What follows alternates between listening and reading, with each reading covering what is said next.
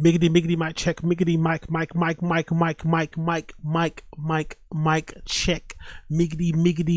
miggity mic check, 1 2 mic check, 1 2. Welcome back, ladies and gentlemen. Welcome back, ladies and gentlemen. Welcome back.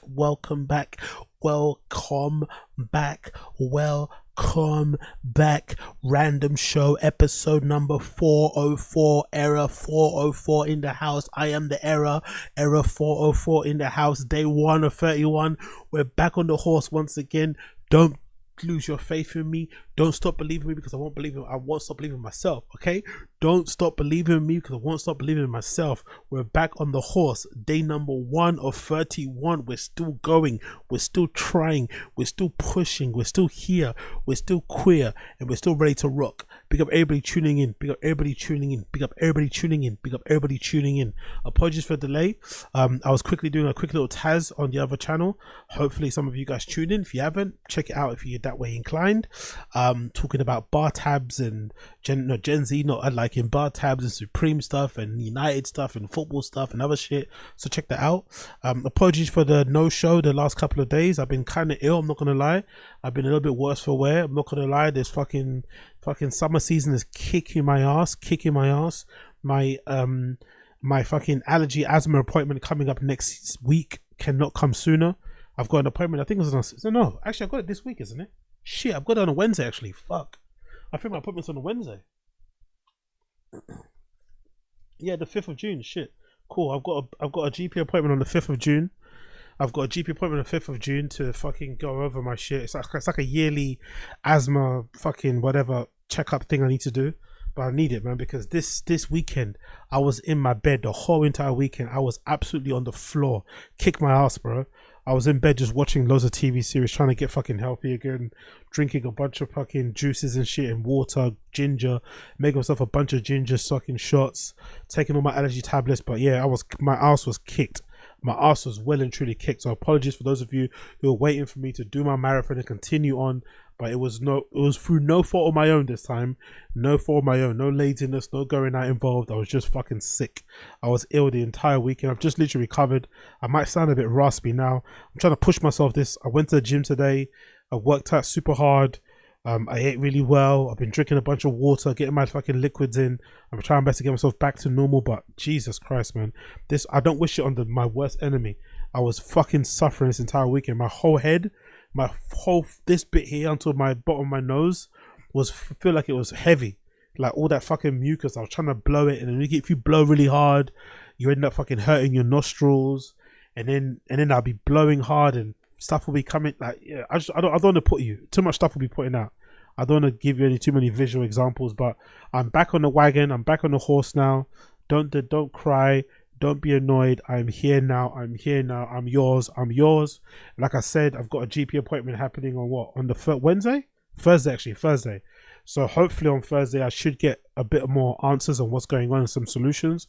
So I'm not so fucking fucked up, because I need to go. I've got holidays booked for summer. I've got festivals I need to go to. If I'm already suffering like this and I live in a fucking built up, I live in a built up fucking city area with not a lot of green spaces, and I'm already suffering this much. Imagine how much I'll be suffering if I actually go to an open field where there's festivals. If I go to a really warm country where the pollen count's extremely even higher than what it is here, I'm going to be dead. So I need to really get myself sorted back together. Some of it could be my fault as well. Maybe I'm not actually because I buy allergy tablets all the time. I take like 2 allergy tablets every single day, which is, I'm really dependent on them, to be fair, which is not really good. Hopefully don't have any adverse effects, but I take anti-allergy tablets literally every day. But sometimes I miss a day. Maybe I'm not drinking enough water, which I think I do, to be honest. I'm drinking at least a bottle a day, like a litre bottle. So I'm not really sure Wagwan. So I need to go to see my GP on Thursday, and fingers crossed, man's back on top, because I don't like being out, man. The first thing, I hate being dead sick, because then you can't do anything, you know what I mean? So I was in bed all the time. Anyway, we're here. We're queer, ready to rock. Random show episode number 404, day number 1 of 31. Let's fucking go. No fucking delays. Hope you're good wherever you guys may be. I appreciate every single one of you for joining me once again on the number one, except no imitations, the number 1 comedy commentary stream in the world. This is the number 1 commentary comedy commentary stream in the world. Today's show we're gonna cover the stuff I've got in the fucking title. We might also jump on and do a Kill Tony for a bit. I know some of you guys fucking hate Kill Tony, but there's a Kill Tony with Jimmy Carr on that should be premiering in about 10 minutes, I think. So we might jump over to Kill Tony and check that out. So that's also what we're going to do. But for the most part, we're going to check out the things that are in the title. We're going to go over those bits and bobs. And Bob's your uncle, Granny's your aunt, all that good shit. All of that good shit. So before we begin, let's actually go and check through some of the Tfatk subreddit stuff that I've missed out on, because I've been MIA, I've been fucking worse for wear at least past couple of days. So I'm sure there's stuff on the Tfatk subreddit I've missed out on. So let's just go through some shit here that I might have missed out on. Big up everybody tuning in. Big up everybody tuning in. Let's see, what have I missed out on so far? Let's just go through it. I think I stopped here, to be honest. Let's go. Let me get this fucking shit out of the way so you can see where I'm going. Bish bash bosh. There we go. Let's actually go. So I think the last post I stopped on last time was this one, isn't it? It's already starting. I think I spoke about this. So let's go with this one. You're talking about Taylor Swift B. Let's see this. What's this post about? Big up everybody tuning in as well. Big up everybody tuning in. Let me unmute this. I will say though, Austin is alive in comparison. Like, you know, you got, this is where it all came. Like Rogan was like, I'm gonna come here, and then it feels like Rogan's like the Beyonce for comedy. It just, yeah. Or That makes no sense, by the way. What? Taylor Swift. Taylor Swift. Taylor Swift.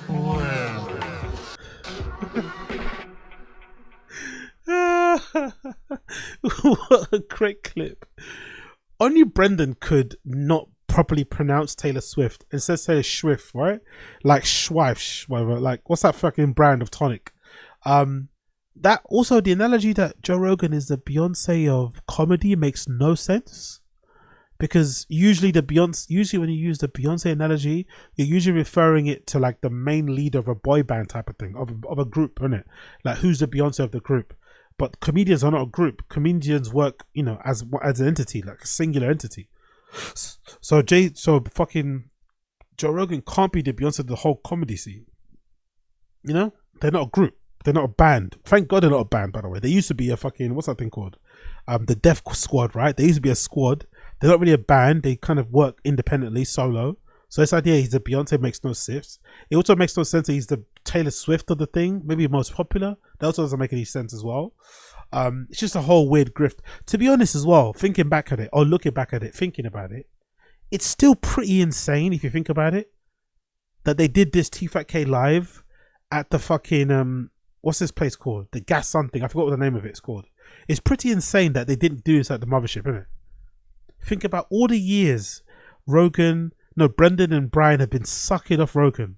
I think they've both still got some of the highest. I think I saw a graph the other day actually on the Tfatk subreddit that said that Brendan and Bryan both have the highest individual fucking appearances on the GRE over all these years. 1,000+ episodes. These two motherfuckers still have some of the highest numbers of solo appearances or appearances overall on the GRE.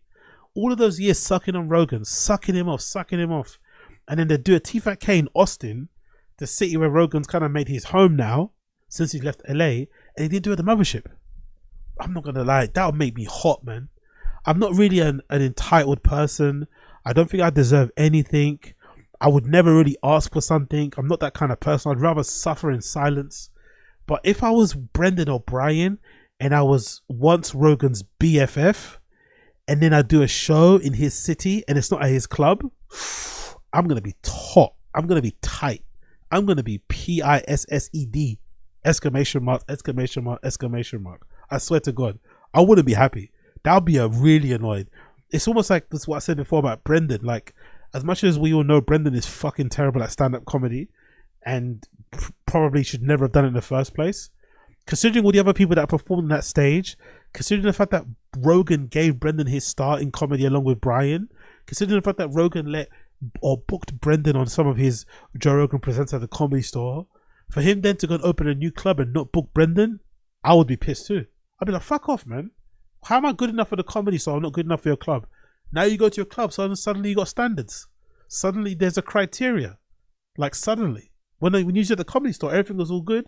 Now you're at this new club, I can't perform. But yeah, this I would have taken as a par. But big up Brendan for being the only person in the world who cannot pronounce Taylor Swift. I've not heard a single person in my entire life pronounce Taylor Swift the way he pronounces it here. Let's do it one more time because that's fucking absolutely fascinating for me. One more time. Taylor Swift. The Beyonce for comedy. It's just, Yeah. or Taylor Swift. Taylor Swift. Taylor Swift. Taylor Swift. Taylor Swift.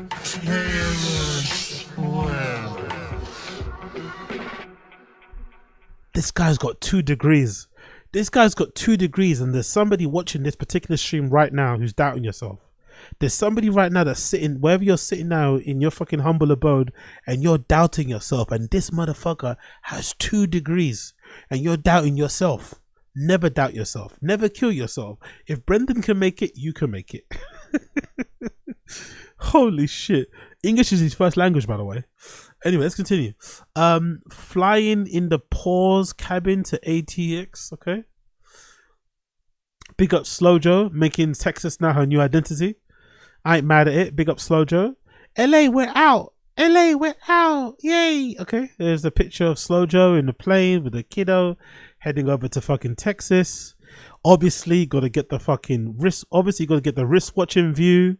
You got to get that fucking massive fuck off ring in view. Right, you can't not have the Rolex partially in view, and you can't not have that fucking massive, obtuse, makes no sense engagement ring for a podcaster, right? Like she kind of, you know, has a lifestyle of like the wife of a quarterback of a football star, and a football star quarterback kind of guy. Instead, you know, Brendan is like, you know, a mediocre fucking podcaster, but here she is with all her nice stuff. Have to get that in view. Big up SLO-JO, hanging out, having a good time. I'm surprised it was a private jet. I'm not gonna lie. I think if this was days gone by, if this was back in the day, if this is when Brendan was buying his Ferrari to keep up appearances on social, I think this might have been the PJ. If this was back in the day when Brendan was buying Ferraris and shit to make it look like he was still balling, this could have been a PJ. They could have literally chartered a PJ back and forth. It wouldn't surprise me. It wouldn't surprise me if they chartered a PJ. That would be fucking insane. Imagine Tfatk K-Ho's chartering a PJ from LA to fucking Texas just to suck it to the haters. By the way, all that stuff he does. All by the way, think about this, right? Half of that shit that he does, part of me feels like he doesn't even do it because he likes it. He does it just to show off to the haters, to make it known that yeah, I'm not suffering, I'm doing well. Like who are you really impressing with that shit? Yeah, I mean, you're trying to prove to the haters, to the doubters, people like Unique. You know, she's trying to make Unique know that nah, I'm balling, bro. You guys think I'm suffering? Nah, I'm doing well out here. I'm balling. It's like, ugh. Okay, guy, whatever you say, my friend, whatever you say. What's this beast of a dad? What's this post about? Beast of a dad? What's he saying here? I'll remind his ass though. That's right. I'll grab him by the collar and be like, hey motherfucker, you think you went professional in 2 motherfucking sports? That guy can hold my fucking jock strap. What I want to know, people in the stream chat, can you say, let's be fair to Brendan, he went professional in the UFC, don't matter what era he did it in, back in the day when he was doing it, UFC wasn't as stacked, heavyweight division was a bit shit, whatever. Can you say you're a professional at 2 sports if the second sport is NFL and you only did like tryouts? Because he played for his college team, right, Colorado, but he didn't play a league game, whatever, for like the Giants or whatever he went to tryouts for. Because I remember reading on the stream chat one time stream, because I don't really know much about football, but I read if you do tryouts for NFL teams, I don't know why this is true, but allegedly when I googled it, it said that anybody can show up to a tryout, whatever that word is for NFL teams. Like even I could, which makes no sense really. But supposedly, according to Google, anybody can go to an NFL tryout, but that doesn't mean you play. Like you can go to a tryout, they can see if you're good, and then you can go. But can you say you played professionally if you went to a tryout? I don't think you can. I think professional always has to include payment. That's my criteria for professional. I think I stole that from what's that guy that wrote that book? He bought that book, The Artist, not Artist Way. There's an old, I forgot his fucking name. It's a book that I got, book recommendation I got from actually Joey Diaz. But there's this author that wrote this book that said something about professional, how to be a professional in arts. And I remember one of the quotes I like to kind of think about in my head is that to deem yourself a professional in any kind of thing, you have to be paid for it. And I think that's a good way. In the arts especially, it's a bit loose to say professional, but if you want to be deemed a professional photographer, you have to be paid. Whether it's your cousin paying you for a wedding, doesn't matter. If somebody pays you for your art, you're professional. So I think in sports it's the same way. If you get paid, you're professional. Like if you're semi-professional, you don't do it full-time, you do it obviously part-time. But if you get paid, so if you're on the tryouts, you don't get paid for a tryout.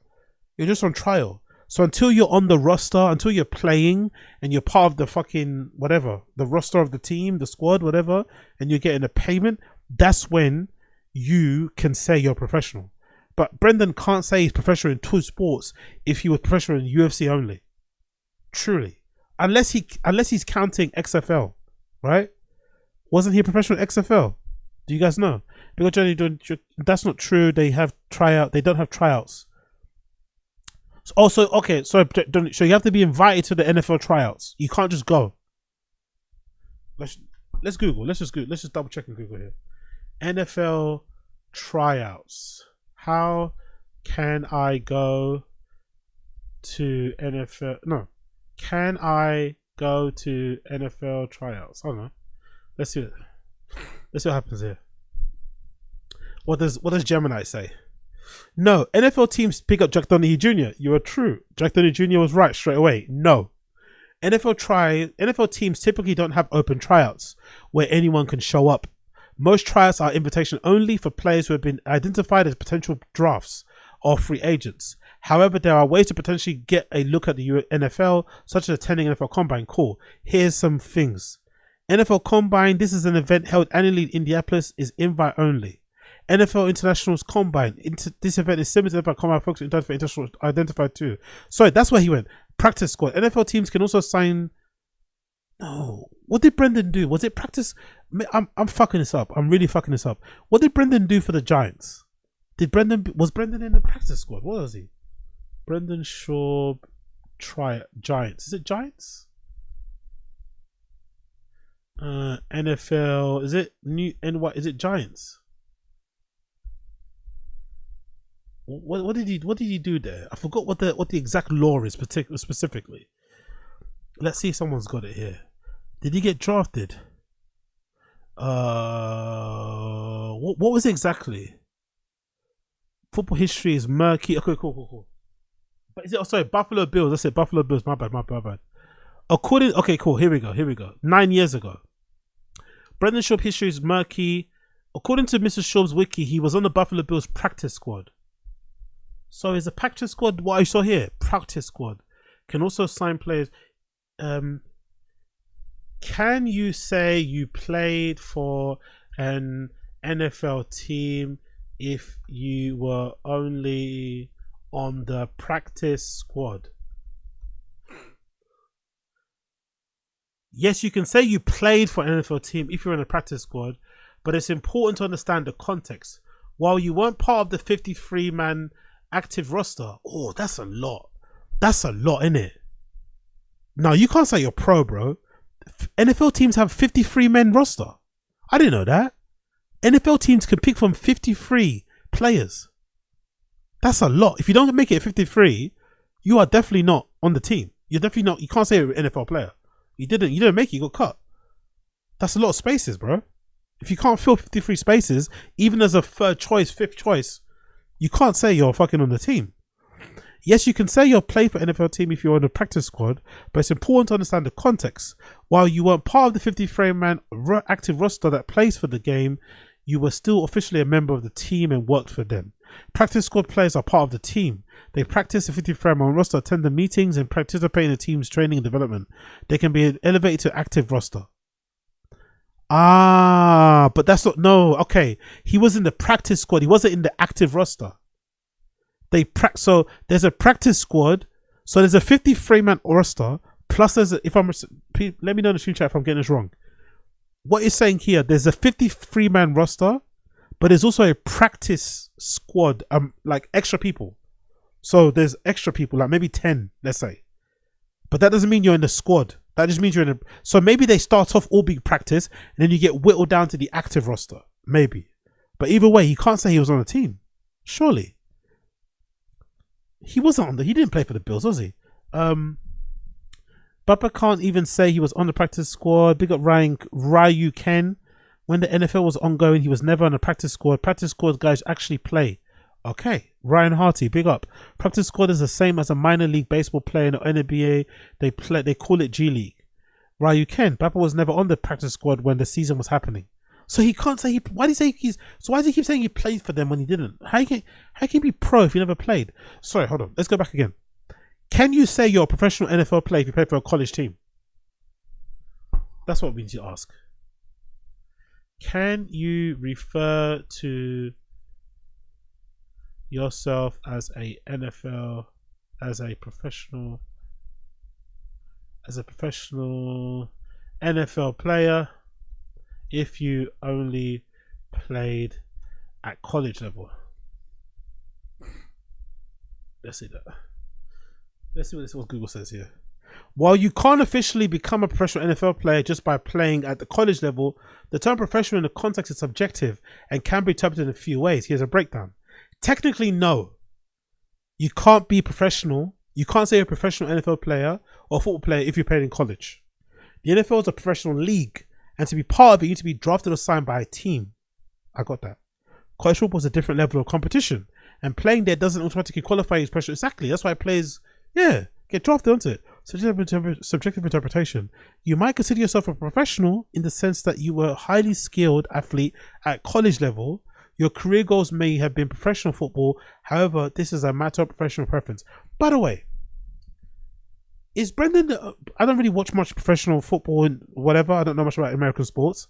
But I feel like Brendan's the only person I've seen in media who does this. I've seen a bunch of other people who've played like D level, what do you call it? Is it D League or D2 or D1 division, whatever that league is? People who played college level who are very proud of the level they played at, but they never try and embellish or lie and say, "Oh, I also played pro." You know what I mean? A bunch of people that say, "Yeah, no, I played college. I was this, I was that. I was I was just a fucking whatever." But they're very proud of the level they did. They don't fucking lie and fucking act as if like powerful bunch. You're a bit IDZ. Bappa was on the team gugging.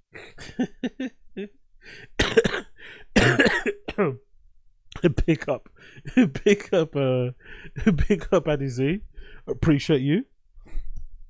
He really was on the team doing that. Big up Ryan. What you guys saying here? When dudes get injured, dudes from the practice squad sometimes get called up to be depleted.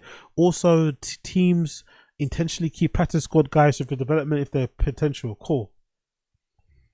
All right, bring on the American sports guest. I'll through this goes like Big Jack Donny Jr. Bappa wasn't even an NFL player. He's not a pro. Sounds good to say though. He'll always gloss over the whisper played on the Bills for a bit when his list is complete. Yeah, it's just I don't know. The only thing that's really sad about Brendan is that I still think it's quite a cool achievement that he even had like a tryout or got a cup of coffee with the Buffalo Bills. That's still pretty sick. He probably has some merch. He probably has some jerseys. He probably has some fucking paraphernalia, whatever, whatever the documents, cards, sheets, call sheets, whatever the thing is, whatever the fucking timetable, all that sort of good shit, right? You can hold on to it and say, yeah, I had a tryout, I had whatever. It's still a thing to kind of brag about and be proud of. You don't need to add more salt to it. You don't need to add more spice to it. Just as is good enough to say that, yeah, you played at a decent level in college.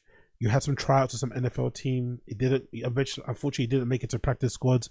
You never played a proper game, but you did pretty well. Like you went to a good level. There's no harm in that. I don't see why he's lying. Like I don't really understand the lie. It's really, really stupid, but that's Brendan for you, isn't it? Let's continue. You're gonna listen to me. A few years later. As a child, things are not always rosy. I think we can agree on that. Because you might have somebody that's like my father. Don't flush those toilets! I want you to leave those logs in there for me to inspect. Want to see them. I want to see what you've done. You went out and you got ice cream! And you didn't get me ice cream! I thought you were away on a business trip. Well, I came back early! You should have known my schedule! You should have checked for a reschedule! To be fair, this reference is a bit too American for me, but LOL regardless. I was laughing on the inside. I was laughing on the inside. Big up the person that posted this. Let's continue on. Callen is reviving his dead podcast. He's laying the groundwork for the imminent Tfatk divorce. Let's actually check that out, actually. Let's just check Bryan Callen's fucking Instagram out for that fucking podcast. Let's see what he's doing here.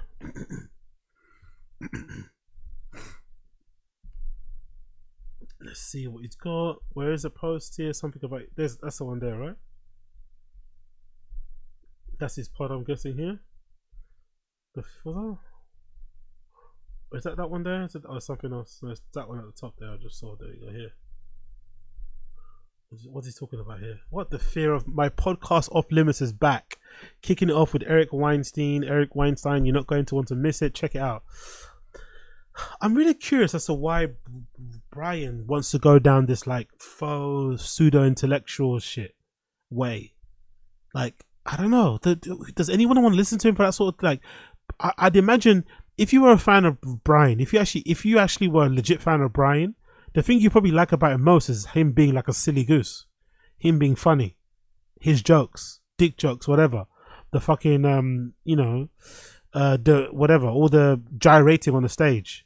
That's what you're probably a fan of him for. He's best known for, some of the best things that he's ever done comedy wise has been that 10-minute pod, maybe early episodes of fucking Tfatk, the episodes of Tfatk where it's just him, Chris D'Elia and fucking Will Sasso, reuniting and shit.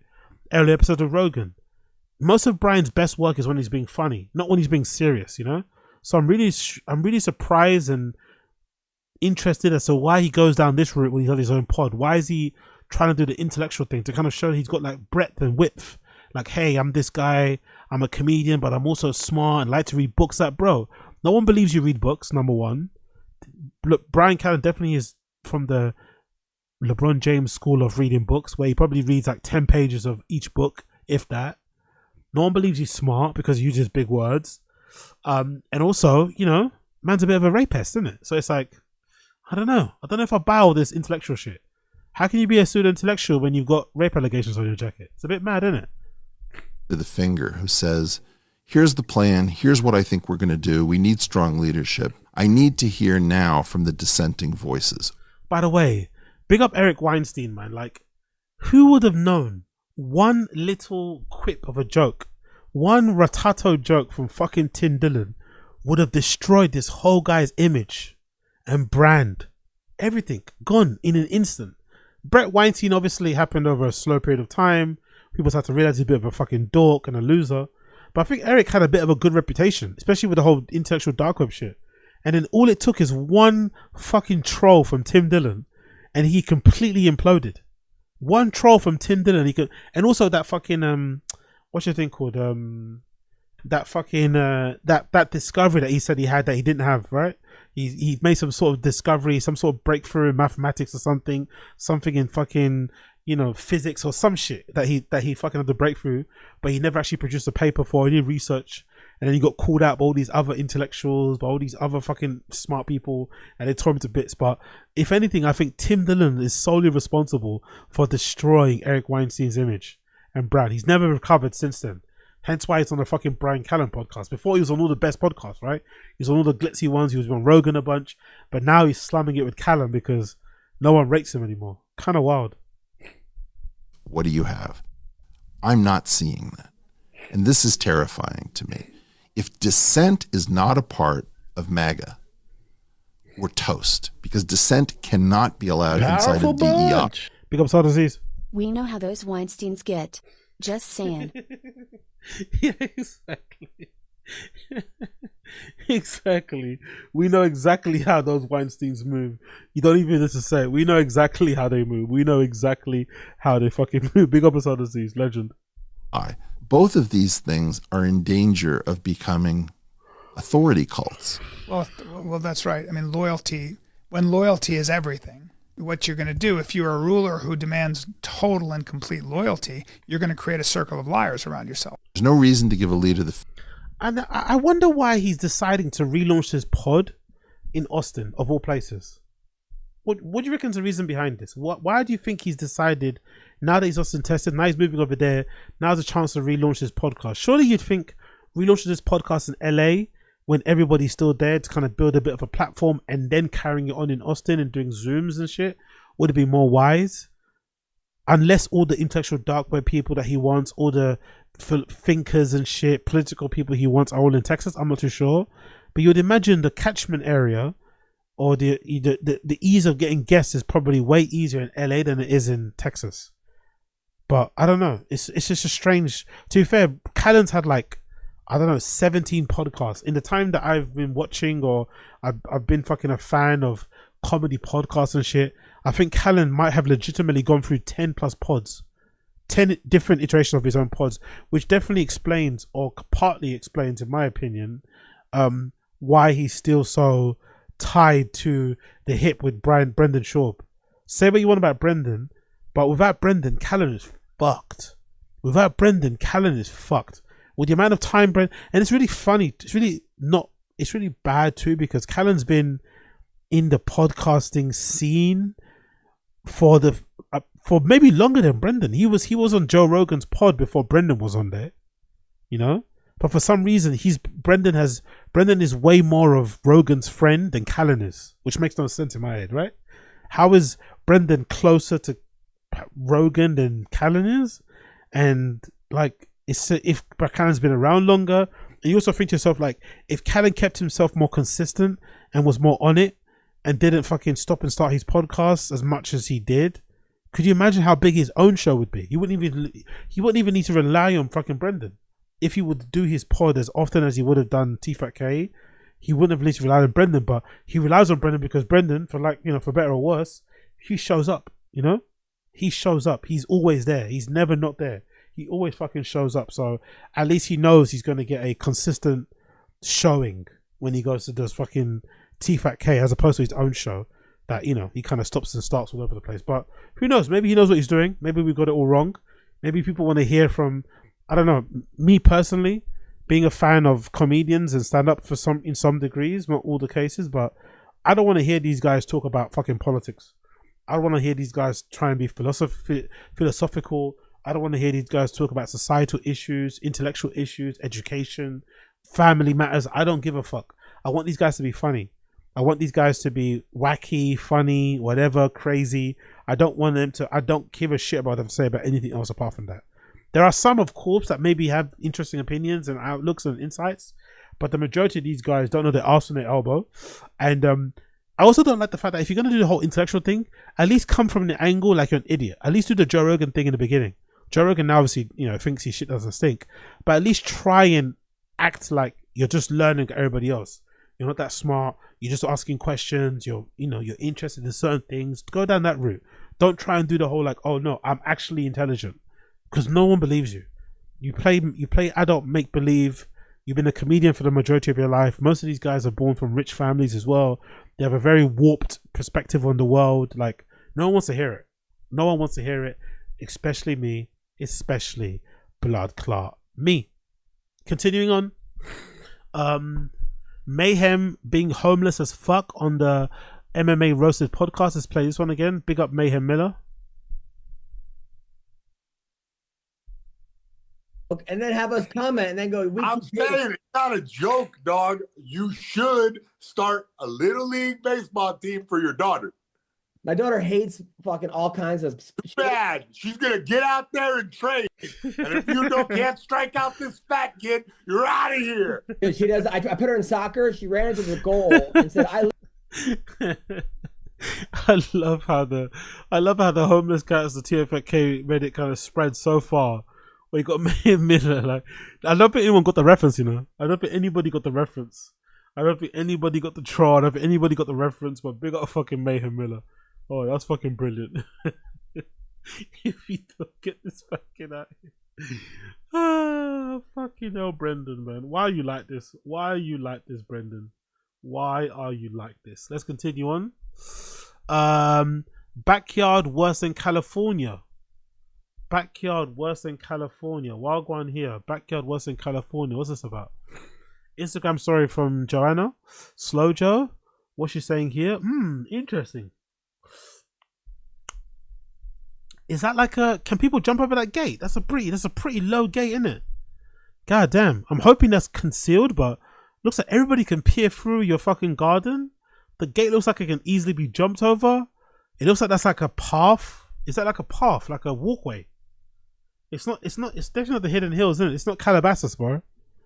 Texas is definitely not Calabasas. So this looks a lot more open than their home, their mansion, their humble abode in fucking Calabasas that they sold and now moved to Texas. It looks way more open than before. Still a nice place, I think. The garden's huge.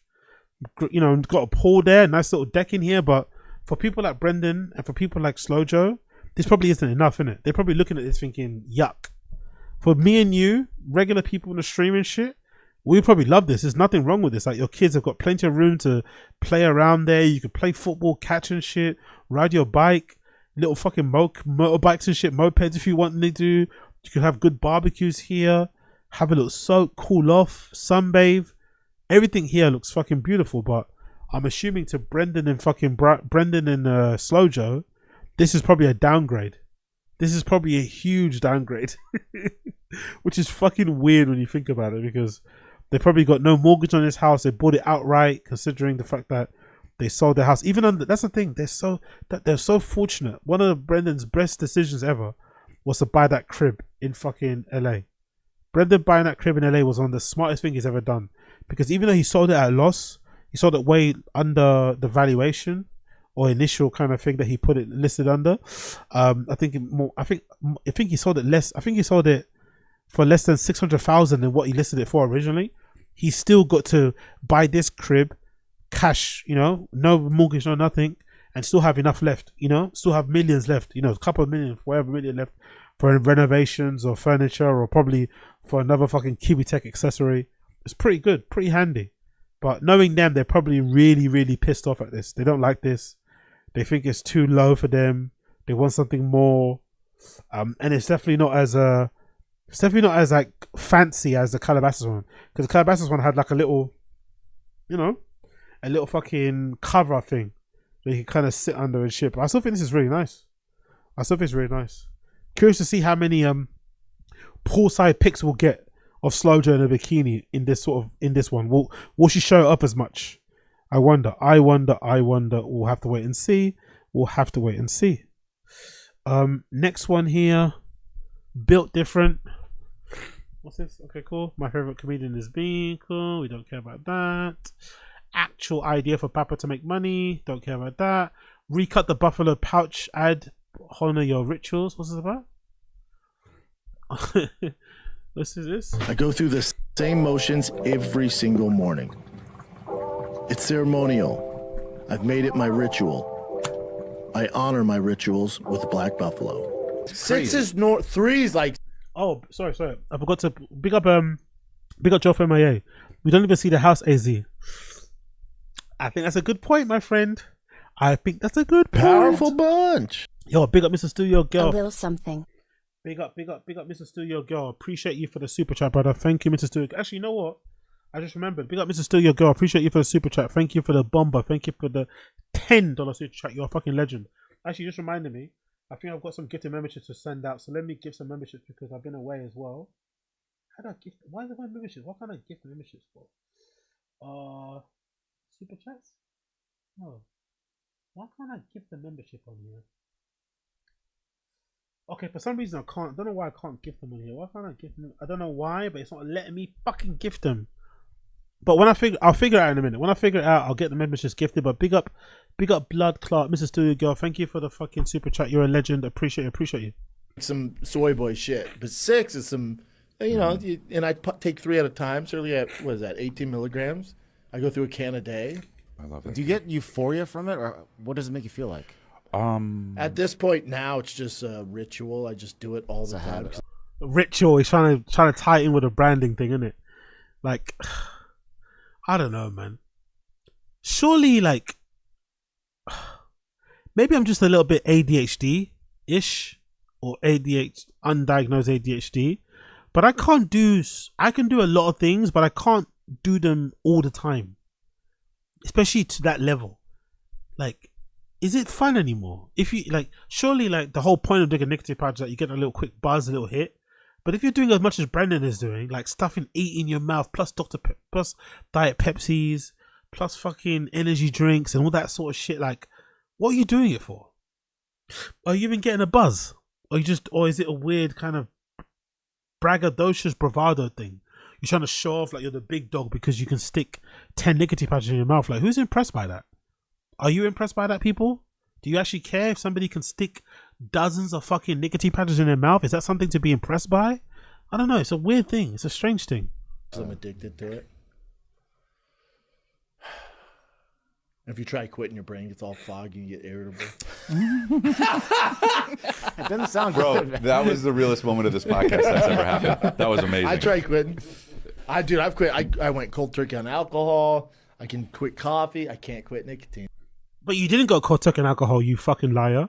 You only quit alcohol because you're on Ozempic, but you don't want to admit you're on Ozempic because you want to lie and pretend like you lost all that weight the fucking organic way, the real way, the true way, the honest way, like I'm doing it by eating really healthy and working out a bunch or sticking to a diet. Because we all know Ozempic side effects is that it can sometimes stop with other addictions and shit, like cigarette smoking and all the other suck and fucking drinking alcohol and stuff. This guy's always trying to act like he'd stop drinking alcohol. You don't stop drinking the way he did cold turkey. He was drinking at fucking 9 a.m. in the morning, podcast recording, after the school run or before the school run, getting buzzed, getting lit. Had his own whiskey brand, Tigerfic, stock bottles all over the place, pouring it. Remember, there was a period where he was drinking Jameson's whiskey while podcasting to the face. Jameson's to the face. Jameson's already hard enough to drink. Jameson's whiskey is already hard enough to drink. When you put some ice in the cup or one big ice cube, maybe you put a bit of a mixer in there, you can help to kind of make Jameson a bit more palatable. But imagine taking Jameson straight to the fucking face when you're podcasting in the morning before 12 p.m. Yuck. That kind of drinking, you don't stop cold turkey. That's borderline alcoholism. If not, it's pure alcoholism. Like, you don't stop that shit cold turkey. That's something that you have to kind of wean off little by little. Maybe you have to go to get some help and shit. Go into recovery, whatever it may be. You don't stop drinking like that cold turkey. No one does that. Maybe there are some people that do that, but not Brendan. He's got obviously addictive personality. He found how to stop things. Like, he doesn't do it. He only stopped because of Ozempic, but he doesn't want to admit that. It's tough. Yeah, cool. Hey, but the one thing that has helped him probably, I'd imagine this whole nicotine pouch thing has probably been a really big lifesaver because the ads have kind of slowed down. I bet you first fucking Bryan has definitely helped him keep the lights on, you know? Definitely helped him to probably make some difference up in income. Because I think I've heard some people in the Tfatk subreddit pocket watching Brendan and trying to work out how the fuck he's affording everything. I think a lot of it is to do with ads. People really underestimate how much the ads pay. As you guys know, when Podcast One went under, when Podcast One, oh, the other brand before that, whatever it was. But you remember there was a time when Podcast One owed Brendan $1 million or 1.2 mil. That might be like, I think split across 12 months, that's like 100,000, right? So he essentially was making $100,000. Let's say roughly. This guy was making $100,000 from ads alone, right? So you can imagine, and this is also when you have to count. This is Brendan making 100,000 on ads alone via an ads management company. Like, you know what I mean? Imagine how much money you could make if you just deal with the advertisers directly, and you don't have to have a middleman that you have to kind of give a percentage to. So I think people underestimate how much the ads pay, and I think on top of it, you know, the nicotine industrial system, I'd imagine, pays a lot too. Black Buffalo, I'd imagine, pays a good amount of money. So he probably makes even though the views on Tfatk aren't what they used to be, I think Brendan makes more than enough money from Black Buffalo, these nicotine pouches, and obviously the ads as well. They probably pay so much, so people underestimate how much that makes, which probably then makes the views weird, because like, how can he get so many little views, but the ads are probably killer. So this probably Black Buffalo shit is definitely ensuring Joanna gets her fucking monthly top up of Birkin bags. Seriously, for sure. But I could be wrong. It all could be just Papa Schaub. Who knows? It all just be Papa Schaub. Next one, making Chombi take accountability. Yo, big up Uche in the stream chat. Wagwan Uche. Wagwan Big Boof, I see you. Wagwan Jordan Ray, I see you. Wagwan MK, I see you. Who else is in here? Wagwan Abe Martinez, I see you. GG. Asad Aziz, I see you. Ryan Hart, I see you. Adizi, I see you. Black American, I see you. Wagwan sis. Wagwan everybody in the stream chat. I appreciate you. Let's go. Making Chombi take accountability for being thrown out. Good. Let's play this one. Wagwan here. But the should, like, it's the make the article Wagwan Stevie M about the Yeah, well, he's he's nobody. Who But posted? that's the thing, right? Who posted this video? That's the question. Because they cut out the actual play. Oh my God, Nick.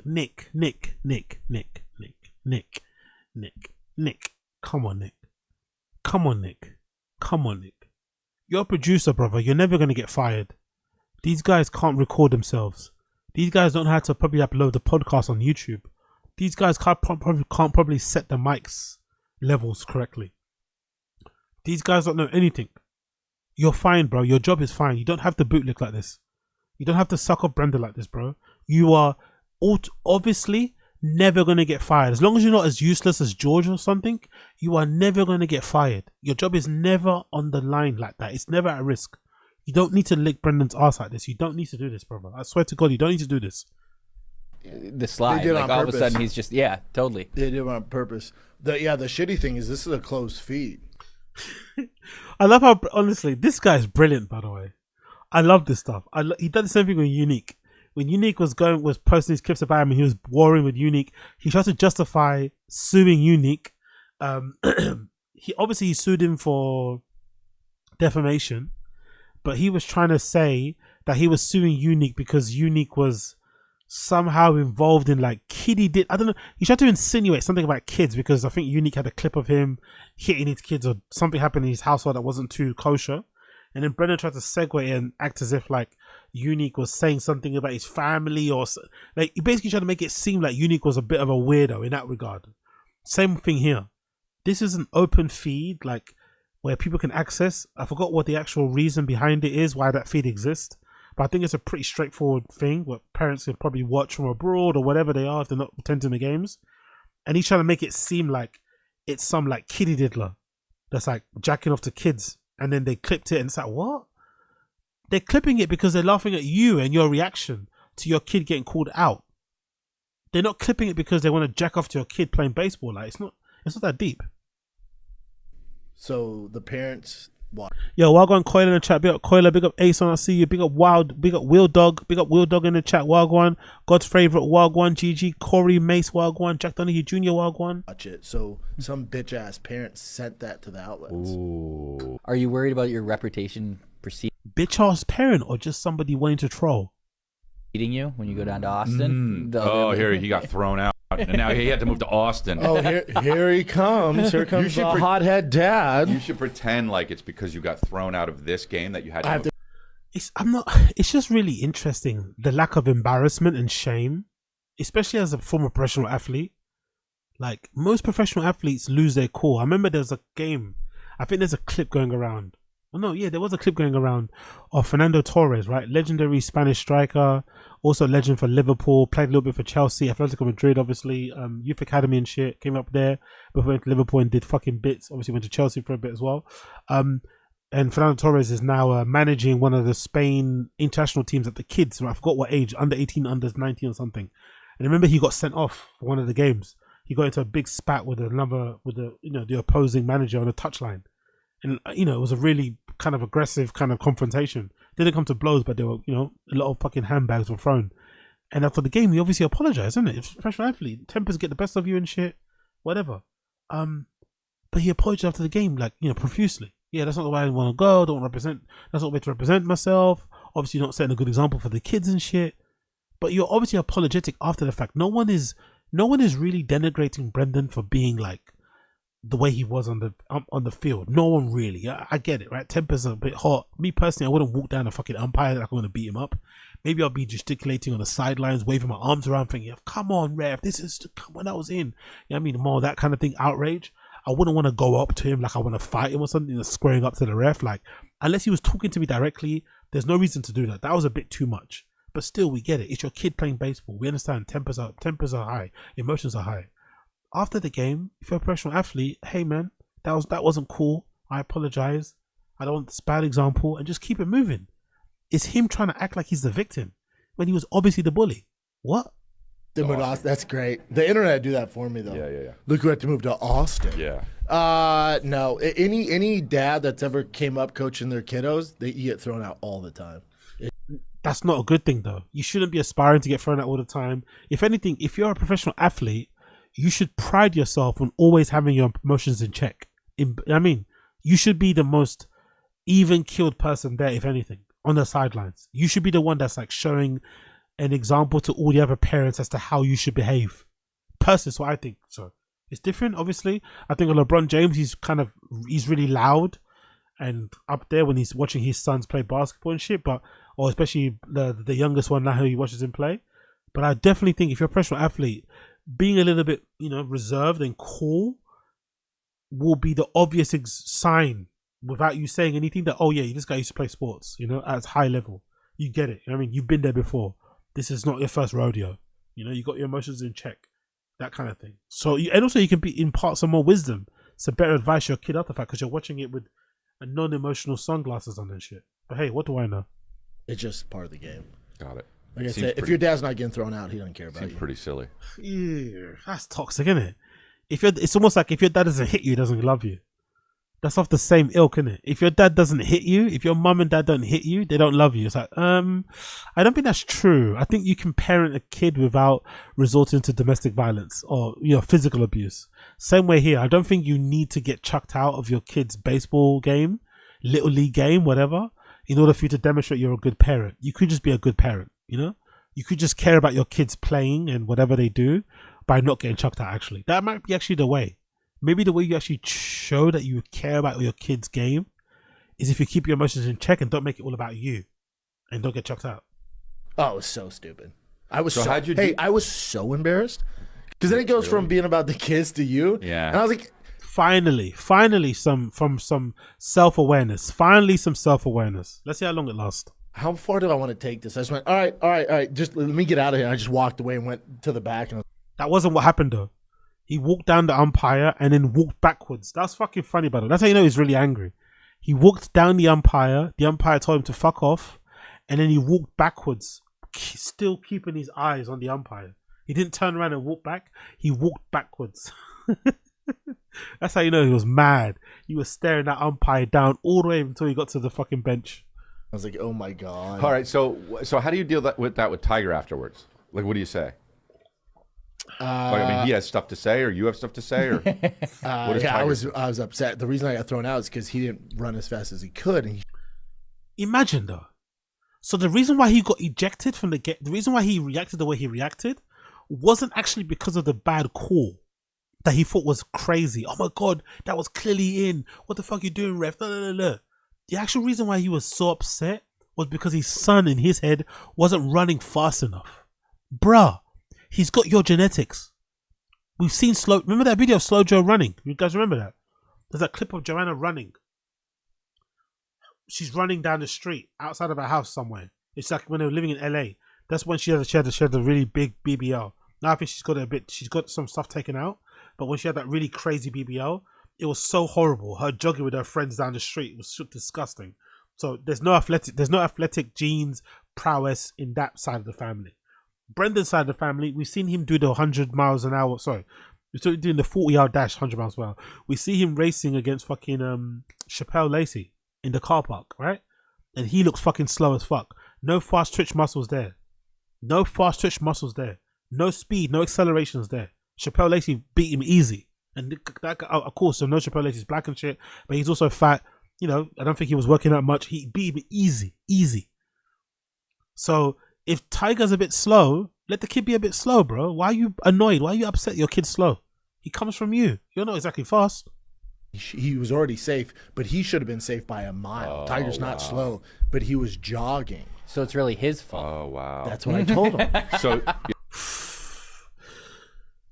I don't. He might be one of the worst parents I've ever heard of on media. He makes that Grok guy dad powerful bunch. What's our disease? It was the team's fault. Always the team's fault. He makes Grok's dad look like a fucking saint. Brendan makes Grok's dad look like a saint. That Grok kid, mini Grok, whatever. Yeah. So Take you accountability. got your dad thrown out of the game. That's exactly what I told him. That's Dude, how'd you know? Were you watching my Nest? Yeah, I had the feed. I went, I hope you're happy, and I can't go to the next game either. And it could possibly be your last game in California. Have a good night. Yeah, because you chose. Hey, Nick, man. Nick, relax with the laughing, bro. Nick needs to chill with the cock gobbling. God damn it, Nick. God damn it. If this was crystally a pre-cancellation, making jokes, fair enough.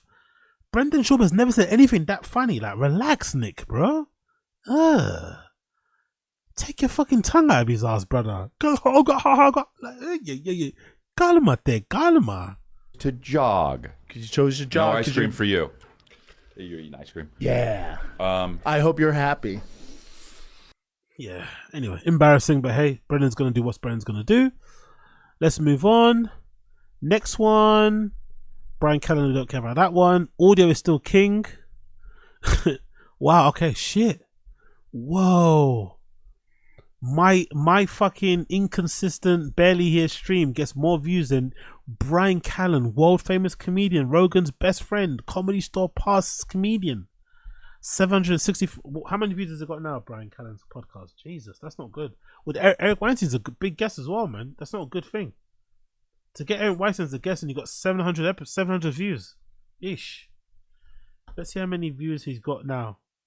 Okay, it's got 52. Oh.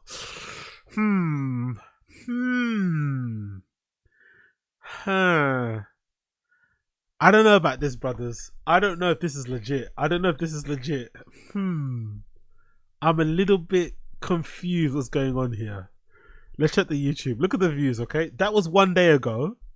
And it had 766 views, or when it got uploaded. But now checking 6 days after. 6 days after. Somehow that podcast has, let's see now, 6 days after, 52,000 views. I don't know about you, but I think someone's buying views, bro. I think somebody's buying views. 52,000.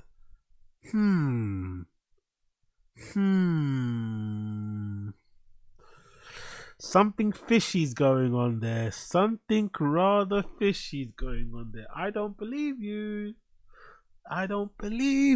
52,000 views. But just the other day, you had 670 or 765.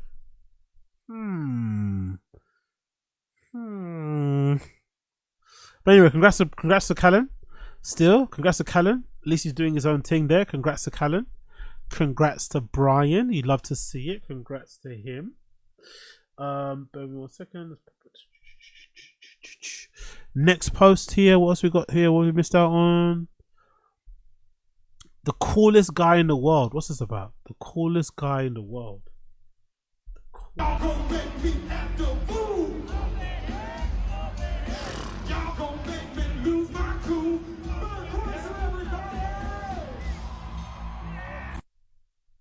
Jesus Christ. Is that Jelly Roll show?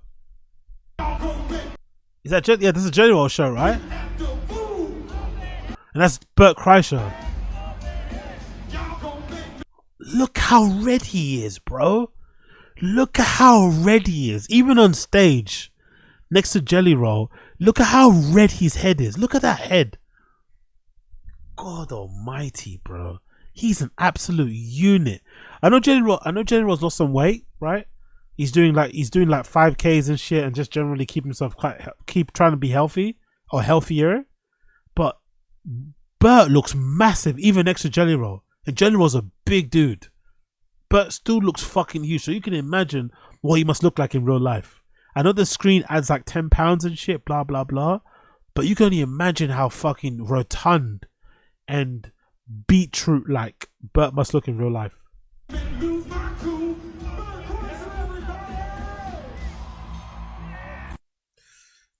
Jelly Roll going in for a hug as well, and Bert sweaty.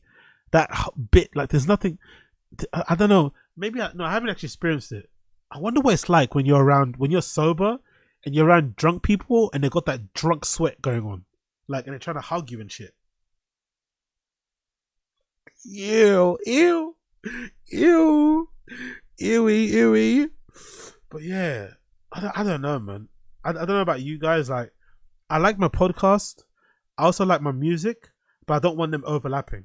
I don't want Rogan coming out at a fucking Slipknot show, you know?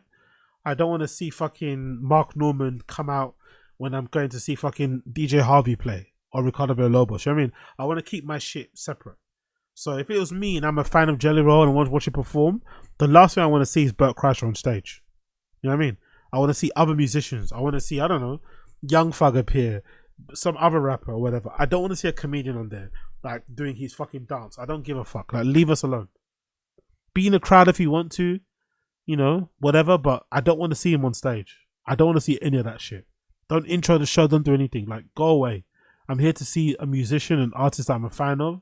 I don't want to see fucking Bert Kreischer doing his Bert thing on stage. Enough. Enough. Enough. Enough. But hey, what do I know? What do I know? Move on. America Got Talent.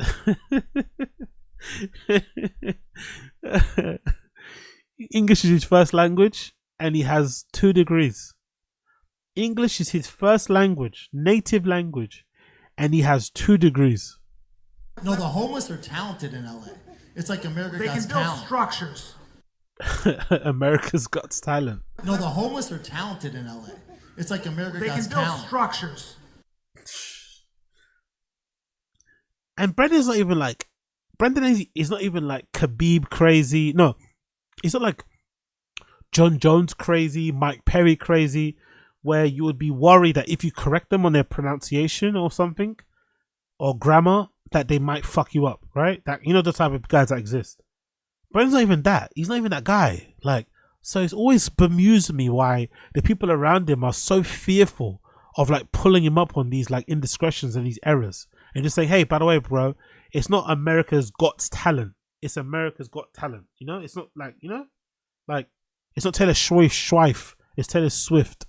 Like, why don't people just correct him? He's not going to kill you. He's not going to hit you. He's most likely going to go on a rant on the Schaub show about twisting your neck off. He's not going to do anything physical, right? He's not that kind of guy. So why are people scared? Just tell him. Like, he sounds like an idiot. And you're doing a show with him. You're sitting by him. Like, if anything, him pronouncing things the way he does makes Bryan Callen look bad also. It makes Bryan Callen also look bad.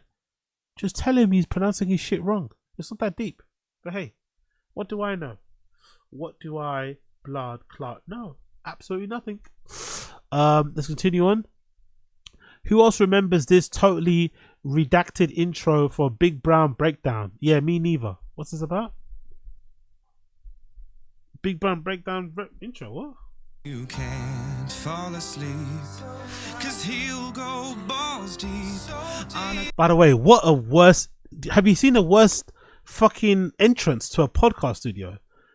Is there like a camera or tripod there that you can't get into quickly? You have to kind of bend around. Only Chin production, by the way. We got Chin production. He creates a studio where Brendan has to duck underneath the light and he has to squeeze through that tiny door gap because there's probably a tripod there somewhere, isn't it? Big up Chin producer. Big up Chin, the best producer in town. 'Cause he'll go balls deep on a card coming Saturday night. It's funny because the intros, all these jingles are the best things about these shows, and the shows are fucking dog shit, right? Those are the best things about these shows. The jingles and the intros. But the actual shows are just Brendan like sitting and blabbering in front of a microphone, barely understanding the fucking information, doing no research, watching no tape, not knowing the fight cards beforehand, having to read them off the fucking Wikipedia, not really offering any real in-depth insight or anything. Zero. Just regurgitating hot takes from fucking Luke Thomas and shit, or Ariel when you used to be a fan of him. Like, ugh. And he got paid from Showtime. He got a check from Showtime for this, you know. He definitely lived well. When podcasting was at its peak, Brendan lived well, man. He lived fucking well. It's Big Brown, Big Brown, Big Oh, that's that girl. That's that. That's the. What's her name again? Oh, that's the girl in the vlog. Is it like Arion, Arana, something? There's that black girl. She was like before Cat, I think. If I'm thinking in the order of like people. No, she wasn't before Cat. She might have been before Special K. Is it Special K? No, who's that? Yeah. No, not Special K. Special K was that other one. There was an other hot girl with a droopy eye, and I think this black girl came in, and then Cat came in. I think so. Then Cat came in. Yeah, so yeah. And I think this is one of Chin's friends, this black girl. I'm assuming that's the black girl's boyfriend, right? Just checking in, right? You know? You know when you hear your girl's got a new job and she's surrounded by the mandem, you got to check in quickly and set temp. You know what I mean? You got to set pace. You got to let them know she's got a man.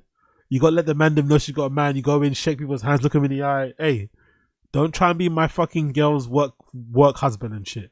Don't try and kiss her at the fucking Christmas drinks or Christmas party. Relax. You know, you got to look them in the eye. Look, he's looking man in the eye. He's looked at Chin like, no threat. He saw Chin's grill. He saw no threat. Look at his face. He saw Chin's face. He thought, okay, no danger. I'm in no danger. He gave Brendan the dap. He said, yeah, white boy. She's not going for that either. I'm all good.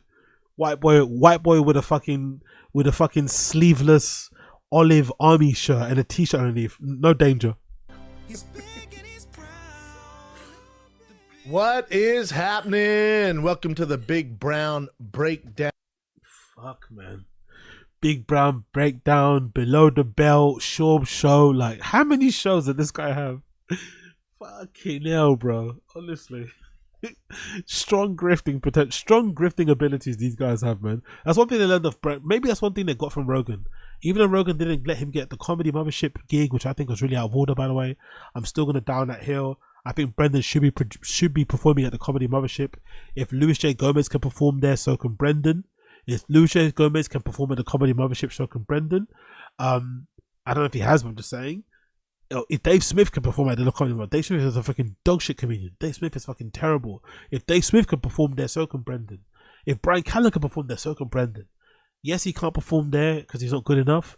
But one thing he can't hate Rogan for is Rogan gave him the blueprint and the platform to grift and to scam and to like, this is a never-ending play. Like one association with Rogan, and look how much he's been able to squeeze out of it. Look how much he's been able to squeeze out of it. He still manages to squeeze out an Austin move.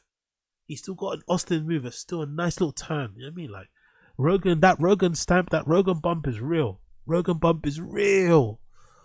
One association with Rogan and you're set for life, bro. Big up Blood Clot Rogan. Is Chin one of the most? Is Chin that the one that has the most brutal life out of anyone? What? Look at what are these guys saying about Chin? What? Look at this fucking topic. Is Chin the one that has the most brutal life of anyone in this circle of podcasters / comedians? The guy is near 50 and is making co-worker pop rap music about how girls don't want him till he came up with an AI generated video of him floating around with sunglasses and a chain on. 2 balconies, a bare apartment, basically zero sign of personality, depressing vlogs of his daily life that almost emulates the one of the late 20s man in a dry spell. He posts on social media that emulate those of a teenage boy in need of attention and an alcohol addiction that he won't get help for despite everyone around him trying to lead him to do so. Brandon is a joke, but at least he's got a family. Callen is a rapist, but at least he's old enough to where nobody really cares because he's irrelevant. This guy Chin has been around the star and has only seemingly devolved backwards in life. What happened, man? Seriously, brutal shit. He seems like a nice enough guy too, just sad. Wow.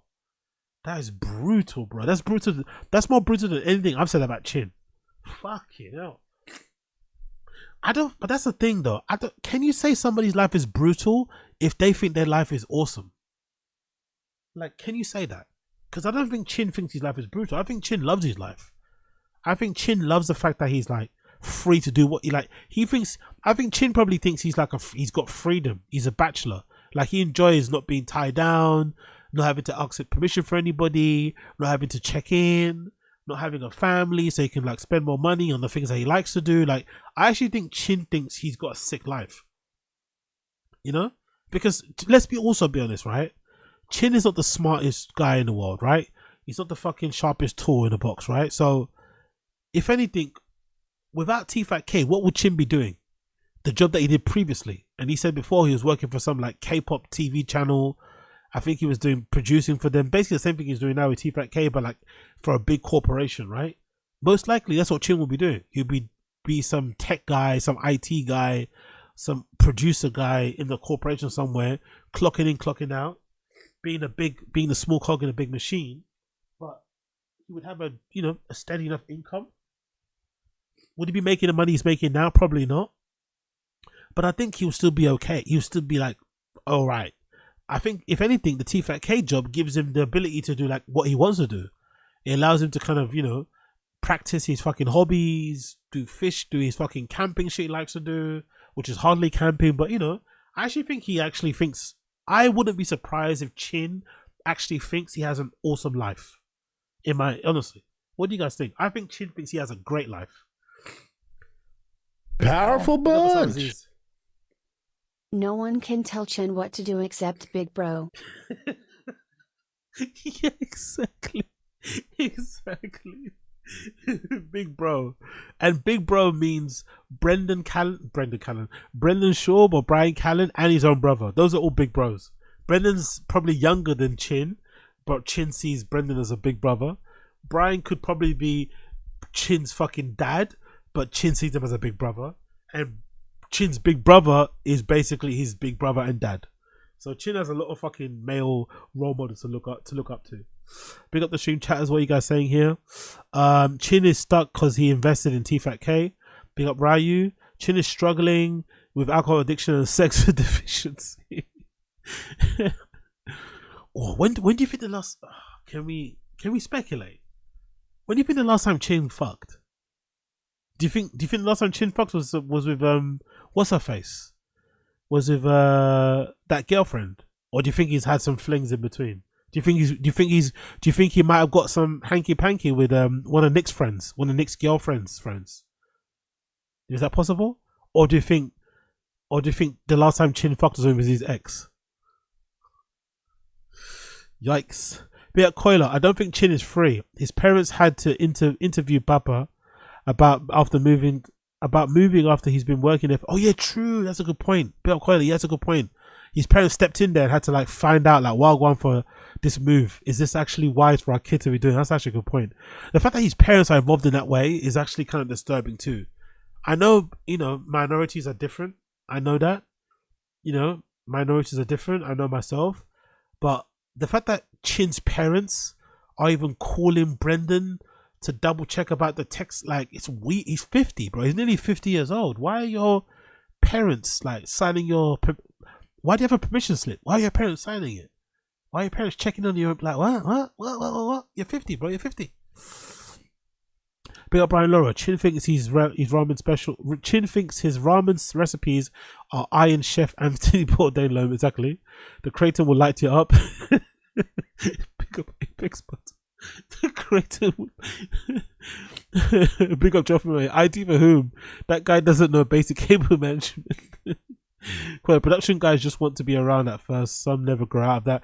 To be fair, Bill Coiler, that's true, right? Because you work in that area, you would know that job is probably a job where people can settle easily in it. Because, like, if I'd imagine there's probably way more those jobs than the people that do them, or the ones that do them well enough, competently enough. And if you're in like a little bit of a flow routine, whatever, you're comfortable. There's no need to change really. You're getting your nice little 50k, 60k, whatever it may be of that salary. Clock in, clock out. Why would you need to move anywhere? So I get it. I get it. Big up Asad Aziz. Big Bro is more like an idea, concept, a little given to the new few brave. Exactly. Last time Chin fucked was probably the time he caught a fish. That's fucking horrible to say. Big up Coiler, he's fucking right now. Question is the person alive? Yo, big up Coiler. He's fucking right now. The question is if the person is alive is crazy. Chin blew it with the big milker white girl. Yeah, true. Jonah B, one of his guy friends, maybe. dude, then put his count, become old, right? His parents gonna be old. For real, is Chin disabled? Like for real? Nah, I just think he's special. I think he's special, just special guy. Big up Jonah B, more like Pound Town Coiler. Oh God Almighty. Let's see what people are saying on Reddit. That's why Brendan loves him. He's got nothing but the podcast. True. And he also does a lot too, to be fair. He does. That's also a point. I think it's the same point they're making, but Chin does a lot. And he doesn't really complain, you know? Like he's a willing participant. He's an eager beaver. Yeah? If that makes any sense. Eager beaver. Hold on one second, let me just quickly blow my nose here. Apologies.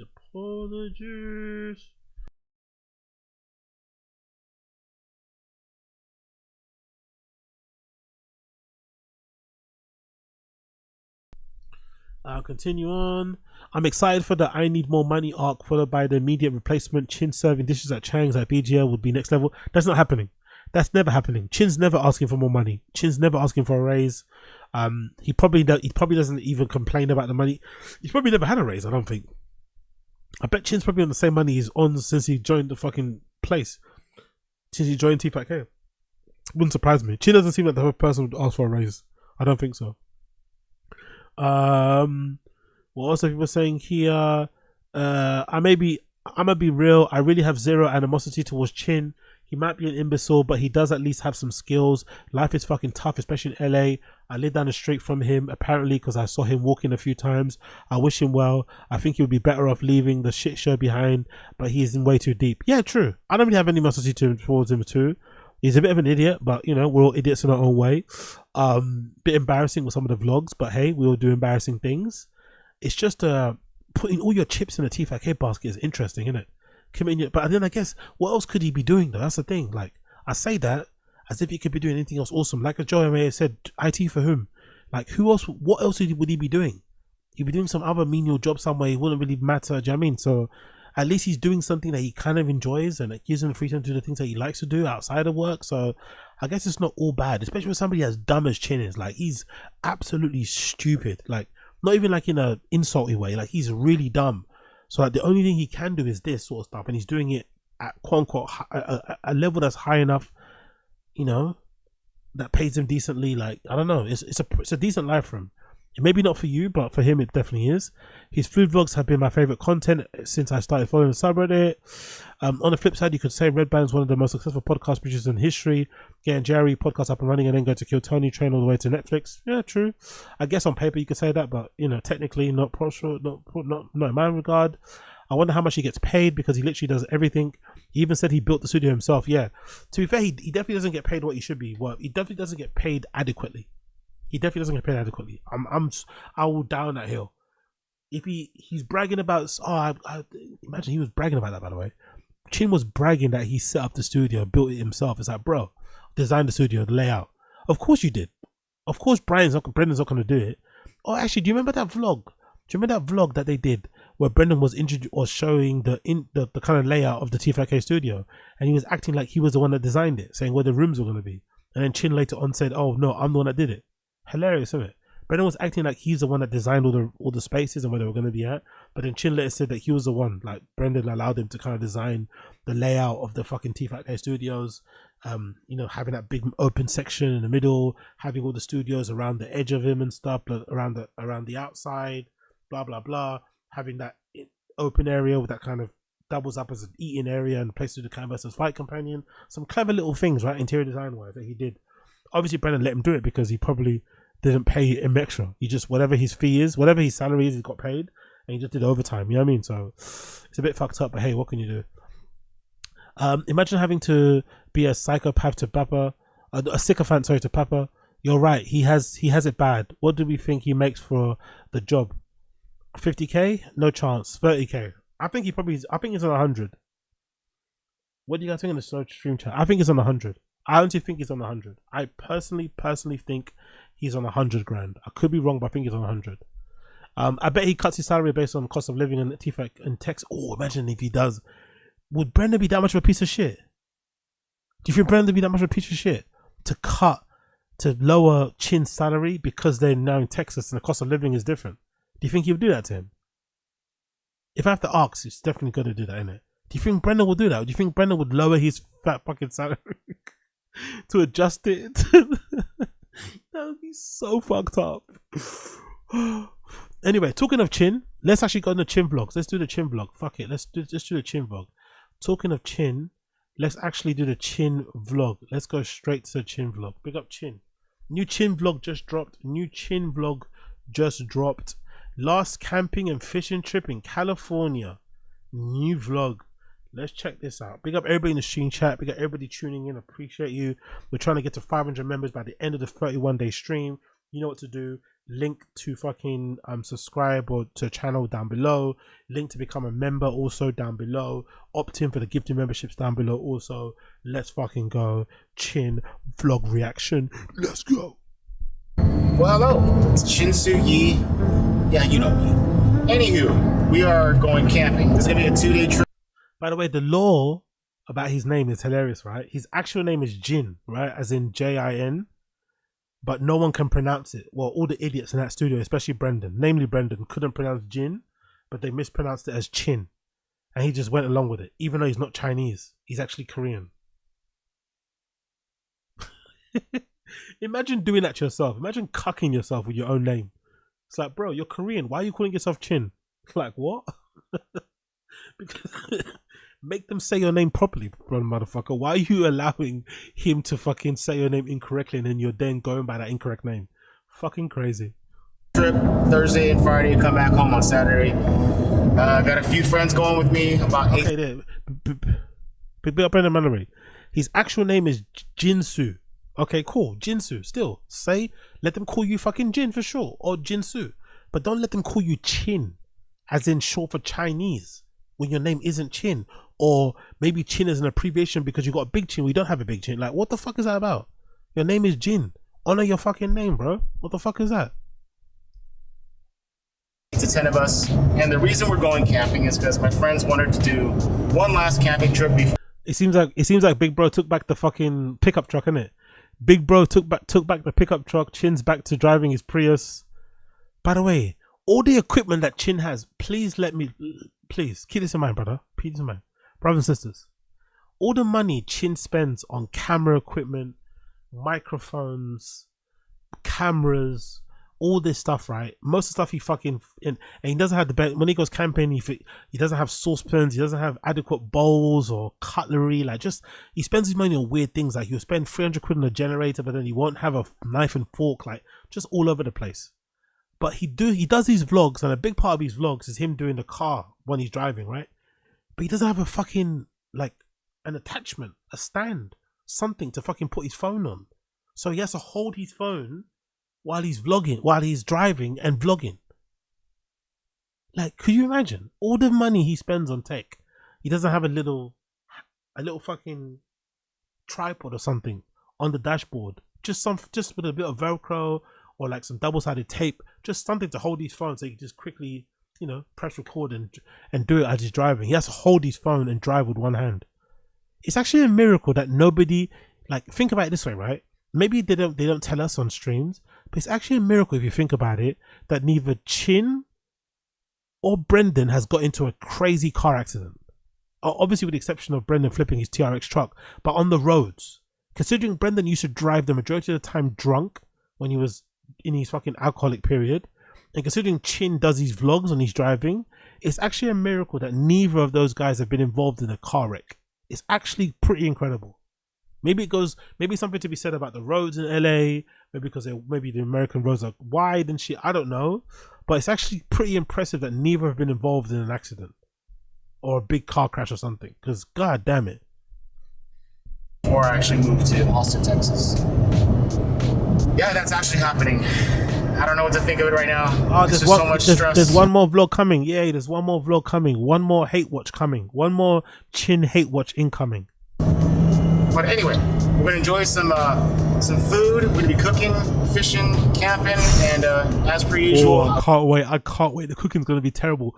No friends are there, right? There's gonna be none of his friends are there, I think. Or is he gonna cook himself? This is gonna be some gold. This is gonna be some Chin vlog reaction gold.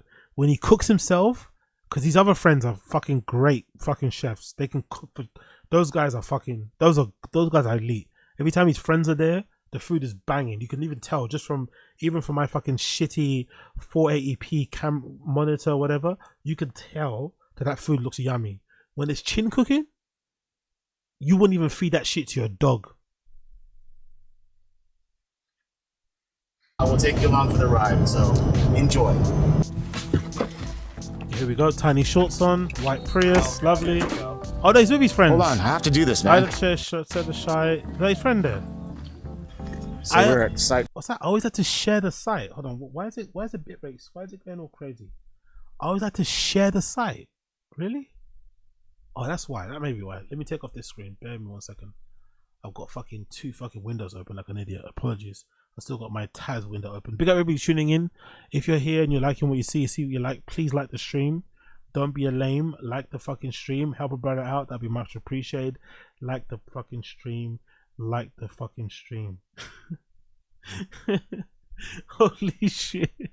I just checked my fucking random show comments on my phone, and somebody left a comment on one of the clips that says, "This is the worst channel I've ever been recommended. You talk like a regard." Holy shit. Holy shit. Holy shit. Okay, heart comment, heart that comment. Thank you, Apophysis 111113. Appreciate you. Brutal. 2 lines. This is the worst channel I've ever been recommended. You talk like a regard. Thank you, sir. Thank you. 4:53, and I think most of the guys are gonna probably like go to a different site because we have 3 sites booked here. But this way of camping is so bizarre to me, isn't it? Like, I know it's camping in a way, but what is this camping? You're all bringing your cars. You're not pulling. You don't, jumping in people's cars. Your cars are right next to the campsite. You might just sleep in your car. Why are you sleeping on the camp? Like, what's the point? You might just sleep in your whip, no? You got all your electrical gadgets with you. Chin's recording the entire thing. Everyone's on their phones. You're not really in the great outdoors, are you? Not really in the great outdoors. take you over there. A second. This is our section here. Yes. Oh yeah. Could have blinds me? Blinds? Check out our view. I mean, this is gorgeous. As usual, here at Lake Uchuma. Memories. So many memories. Nighttime is here. I didn't film much. I didn't film pretty much anything at all. But yeah. Tents all set up.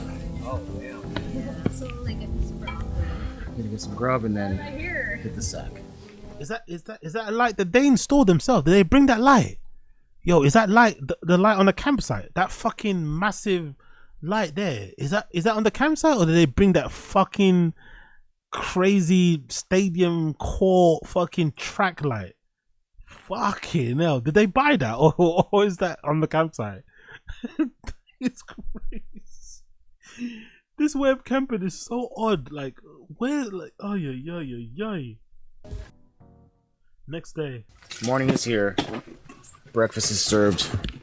Russ is having a banh mi with some. I'm not gonna lie. If you're not big on social, like I'm, like sometimes I don't like to post too much stuff online or check stuff. You know, you want to just be in your own. You just want to be, doing your own thing.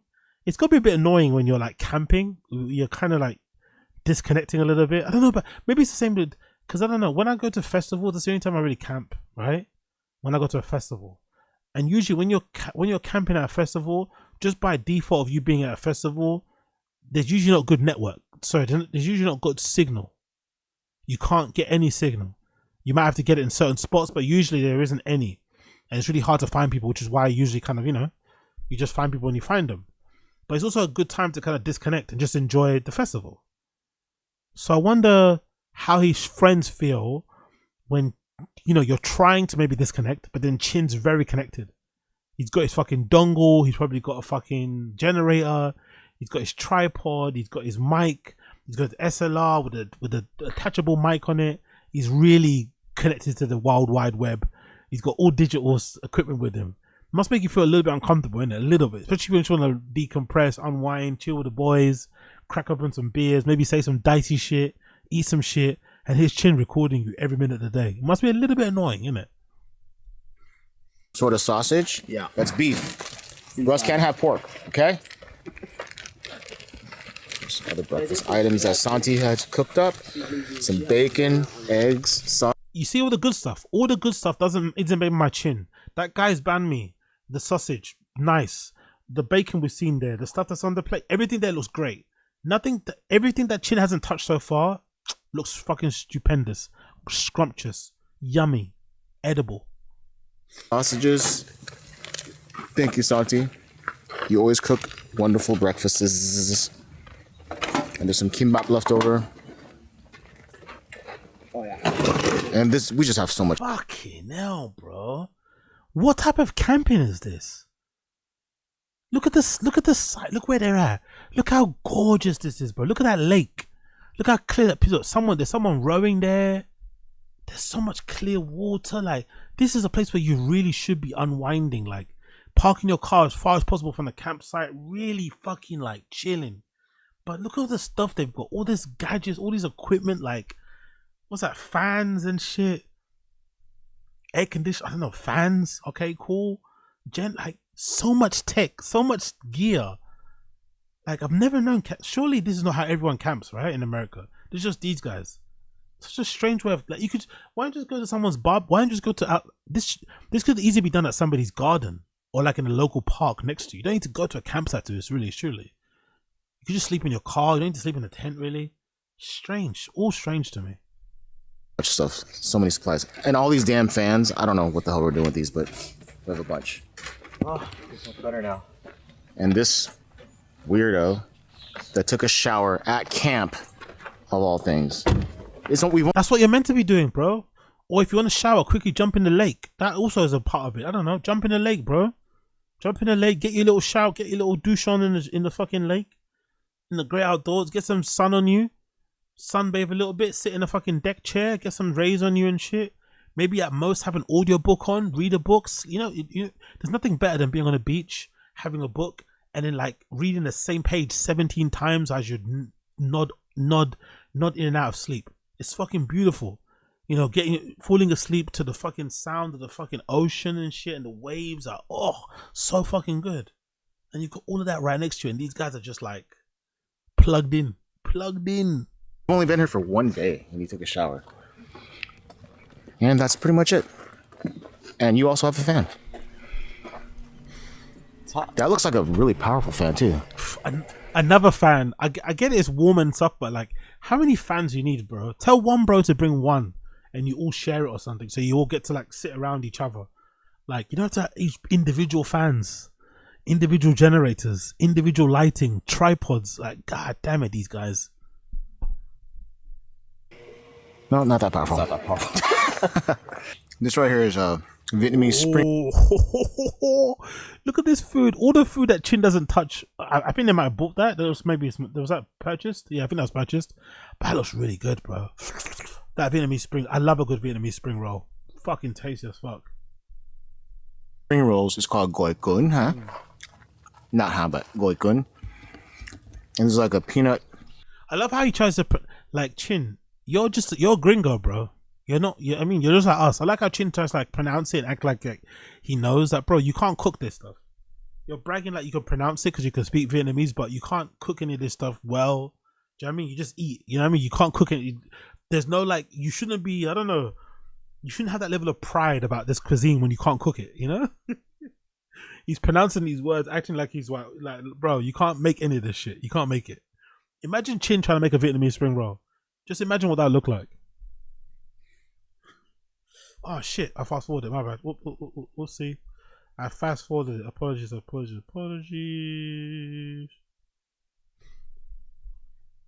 Not how, but goi kun. And it's like a peanut sort of sauce. I don't know if it's peanut, dude. Whatever. Here we go. Let's take a bite though. Oh yeah, big up Joe from MMA. He can't even speak. Yeah, sorry, he's Korean. I keep forgetting. He's Korean. Front of the lake. Here we go. I already took a bite earlier, as you can tell.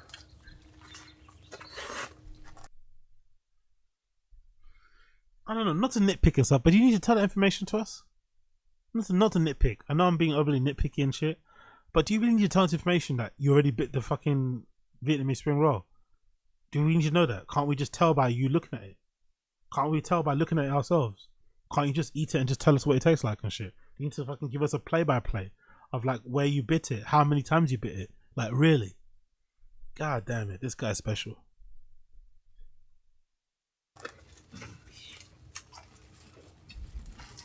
Imagine if I'm a regard according to that comment, right, on my fucking channel. If I'm a regard, what's chin? Absolutely delicious. And I also had Korean kimbap, but it's all messed up. Yeah, eating while you're chewing, lovely, lovely, lovely. Audio is definitely king with chin. But that's also delicious as well. Okay, I'll show you the other food later when we start cooking. Please don't. Kimbap.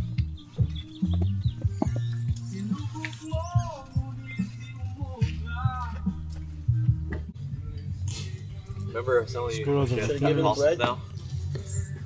I remember you mentioning She has like 6 or 7 in the backyard or something like that? No, in her house. So we had a few. So much stuff. There's just so much. Honestly, there's so much stuff, bro.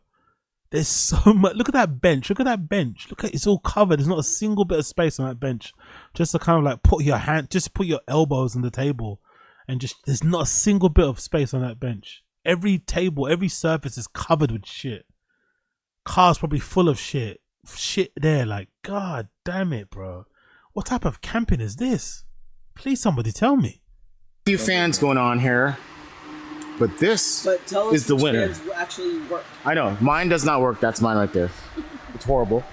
But Peter's, there's a mist on it.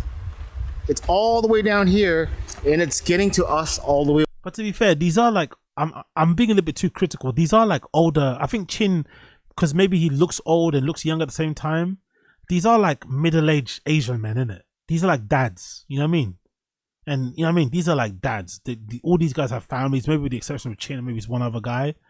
So this is like some boomer shit, and it's some old man shit. This is what camping would be like. You bring a bunch of stuff. You'd basically be, you know, sleeping in your car with a water cooler and shit, with some drinks and some food, you know, barbecue going. This is what you would be doing. You wouldn't really be camping. This is some old man's thing, innit? That's what it really is, to be fair to them. This is some comfy old man shit. Over there, which is incredible. Feel it? Do you really? Totally feel it, yeah. So we don't need to waste this one then. I just noticed that Norm's. I just think if I'm one of the boys, like they're chilling like this, I don't want to like look. This guy's got his whole fucking belly out and shit, right? Chilling, legs spread, having a good time. Like you're just like on some chill thing. Even if this is some old man thing, I don't want you to record me, bro. I want to relax. I got my whole fucking pussy out. Like I'm just chilling. I'm just trying to catch a vibe. I'm away from the kids. The wife ain't nagging me for once. I can just unwind and get fucking lit on some beers, some sake and shit. Do you know what I mean? SUYI, what's that SUYI, whatever that fucking Korean drink is called, that really nice one.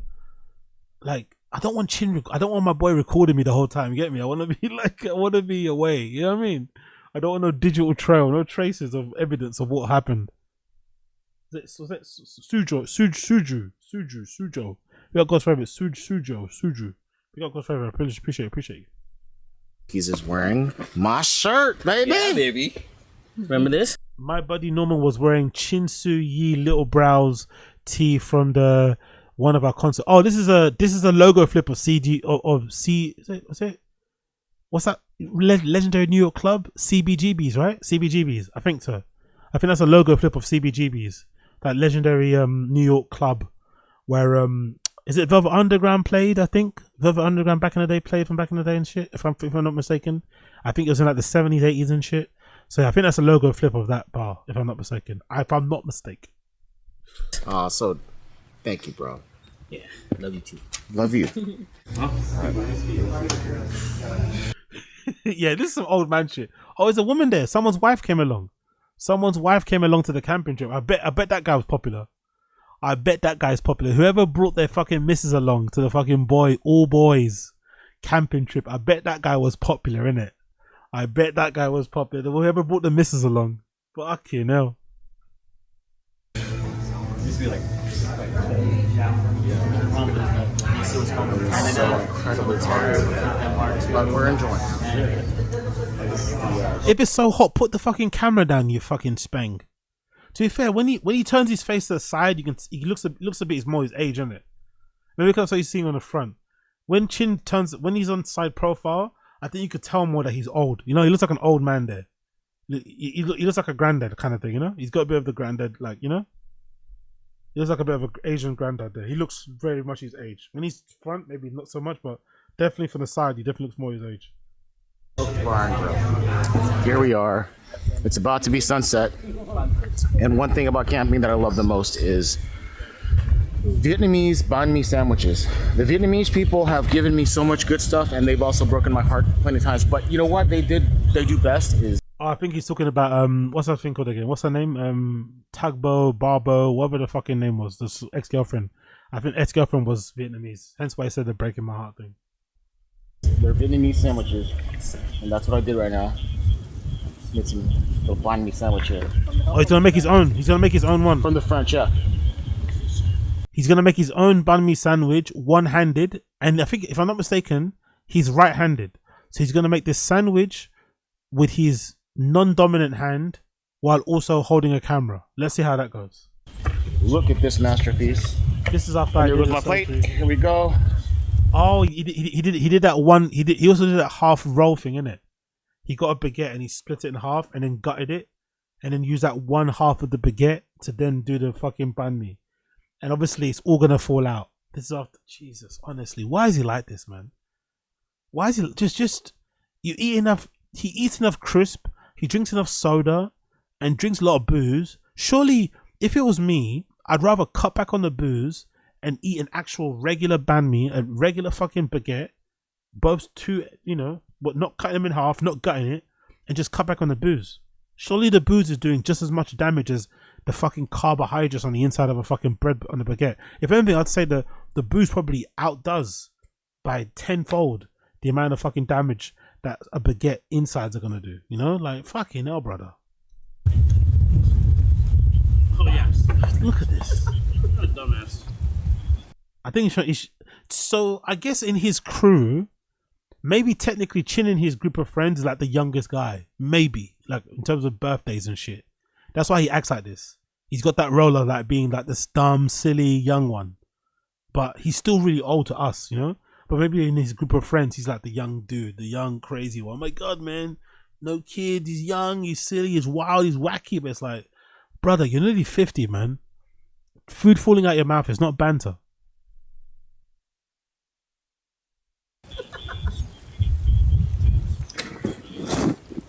That's what I'm talking about. Chin's at the kind of age where if food continually keeps falling out his mouth like this, he'll be in danger of like getting admitted to like an old people's home. If you keep showing that you're unable to like chew correctly without the food falling from your mouth, people might think you might need to live in an assisted living facility. This is not humor.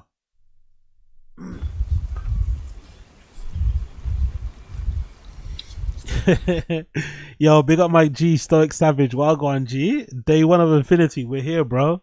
We're here. Man was ill over the weekend still, so we're restarting the clock. You get me? Man was on fucking death's door. You feel me? Death's door, but we're back again. Day one of Infinity. We never stop. If you don't give up on me, I won't give up on myself, because I'm never giving up on myself. So why are you giving up on me? If I'm not giving up on myself, why are you giving up on me? Big up Stoic Savage.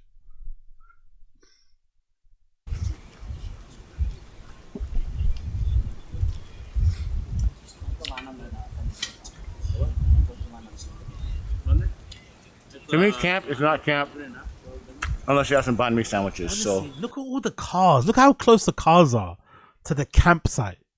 Campsite. But I guess in America, maybe campsite. Maybe I'm thinking of it differently. Maybe in America, a campsite is like a neutral ground of a garden. Like imagine if no one's got space or no one wants to host people in your own house, so you all drive to a campsite to kind of recreate what you would have done in someone's garden in terms of a BBQ. Maybe that's what I'm thinking of. But when I'm thinking of camping, I'm thinking of actually being in a tent and like sleeping, or maybe having one little area where you can all congregate at and you can kind of whatever, but you mostly are like on the great outdoors. You haven't really got much equipment. You know what I mean? You might borrow stuff from people that might have more than you, but you're not like, you know, I don't know. This is weird. This is not really camping. Try it when you have a chance as well.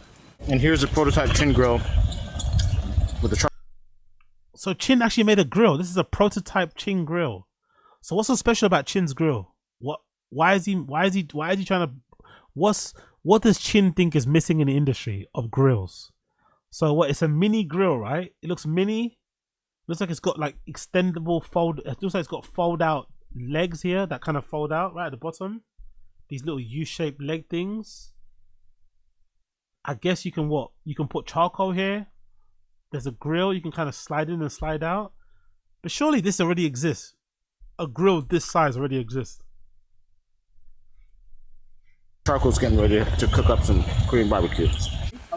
Our grill master Norman is now putting on some kalbi Korean barbecue on the prototype Chin grill. Huh? Oh, that is, yeah. Oh, thank you, Norms. You're welcome, Chin. That's the old. That's not. Look at the size of that fucking print on that shirt. Makes no sense. Oh, I guess that's part because hasn't he got like a lamp that's the same design? So I'm guessing that's tying into his like camping thing. Yeah, I guess merch, innit? Big up the merch gang. Big up Brian Laura. My wife wants to know why I'm watching an Australian black man watch a Chinese man eat a sandwich outside. The funny thing is, I'm not Australian, you know. Big up people thinking I sound Australian. I take that as a compliment. I'm actually not Australian, you know that. I'm actually not Australian. I'm actually Dutch. But big up Brian Laura's wife. Well, that's like the only actual real t-shirt that I put out with the company called Into the AM. It's my signature t-shirt. Thank you, Norm Skis. You're welcome. Chin having a signature t-shirt. Jesus, yo. That's a build, isn't it? This guy is well at home, innit? This guy is well. Norman's wife is like is a G, innit? Norman's wife keeps the house fully stocked. Or Norman himself might be cooking. He doesn't miss a single meal, innit? He's happy, bro. Norman is living life good. Here's some bulgogi. I totally forgot that I actually had a Roots of Fight t-shirt collab with them, and it's me and Bryan on the t-shirt.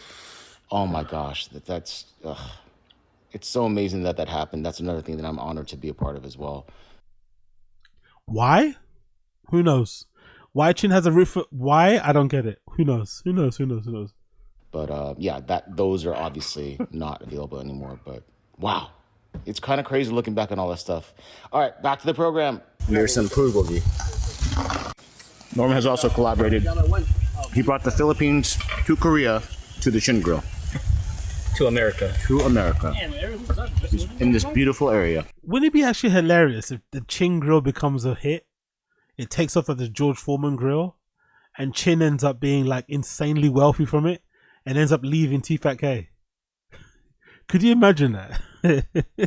Chin does a fucking cat and ends up making so much money from his Chin grill, he just leaves Tfatk like 6 months into their move from Texas. He just leaves and does his own thing. That'd be so fucking funny. And have to figure out a way to get somebody else to do Chin's job for like Chin's job, but for like, less money or something. Or to hire 3 other people to replace him. Imagine he just leaves them in the fucking shit. That would be so fucking hilarious. Damn it, my tent is blocking the beauty. There it is. I'm gonna eat these oysters. They're frozen from 14 weeks ago. a party we had 2 weeks ago. But I froze it. What? My friends brought oysters to my place 2 weeks prior, and I froze the one we didn't eat. Your friends brought fresh oysters to your house 2 weeks ago, and you froze them, and now you're eating them. This is Chin's contribution. God, I don't know. Again, I'm not the seafood aficionado, but I'm gonna say a strong pass on 2-week-old oysters. Strong pass on 2-week-old oysters. Strong fucking pass. Immediately after. Oh yeah. Actually, After you realize they were out for a day. For a day, yeah. And oh, exactly. See Frank calling him out. So yeah, you froze them immediately after 1 day. So you left them sit for a day, and then you froze. Oh my god. Oh my god. God protect anybody who eats those oysters. But these guys are also Asian, kind of black people, same. They've got fucking bellies and guts made out of fucking adamantium. Do you know what I mean? And they're probably gonna be fine. They're gonna got bulletproof guts, bulletproof fucking, you know, digestive systems and shit. They'll be fine. So they're probably not gonna be sick. But imagine eating. They left 1 day out, 2 weeks frozen, however long it took to drive to the campsite, defrosting oysters. God Almighty. I'm gonna get these grilled on this prototype Chin grill, and I'm gonna eat them, even though everyone else is. Hey Chin, maybe do a little intro, a little workaround on a prototype Chin grill. Maybe talk to people, tell people what it's about, and I don't know. Maybe if you're gonna do this segment of your grill, maybe I don't know, give people some information, why you thought of the idea, what gap in the market you're trying to fill, what iteration of a prototype is this? Is it close to what people are gonna buy when it gets presented? Powerful bunch. Big up us all disease. Chin only eats to feed his stomach worms. I don't know. It's just fascinating that all this food, look, all this yummy food, all these fucking yummy food there, and Chin's contribution is those fucking 2-week-old oysters. Classic Chin. Too scared to. And the Norman Sinigang here, always amazing. Again, fucking beautiful. That soup looks so good. One more. Oh, another one for us. That soup looks so good. Oh, extra. This is Santi's rice dish. Come on, bro. Yo, this Santi guy can cook. Does he have a restaurant or something, or he's just a cook guy? This guy, this big dude with a bald head, he can fucking chef. This guy's the one. He's the truth. Look at that plate. Woo-hoo-hoo. That looks good, brother. And it's basic. What? It's some meat, white rice. I think that's a zucchini or cucumbers that have been stripped, and some slices of tomato. There's some carrots in the rice as well. That looks yummy. I would absolutely devour that plate. This guy can cook. Chin needs to take some lessons from this guy. Chin needs to take some lessons from this guy. Instead of wasting his money on fucking shitty fucking music equipment to make terrible music, he should maybe go in this guy's house and learn to cook. Because this guy knows that's a chef. Rice right at the bottom. Yeah. Some Korean barbecue. Some the chicken. Some of the chicken. Beef. Skewers. Sliced tomatoes. And some carrots. And cucumber, zucchini. Cucumber, yeah. Amazing. Prototype Chin grill. Look how long Chin's not got. Look how late it is. You can tell no one's gonna eat those oysters. Look how late it is. They're all cooking their meats and stuff and their skewers, but they're still letting Chin. He's not making these oysters yet. His oysters are still in a bag. His oysters are still defrosting in that Ziploc bag on the table. They've not let Chin put them on the grill yet. That's his own grill that he made, prototype Chin grill. They're still not giving him room to make his oysters. He's the last one to get on the oyster. They don't want any of that oyster juice on their fucking shit. Oh, legendary. It's getting late as well, so the likelihood of anyone eating these oysters is also going to be less and less the later it gets. People are going to be, oh, I'm full, thank you. Real Chin grill. Look how beautiful that thing looks. Okay, so that's the Chin grill, yeah? That's the one. So what's the idea behind the Chin grill? How does it get transported? What is it? Can you not buy grills? I'm sure you can buy a grill that size. You know? Let's see. But again, if he becomes a millionaire off the back of this, it's going to be fucking hilarious because you know Brendan's going to hate it. Brendan's going to be Chin's #1 hater. We just grilled some oysters on. Why is he covering that? Okay, why is he blurring it for?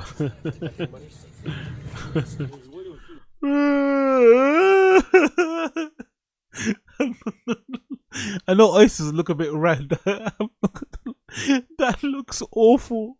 I know oysters look a bit mad anyway, and I know my 480p monitor isn't the best, but they look rancid, brother. They look rancid. I'm not gonna lie. They look 2 weeks old. Those oysters look 2 weeks old. It's like 2 weeks old. But diving into exactly, he's the only one eating it. Diving into oysters after everyone said not to. So he kind of gets off on this, isn't it? I think Chin, one of his roles in his friendship group is to be the crazy wacky guy, and I think he also gets off on the fact that he eats all the weird shit. He kind of gets off on like being a stereotype of an Asian who eats loads of weird shit. Like, you know, I've cat, horse, meat, crocodile, right? He gets off on that thing. He gets off on being like an exotic eater. But in this case, Chin gets off on being like a nasty eater, like eating roadkill, eating moldy stuff, like, you know what I mean? Pass by, use by date, sell by date guy, you know? That's like his thing. His kind of humor is like, oh, I had the thing, I didn't get sick.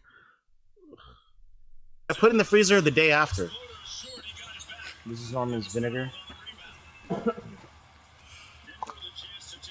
Bro, you need to fucking marinate the entire thing in wasabi and everything to get that fucking 2 week, 1 day out fucking taste out of it. Oh, it's gonna be so rancid, man.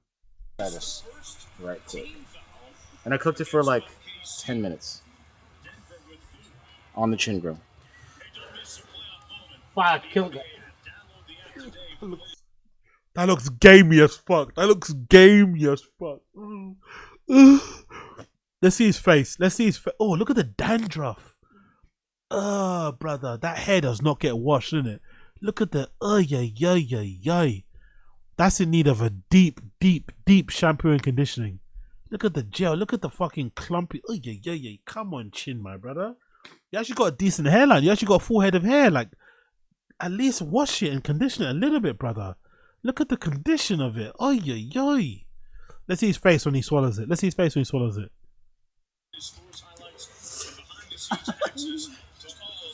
Vinegar. Raw. Yeah, see, yeah, that is, even he can't try and fake it. Bro, 1 day out, 2 weeks in the freezer. Come on, bro. Oysters are meant to be fresh. And you're eating like, ugh. Even he can't fake it. That shit tastes disgusting, innit? Well, hey, spit it out then. But you see, everyone's laughing. Chin's the center of attention. This is his role in his friendship group. I bet he was doing this since he was in college when he met these guys. Maybe high school. I bet you this is what he's been doing from that day. That's what he's been in the friendship group. Chin, the wacky guy that eats all the fucked up shit. Ha ha ha. Hey, spit it out. I guess. Oh my god. You can't eat it raw now. Huh? I would overcook it, dude. Alright, thank you, Eric. Alright, so I made a mistake on the first oyster because it was not cooked. But these are cooked. This is like overly cooked, actually. But why are there like 2 oysters? Hold on. Chin thinks it didn't taste good because it wasn't cooked. Brother. There's in one. I don't know. That's not normal, man. It mutated within that week in the freezer. But I put Norman's vinegar sauce. It looks so disgusting, man. It looks so fucking rancid. That shit does not look good, man. Even when he took it out on a fork. Again, I'm no oyster aficionado. I'm no seafood expert. But that does not look good to me, bro. Even on the fork, that doesn't look great. God almighty, just look at that. Powerful bunch. Big up Mr. O, big up Mr. O, blood clot Mr. Us O. watching food is like football commentators analyzing plays, big back activities. Yeah, we out here, bro. I'm drooling over that one guy's plates. I want him to come to my house and cook. Powerful bunch. I'm out here hungry. Big up Sadasies. Misa Chin. Yo oyster. Smell like mini fishes. Just look at it. Just look at it. Also, the gloves. Are they necessary? Are they really necessary? Those type of gloves, are they really necessary? Come on, brother. Really? Guys going on as if he's a fucking blacksmith. You know what I mean? Like, let's fucking relax, bro. Let's fucking relax. With the gloves. It's not that deep. Norman's vinegar sauce in this, so it's going to be amazing, I'm sure. Here we go. Oh, dude, it's so hot. Oysters should be great just as, you know, they shouldn't need anything. They shouldn't need, it's like a steak. You shouldn't need to eat a steak with ketchup and shit for it to be tasty. If it doesn't taste well, doesn't taste good with some salt and pepper, then it's not a good steak. And surely with an oyster, if it needs to be dosed or doused or cut drenched or covered in fucking soy sauce, vinegar or whatever to make it edible, then it probably is quite rancid. You didn't with the gloves? Yeah, dude. Oh my god, it's hot. Okay. You get a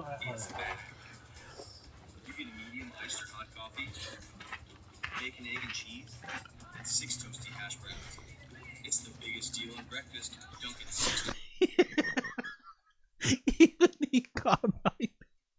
Even he can't hide. Even he can't hide. Look at his face. Oh, my ribs. Oh, my ribs. Oh, my ribs. Oh, sorry, I've got a stitch. I've got a stitch. I've had too many sit-ups today. Oh, my God.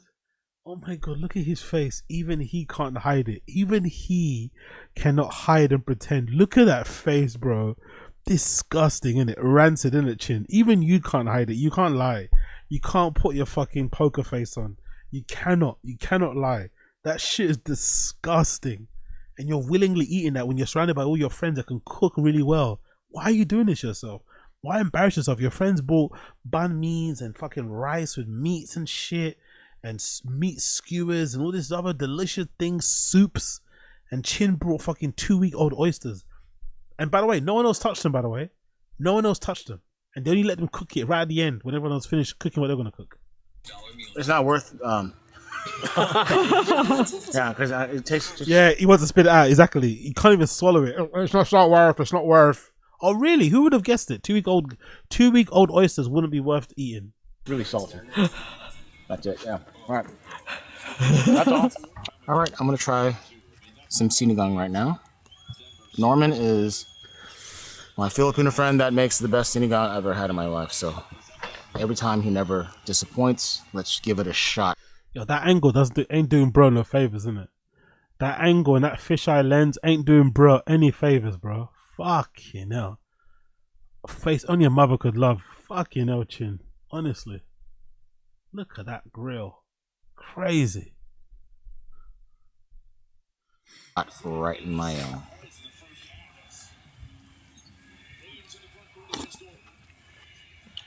Duh. Incredible. Duh. With rice. Of course it's gonna be incredible. Also, you can't really rate Chin's like palate anyway for better or worse, because he eats so much dog shit food that if you just make white rice, if you make white rice with salt or white rice, just plain white rice, he's gonna be coming in his pants because he eats so much terrible shit. He eats like Uncle Ben's microwavable rice, right? That's the type of thing he's gonna eat, which is fucking criminal. Most Asian people don't do that. Most Asian people wouldn't eat fucking microwavable rice, but Chin definitely does. Chin probably is one of the only Asian people in the world who doesn't own a rice cooker, you know? Chin might be the only Asian person who probably doesn't own a rice cooker, but instead buys those fucking microwavable rice packets, Uncle Ben's and shit, and makes it that way. So if you also make Chin a bowl of white rice, he'll fucking hug you. He would love you forever because he eats so much terrible shit. So I don't even know how good Chin's friend's food is, because his barometer of what's good and bad is so fucking all over the place.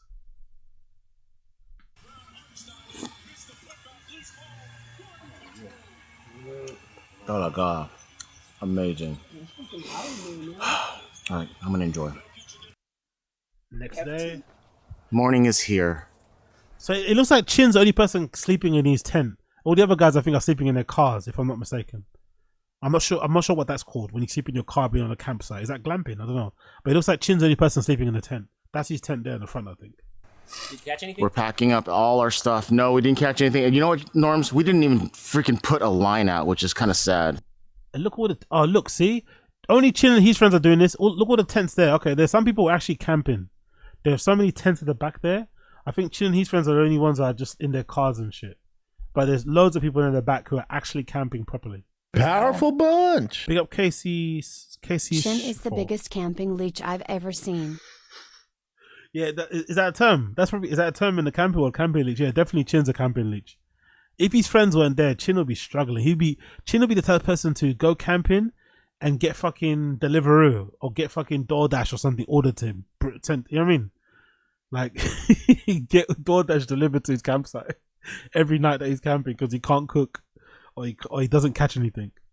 Big up KC, big up KC.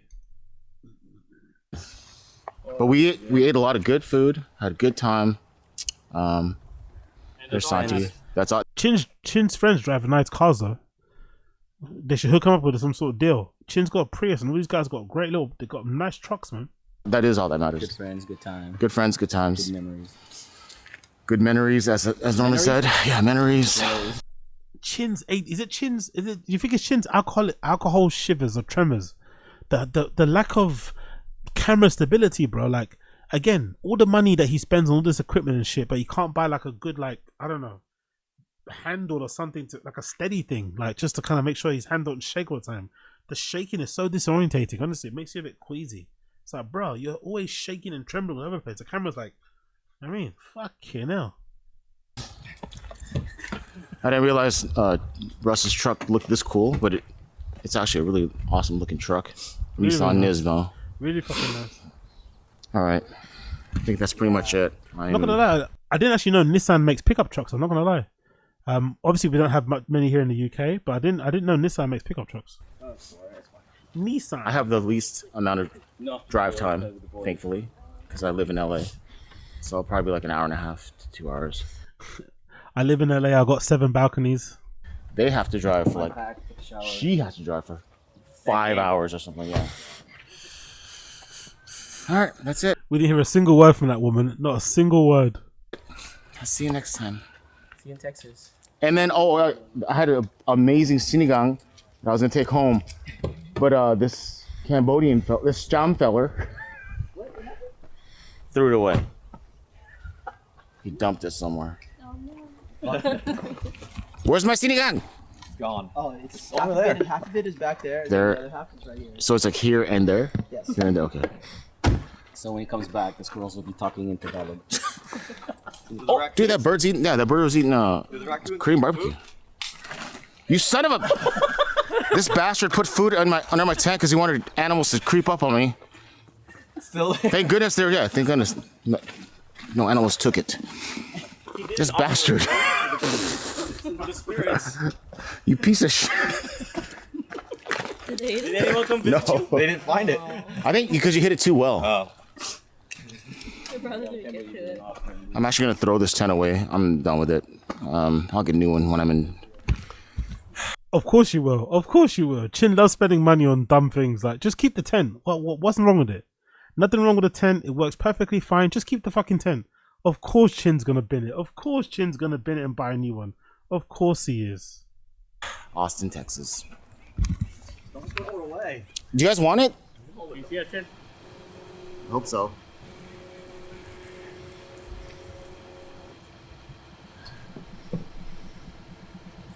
Everybody get in. Picnic benches. To be fair, these vlogs when Chin's with his friends are actually a lot more watchable and enjoyable than the ones by himself. They're still all over the place. There's no real like rhyme or reason why they even exist, really. If I'm his friend, I'm a little bit annoyed that he's recording these things, but maybe they like it because it makes them feel seen and special. I don't know, whatever. They're all his friends, so maybe it's all good. They know how he is. But at least they're a lot more palatable viewing experience, a lot more enjoyable. The ones where he's by himself, or the ones where he was, I think Jobo, right? Or the ones he was subjecting Jobo to camping, those are brutal, man. He put Jobo through some shit. If you would have brought Jobo along with these camping trips with his friends, maybe it would have been better. But those ones where it was him and Jobo, couples retreat, where they were like shaking under a fucking umbrella, where Chin was fucking talking into a camera instead of fucking his girl or something, those are brutal. Those are brutal to watch. So at least these with his friends are, plus he eats decent food, so you don't feel like you're gonna barf every time you're watching it. Way more enjoyable than the other ones. Is it? Just make whatever poses. Oh, are we taking pictures or? It's a video. It's a video. Oh, word. Yay. Huh? Yeah. So fun. Alright. That's it. Thank you guys. Alright. Safe travel. Fucking hell. This guy's struggling to walk. Powerful bunch. Yo, big up Sadaziz. Not chin alone is the chin we want. Secluded, isolated chin in his natural state. Long nights and tall beers. The cringe. This is film. Yeah. Long nights and dead bodies, isn't it? Yeah, exactly. Exactly. Big up Sadaziz. But look at his friend's, look at that friend's build, bro.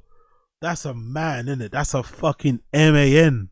That is an MAN. Look at that little ponytail. Look at that beard, bro. That is an MAN. Look at that. God, that is pure health, bro. That's just pure affluence. That's pure luxury. That is pure comfort. That is wealth right there. That's wealth. Right there is fucking wealth. That is wealth. Fucking, he's even struggling to walk. Look when he leaves a group. He's like, he got this little waddle. He's even struggling to walk, that guy. All right, that's it. Thank you guys. Thanks. All right, safe travels.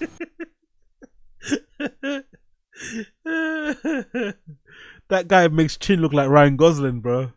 No offense, but this youth makes Chin look like Ryan Gosling. I swear to God.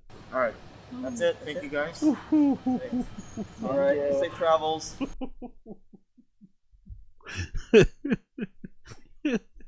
Big up, bro. Big up, bro. Big up, bro. All right, y'all. All right, Chin. Bye. Bye. It's been a good ride, but I'm getting rid of this tent. It's an 8-person tent. It was good for like I don't know, maybe 20 camping trips, but as of now, there's no need to throw it away. People have had, myself included, I've had tents for years. I've owned 2 specifically that I've used rotating. There's no need to throw them away unless that you've actually broken them or you've lost parts and shit. There's no real need to throw it away. There's no need to, like, there's no need at all. But Chin just wants to buy a new one, innit? He saw something that is piqued his interest. He saw one that's probably got. He probably saw a tent that's got built-in Wi-Fi, or a tent with a built-in studio, so he can record music while he's fucking little brown. it's going in the trash.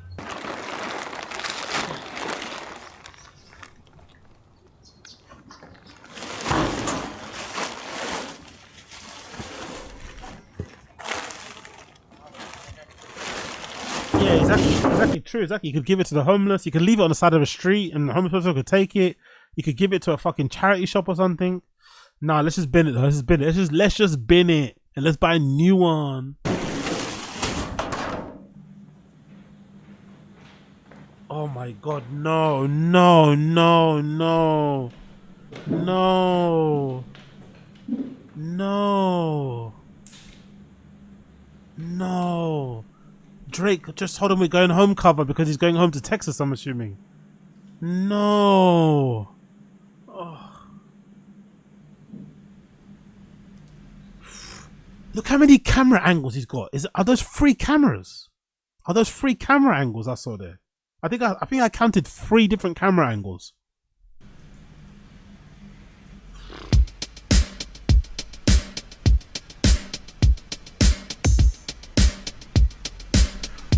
This fucking MIDI recording, right? It's like, you know, the recording that you get like on a keyboard. This is like a MIDI recording key. This is like a MIDI instrumental. Fucking just hold on, we're going home, right? This is what powerful bunch. Big old Tadaziz.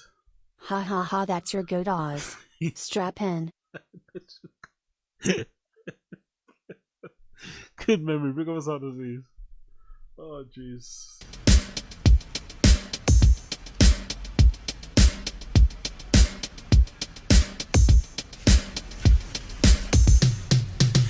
I got my eyes on you. Yeah, everything that I see, I want your high love and emotion. Endlessly, I can't get over you. You left your heart on me, I want your high love and emotion. Endlessly, 'cause you're a good girl and you know it.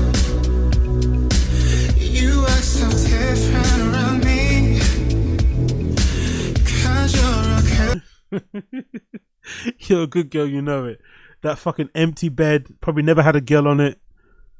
You know, those big windows. If you're a real sex pest, you know why I'm going for those big windows when you got a lady, right? You know why I'm going for those big windows, right? And the things that you can do when you're performing in front of it. That bed has never had a woman on it. That couch has never had a woman on it. Nothing. Just Chin. You could tell, and you could definitely tell by Chin's like interior design and how his apartments are laid out that he's never had a woman like around, like, you know, even just like hanging, even just like whatever, friends with benefits or someone, you know, like it's a very it's like that meme of like ideal male living environment, right? With like the chair and the PlayStation, or just a desk and the computer and a bed on the floor. There's like, you can tell this is a guy that has lived by himself, you know, with no women around and shit. But yeah, the singing, fucking awful, man. It reminds you of guys I went to school with, like guys that were singing a choir or something, or like, you know, like Filipino boys that played basketball and break dance and could sing slightly. Maybe had a couple of, and I used to think they could sing back in the day, but they couldn't. All they had was probably a good tone for like a Lloyd song, a good tone for like a fucking Usher song, one Usher song. And that was it. That was their range. If you tried to make them sing another song, you'd see the real limitations or capabilities or lack thereof of their voice. And Chin's the same. This is just like dog shit stuff. But hey, I guess we got to play the whole thing because we started it. Girl, you know it. I know exactly who you could be. Just hold on, we're going home. It's all the different camera angles that's fucking making me laugh, man. All the different camera angles and camera switches for this dog shit stuff. And really and truly, the most important camera angle should be the one that kind of gives you the wide shot of the room. That's kind of nice, cool, with the big windows. And maybe one that kind of gives you a close-up of your face as you're singing, so you can see him emoting and like closing his eyes and shit. The camera angles are too far away. Like, you should have one zoom into your face, like they can see a close-up of your face when you're emoting and doing your stupid shit, and one wide shot. You don't need to, like, most of them do the same job. They're all kind of doing the same kind of thing, you know? But hey, what do I know? And also filming from the bottom upwards, change it. Just hold on, we're going home. It's hard to do these things alone. Also, maybe a little bop, brother. Come on, a little shoulder bop, a little fucking head nod, just something, man. No, don't just sit there with your hood up, looking like a serial killer, looking like fucking, looking like a hacker from like a 90s fucking movie and some shit. Bop to the music a little bit, bro. Come on, show something. Like, come on, give us a show, bro. Just hold on, we're going home. I got my eyes on you. Yeah, everything that I see, I want your high love and emotion. And you know, it's funny too. Chin's the type of guy who's probably got a girl in mind that he's thinking of. You know, I love it. You know, he's thinking of somebody. He's thinking of some girl. I don't know who, but he's definitely thinking of someone. You know he is. He's got some victim in it, some recently buried body. He's thinking of somebody. I can't get over you. You left your mark on me. I want your high love and emotion endlessly. 'Cause you're a good girl and you know it. You act so different around me. This is the David Bowie of Korea. Fucking hell, imagine. Fucking hell, imagine. Big up Rocket Man. 'Cause you're a good girl and you know it. I know exactly who you could be. So just hold on, we're going home. Just hold on, we're going home. It's hard to do these things alone. Just hold on, we're going home. And that's kind of where I'll stop because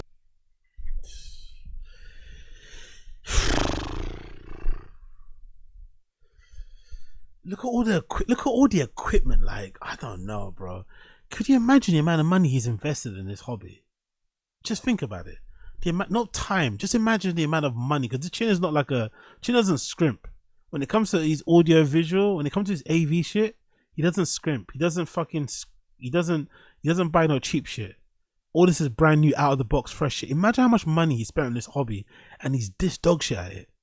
Like hard drives, laptops. Like, god damn it, bro. Microphones, mic shields, mic stands, tripods, cameras, GoPros. And it's just like, I don't know, man. I don't know. This type of stuff you should be doing when you're like 15. You know what I mean? Not when you're 50. Like, god damn it, bro. Everything gets repetitive and weird at this point, so that's it. I'm done. He walks off.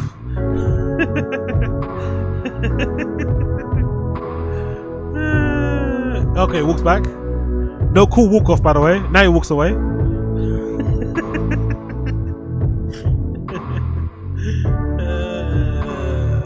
Fade out to black. Oh yeah.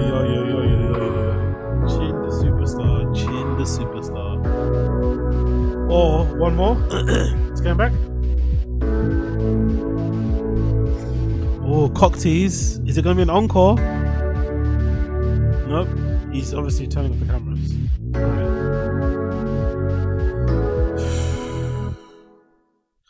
Some of the best singing I've ever heard. Honestly, some of the best singing I've ever heard. Big up Chin SUYI. Some of the best singing I've ever heard. Some of the best singing I've ever fucking heard. Big up Chin SUYI. Big up Blood Clot Chin SUYI.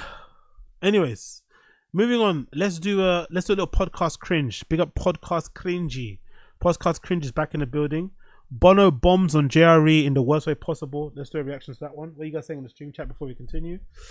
Chin waiting to be discovered by Usher. Lols. Then you just hear the Glock is like he thinks he's cooked. Tommy Wiseau of K-pop. Yes, indeed. Damn, shed a tear. That was a classic joke from MIA. I should call her, be on exactly. Anyway, Bono bombs on JRE the worst way possible. Let's see what Bono said. Let's see what I'll go on. Big up Blood Clot Bono. Saying somebody recently, I'm not sure I trust people anymore who aren't a little bit funny. Comedians can read a room. What a crazy.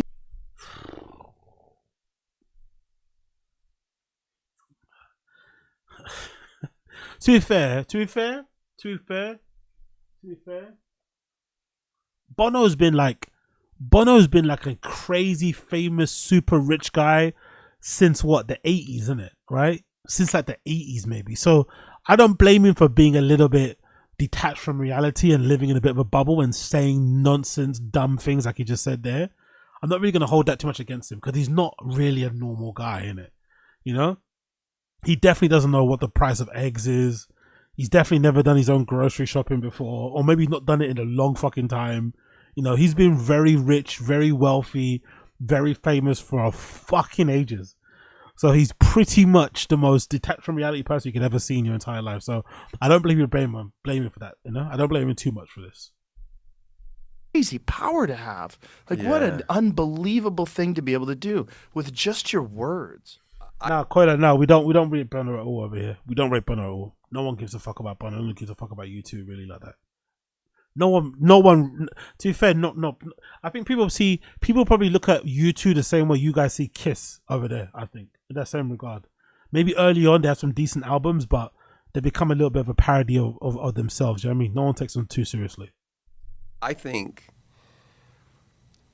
comedians are at the top of the food chain because you don't have a band. Oh my god, cringe, bro. Imagine saying this about DJs.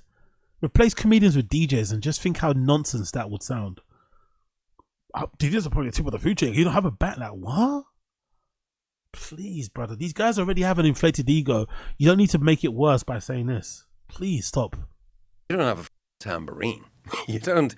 You just have the read of the room, and the material has to be really funny. When it comes to podcast cringe, there's nothing quite like seeing a larger-than-life celebrity guest go on Joe Rogan's podcast to promote their latest thing, only to get absolutely annihilated by the viewers. What could be more perfect than seeing a has-been rock star and a never-been-funny comedian exchanging war stories from a battle that was never fought? Sure, we all love to see Bert Kreischer embarrass himself with his endless drunken delusions, or Tom Segura accidentally break character and remind us how much of a rich arsehole he is who hates poor people. Or maybe it's Andrew Schultz having an epiphany about something completely obvious, or Brendan Schaub opening his mouth and saying literally anything. Wow, look at Brendan pre-surgery. Very young too, but look at Brendan. Pre-surgery, pre-lip fillers, pre-Botox. He looks so much different in the face, isn't it? Completely different person. Damn. But we can always rely on Rogan to deliver the most out-of-pocket interviews, and the absolute cherry on top is when Rogan doesn't realize his guest is feeding his ego by playing along with the whole comedian thing. This episode had everything. If Tone Deaf was a podcast, this was it. What could possibly go wrong when one of the richest artists in the world flies in on his private jet to sit down with the richest podcaster in the world in a fortified studio held down by elite security teams to lecture all of us about how we should be doing more to solve the world's problems?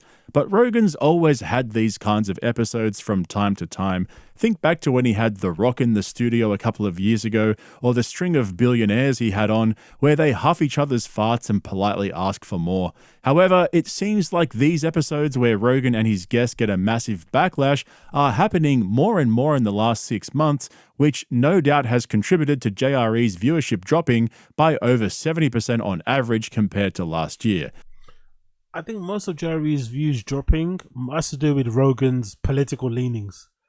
This like swing to the right, and also him not being the most open-minded person anymore has definitely led to the drop. I don't think it's to do with the cringy guests. I think it's to do with the politics thing, the platforming of the oligarchs and stuff, from the rich tech billionaire guys, you know, mostly. I think it has to do with that.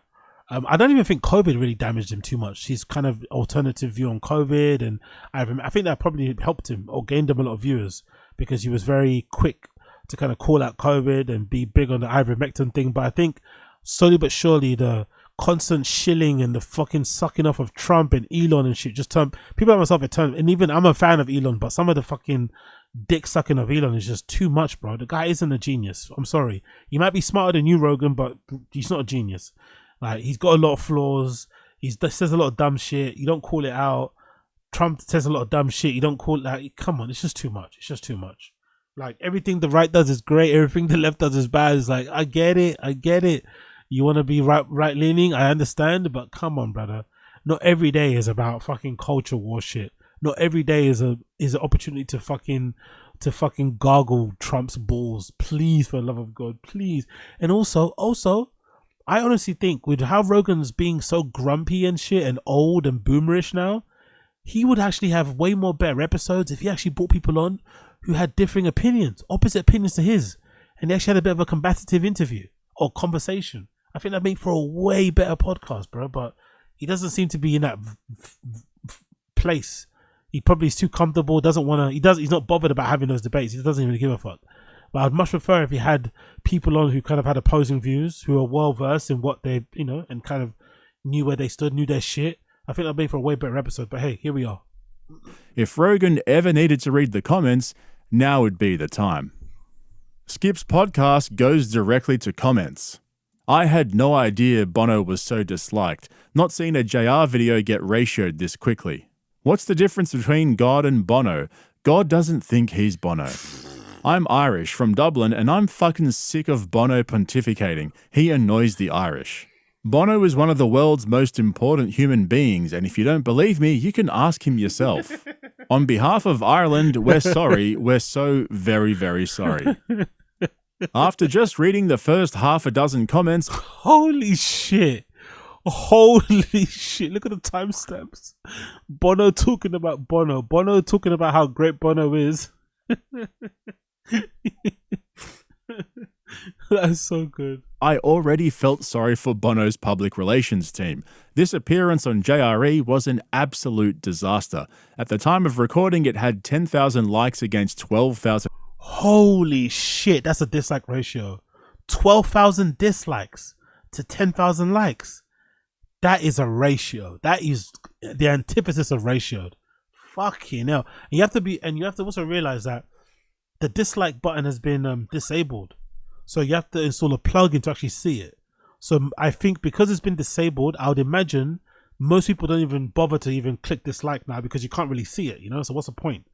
So if people are clicking it, they really fucking don't fuck with it, you know? Because they're like, you know, doubly making sure, no, I wanna let you know. No one else will see this, but I want you to know the creator. and dislikes with almost 10k comments as well. Clearly, people were not happy, and it didn't take long to figure out why.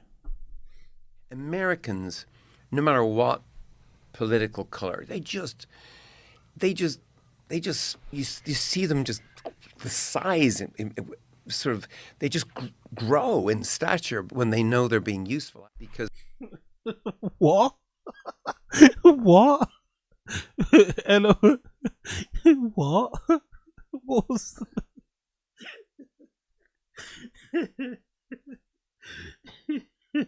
okay.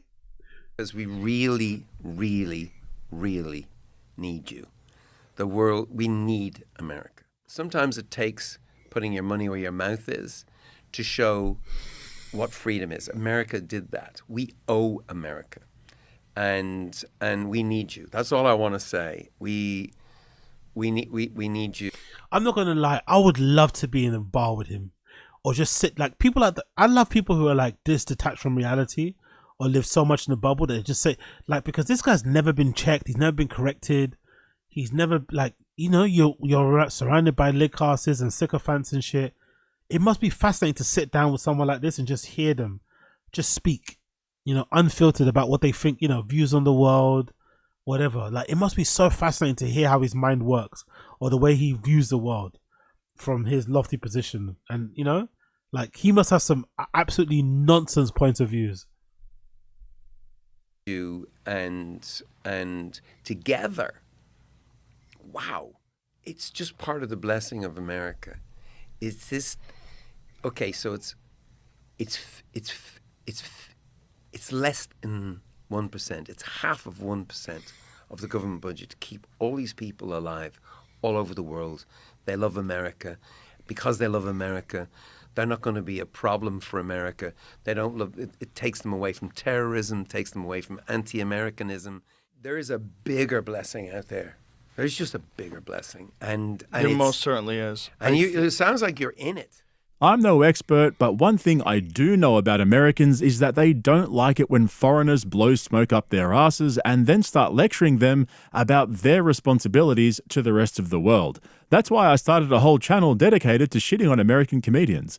And it all stems from Bono's advocacy for the eradication of poverty and disease in third world countries. He's been quite outspoken over the last 20 years on the political, social, and economic issues that African nations face. But the whole be kind, love one another, and give us your money mantra has fallen on deaf ears. It's kind of like how uber-rich celebrities preach about decreasing our carbon footprint, then fly around the world on private jets while sipping on champagne without even a hint of irony. Or how world leaders fly in on jets for a meeting that could have been a Zoom call to decide how the rest of the world can decrease their energy consumption and save the environment.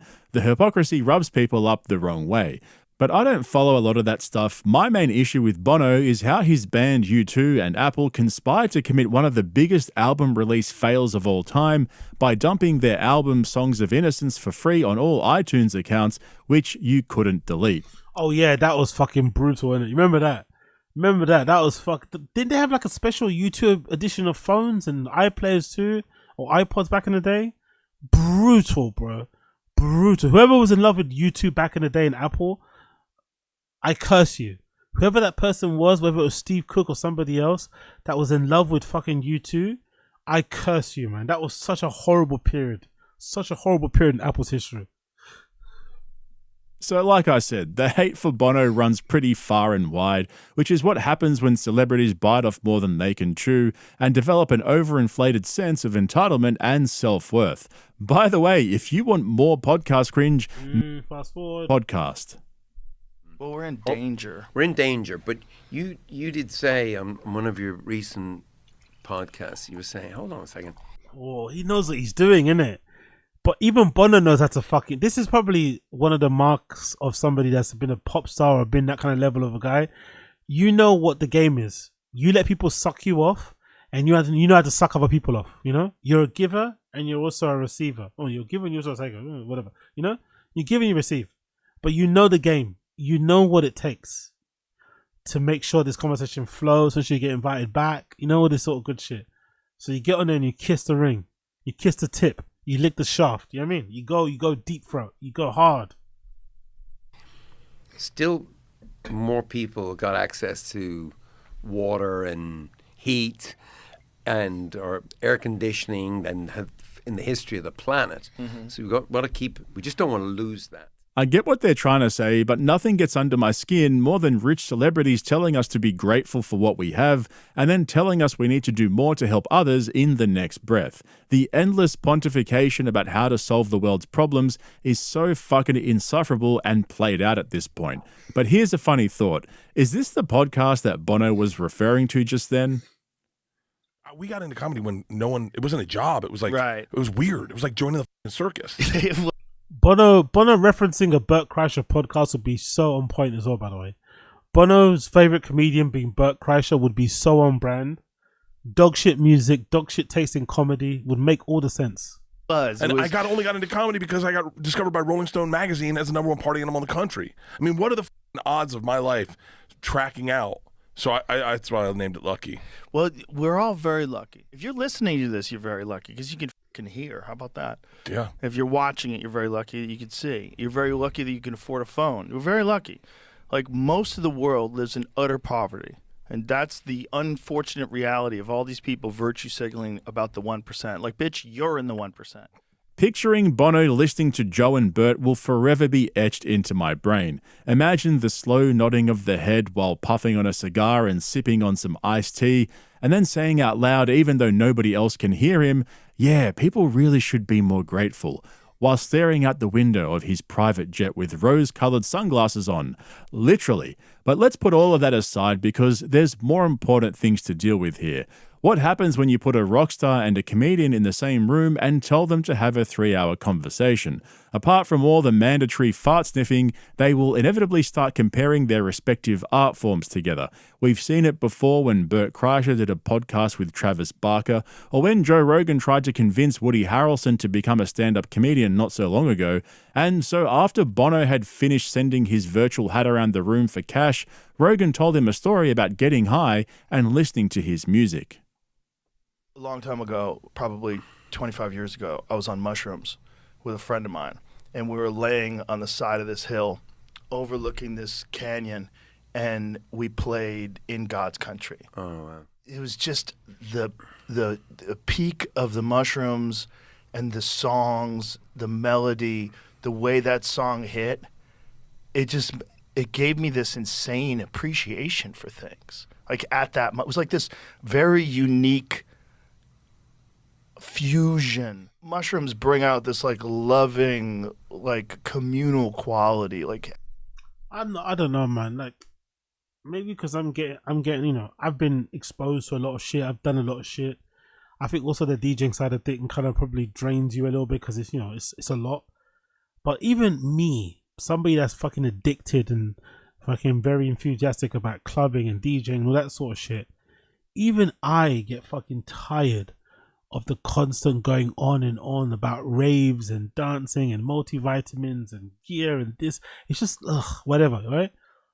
Can you think being a comedian, being a fucking wealthy comedian like Rogan, and you're like this fucking enamored with like psychedelics and shit? It's like, brother, like, aren't you bored of this? Like, you're 50, bro. Like, this isn't cool. Like, this isn't like you're not cool. You're not like edgy. It's not like it really isn't that. It's not even that counterculture anymore. Drugs are so readily available. It's actually way more counterculture and cool to be actually sober, to be absent, to not do any of this shit, to kind of just dedicate your life to just working, supporting your family, maybe going to church and shit. That's actually way more admirable, way more fucking impressive than being some like 50-plus-year-old pothead, pontificating about the fucking benefits of fucking psychedelics and how all drugs should be made legal. So, bruh. Like, honestly, give it a rest.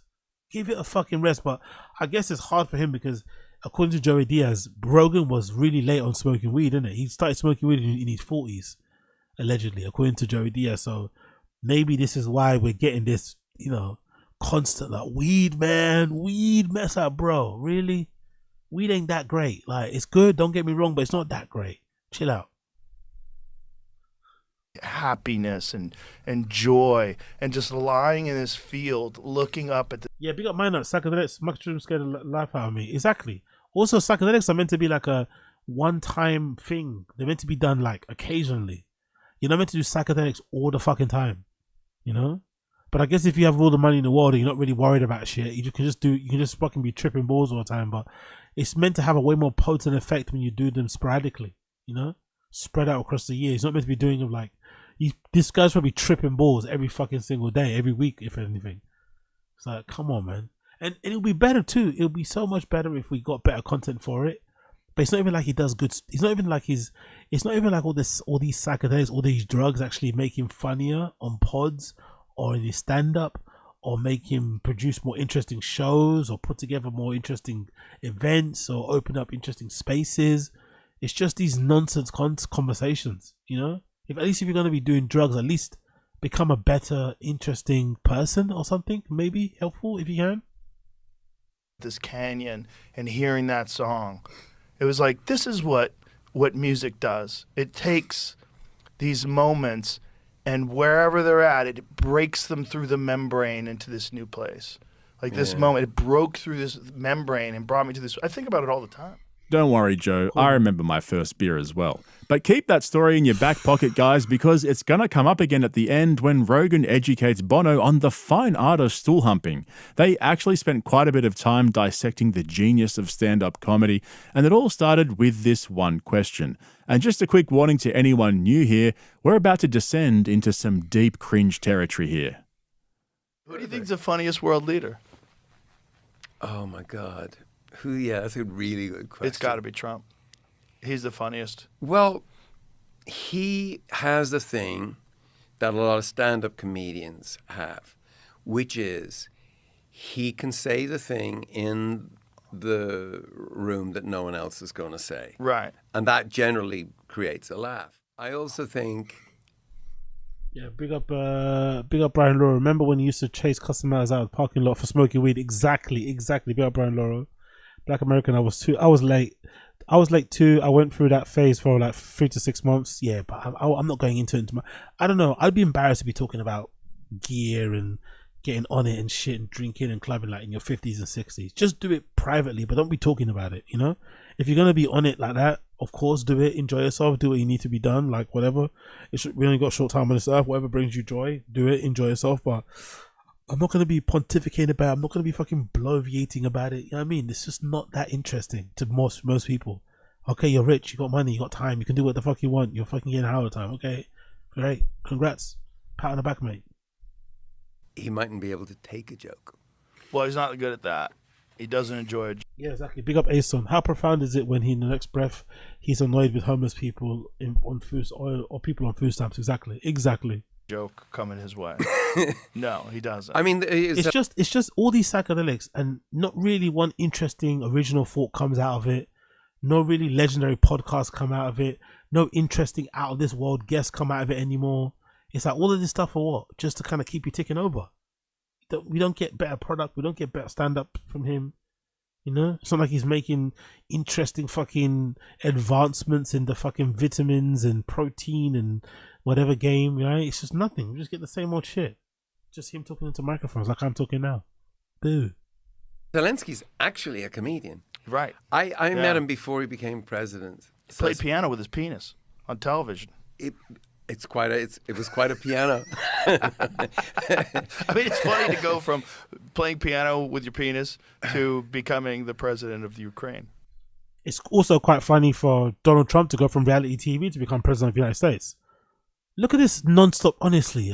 He's going to start ragging on Zelensky now, and it's like, okay, we get it, bro. We get it. Oy, oy, oy. Becoming the president of the United States. Yeah. By all accounts. Right. Comedians can read a room. I mean, performers. I think comedians are at the top of the food chain because you don't have a band. You don't have a tambourine.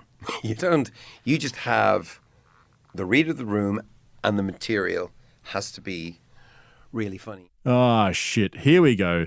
They're just jokes, people. It's not that deep. I can't wait for the next episode of Flagrant where Andrew Schultz spends 30 minutes dissecting that one line from Bono, comedians are the top of the food chain, and looks up and to the right with a twinkle in his eye and that shit-eating side grin on his face with Big up Stoic Savage. His posh South Side Dublin accent makes me want to snap his neck. Such a pretentious prick, yeah. That's it. He's unapologetically pretentious, isn't it? But like, he's got the type of attitude and voice and kind of personality that only you can cultivate after years and years of people putting you up on the pulpit, decades spent on the pulpit. You know, you two have been massive for like decades. You know, he's been rich and famous for decades. That's the only way you can have that kind of affection. You know, that type of just cadence, that type of act. Like, it's just you can't scam that. You know, you can't have that overnight. That's something that is only cultivated over years and years of people just sucking you off constantly. with his hands raised in the air as if he's ready to catch a shooting star. Like, I've seen some people bring knee pads into Rogan's studio, but that's got to be up there. We got podcast screen, hands in the air like he's gonna catch a shooting star. They did that fucking Jordan Peterson thing, innit? Like that looking for the words, like it's like word synesthesia. You know, when people have synesthesia with, they can see sounds, right? Like shapes and stuff. It's like with words though.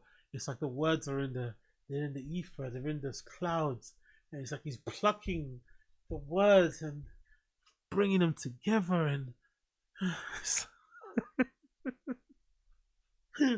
fuck off. There with the worst ball washing I've ever seen on JRE. Nobody is worse at reading a room than a comedian with a podcast. By the way, tell me how rare that is. A lot of people can't read a fucking room. Oof. Right? No. And this kid can read a room. He can read a room. You read a room, I read a room. No, if there's ever was a person who is the antithesis, who is the personification, the dictionary definition of not being able to read a room, is Brendan and Bryan Callen. Or Brendan Schaub and Bryan Callen. Fucking hell, I mixed up the fucking names. But those two are legitimately the textbook definition of not being able to read a room. Maybe Bryan does, to be honest. He's a bit of a chameleon. It's a bit of, bit of a jellyfish in that regard. No backbone. He kind of accommodates and, kind of shape shifts to the room around him and the people he's talking to. But Brendan is the textbook definition of not being able to read a room. Read a room. We go in, we see a situation. We can be put in a situation and we come out of that situation. You throw us in a room. We're not talking to each other. We come out with the exact same conclusions. Every time. Right away. And we were in a couple situations where everything was amazing. Like, it was like, wow, you're in this situation which couldn't be cooler and everybody would want to be there. And these people are amazing. And both of us come out and go like this. Not good people. Yeah. And you're like, there it is. We were at that one dinner that one time. You could tell I was kind of zoned out. And you're like, dude. You're not buying it, huh? I went, I just don't care, I remember dude. that. I want to know who these people are. If Brendan and Bryan could be in a room where they're the good guys in the room, I want to know who the other guys were. If Brendan and Bryan left a room, left a meeting for I'm assuming a meeting where they could make money, where money was, there was money earning potential on the line, and they left that room feeling like they were the good guys, I want to meet those guys that were the bad guys. I truly want to meet them, because that's incredible. That's incredible lack of self-awareness. Or maybe we're just misinterpreting it and they are actually, have the best awareness. Who knows? But I want to meet those guys. That's so well. If room reading was a sport, these guys would be the water boys. But seeing Rogan talk about stand-up comedy with people who have never actually seen him do it is some of the funniest shit you'll ever see on his podcast. Bono asked Rogan how he first fell in love with stand-up and when he decided to make it his life's ambition. And so Rogan gave him the full play-by-play rundown on how it all came together. And if you've never seen him on stage, this sounds like a match made in heaven. But for those of us who have seen Joe chew the scenery, hearing these stories for the 1 millionth time is pure comedy. Honestly, the irony is crazy. It was an incredibly profound moment for me. I remember I got obsessed with Richard Pryor. I started buying Richard Pryor cassettes. Here we go again. Fucking this is probably the reason why he's so successful, though, isn't it? Because I often get bored of my own voice, which is why sometimes I'll take long gaps in terms of streaming and recording my pod, directing a Zinger show and stuff. I'll just, you know what I mean? Because you just get bored of the sound of your own voice. But I think what separates people like myself and people like Rogan is clearly that inability to get bored of yourself. Like thinking you're the smartest guy in a room and thinking you always have something interesting to say and never getting bored of the sound of your own voice or never getting bored of repeating stories is actually where you actually shine. It's even in terms of content. Never getting bored of your face, never getting bored of taking pictures of yourself, recording. Like that's where the real talent comes. That's a real separator of the men and the boys, you know, when it comes to this content shit. Because Rogan will just keep repeating origin stories, repeating anecdotes, like repeating stuff like ad nauseum. No care in the world, just hammering these stories to you. Like fucking hell. If we had a JRE search engine, I'd love to type in Richard Pryor and the amount of times he's referenced that origin story of watching Richard Pryor. Like I'd love to hear that. The results had to be in the hundreds, even not the thousands, of the amount of times he's mentioned this origin story. Fucking hell. Or Boston and that scene and how he first got started there and the mothership and Mitzi Shaw. It's like, ay. Change the record, Grandpa. Change the record.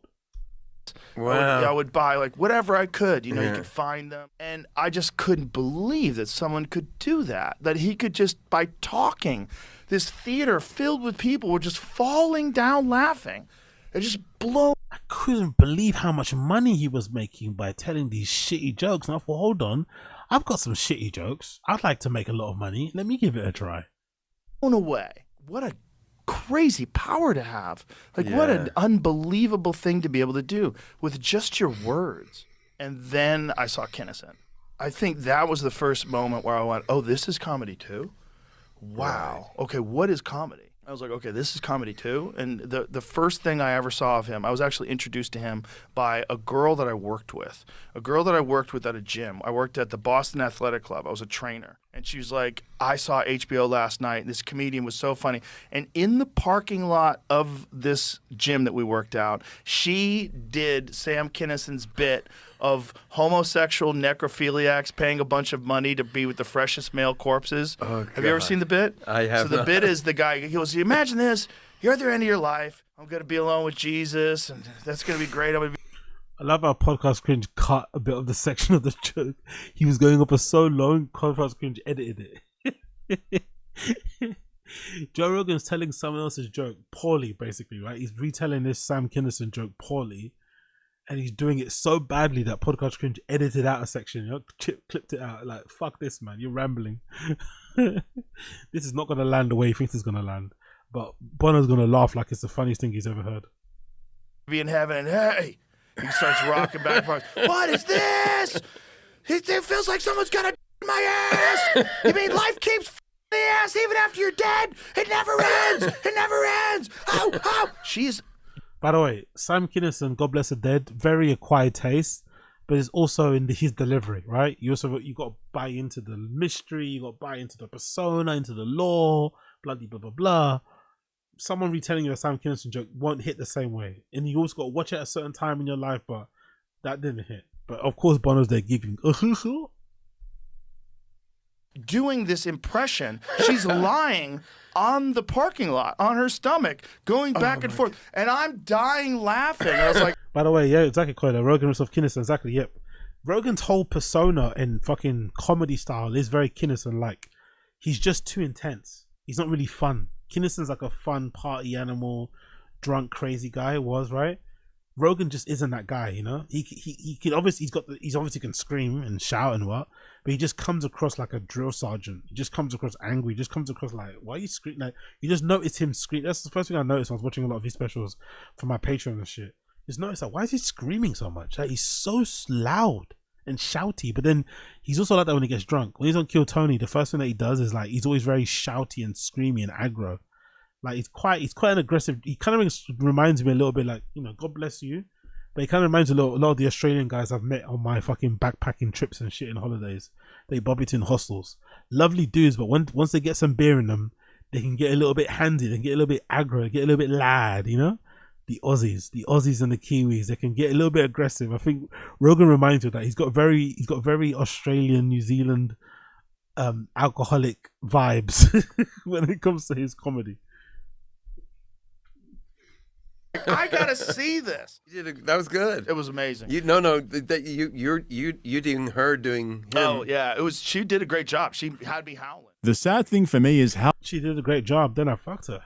How passionate Joe is about comedy and how desperately he wants to be accepted as a legitimate act. Somebody needs to seriously sit him down and explain that he. That's the thing. Good point, podcast Cringe. That's the thing, isn't it? Who actually talks about comedy as passionately as Rogan? Really, no one really. Think about it, innit? Like apart from maybe Mark Normand, who actually talk about watching specials, talk about old school guys and material. Maybe Bill Burr. I think Bill Burr, and sometimes on his pod, you mention an old special he watched or reference a joke, a bit from a comedian that maybe passed away and shit. But Rogan, you can see he's clearly a student of the game. Like he actually studies stand up. He watches a lot of specials. But for whatever reason, it doesn't translate to his own comedy. He's just so bad. So bad. I'd love to know where he would be in the pecking order of stand up if he didn't have a podcast, if he didn't have JRE. Like where would he be regarded? You know, how would people see his stand up if he wasn't the JRE guy? His whole comedy career has been one bad Sam Kinison impression, preferably Brendan Schaub. Exactly. Big up Alrighty. Exactly. He said the same thing. Exactly. Big up Alrighty. Podcast Cringe agrees with you. That would probably break the internet. But after that brief walk down memory lane, Rogan got into the weeds about the importance of bombing on stage, how he works out material, and the importance of messaging in his style of comedy. Comedians don't get a chance to be subjective. It's not like Prince walks out and plays a whole new album and can go, they just don't get it. It's like, you're either funny or you're not. Right. You're going down in flames. Have you gone down in flames? Oh, sure. Yeah. Oh, yeah. What was your worst gig? Oh, I've had so many. The thing about material is essential. You know what's funny about that, by the way? You know what's funny about that line? I don't think you're ever going to hear that line from Brendan. Or when Brendan was doing stand-up. I don't think you'd ever hear a line from Brendan in reply to, what's been your worst gig? I've had so many. It's true, because, you know, Rogan's had many bad specials. But you would never hear that level of honesty and self-deprecation from Brendan. Despite Brendan being 10 times worse than what Rogan is. It's truly astonishing. The things that it always fascinates me, the things that Rogan's friends, especially someone like Brendan, will pick and choose to copy. Like certain things, certain mannerisms, certain hobbies, certain like laughing styles, leaning back, doing that whole mouth open thing, right? Holding his chest, saying you can't breathe. All these, they'll copy certain things about Rogan, but then they'll completely miss some of the things that people maybe like about him. The fact that he's somewhat, you know, humble, you know, in some respects, and just completely be delusional and have no self-awareness, no ability to be self-deprecating, have insanely thin skin.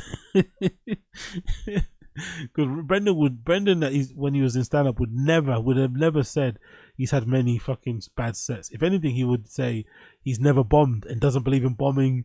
Remember what he said about Lucy K? Oh, Lucy K, I know what he said. You have to bomb a lot to be good, but I don't believe in that. If you're bombing so much, then maybe comedy isn't for you. Maybe comedy isn't for you. It's like, bruh, if only you could look in the mirror.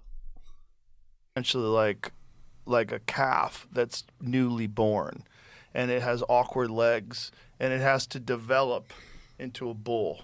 But it takes a long time. It takes crafting. You have to sit with it.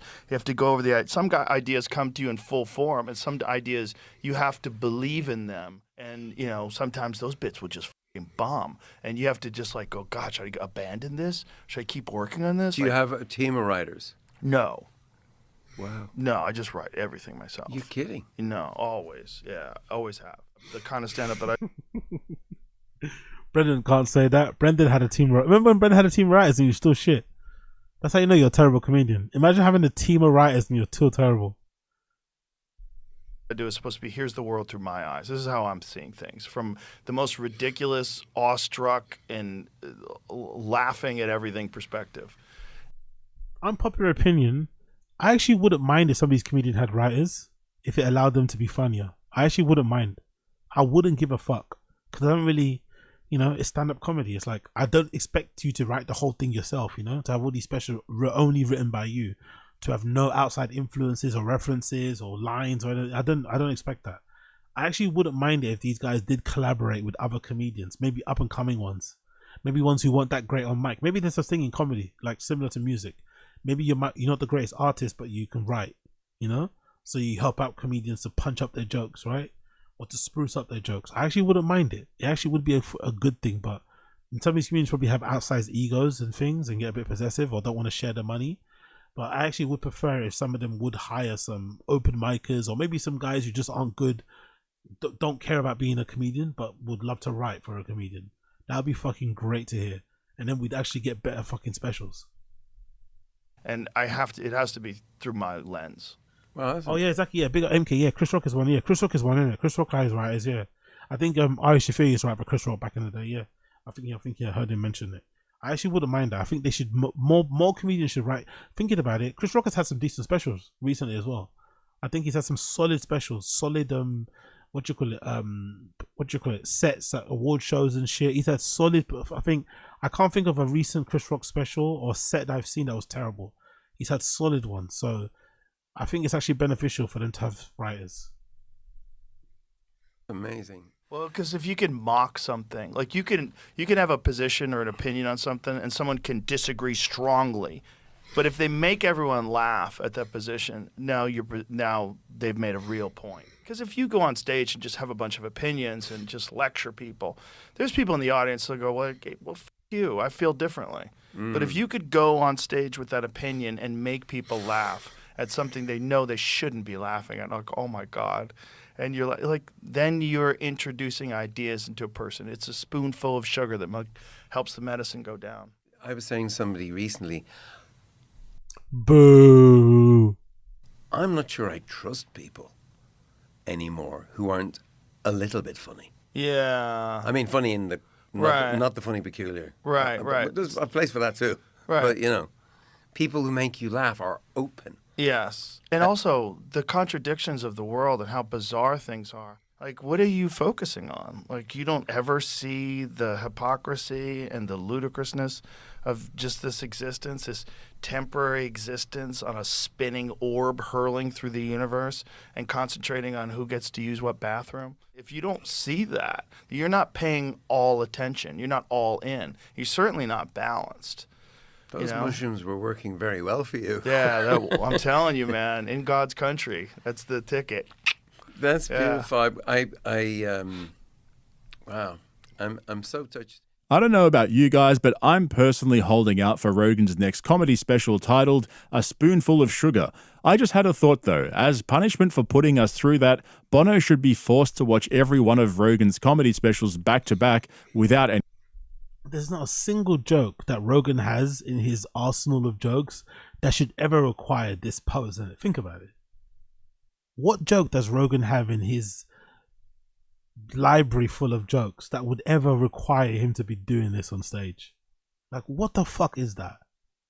Like, what are you doing? Where's the comedy in this? What's going on?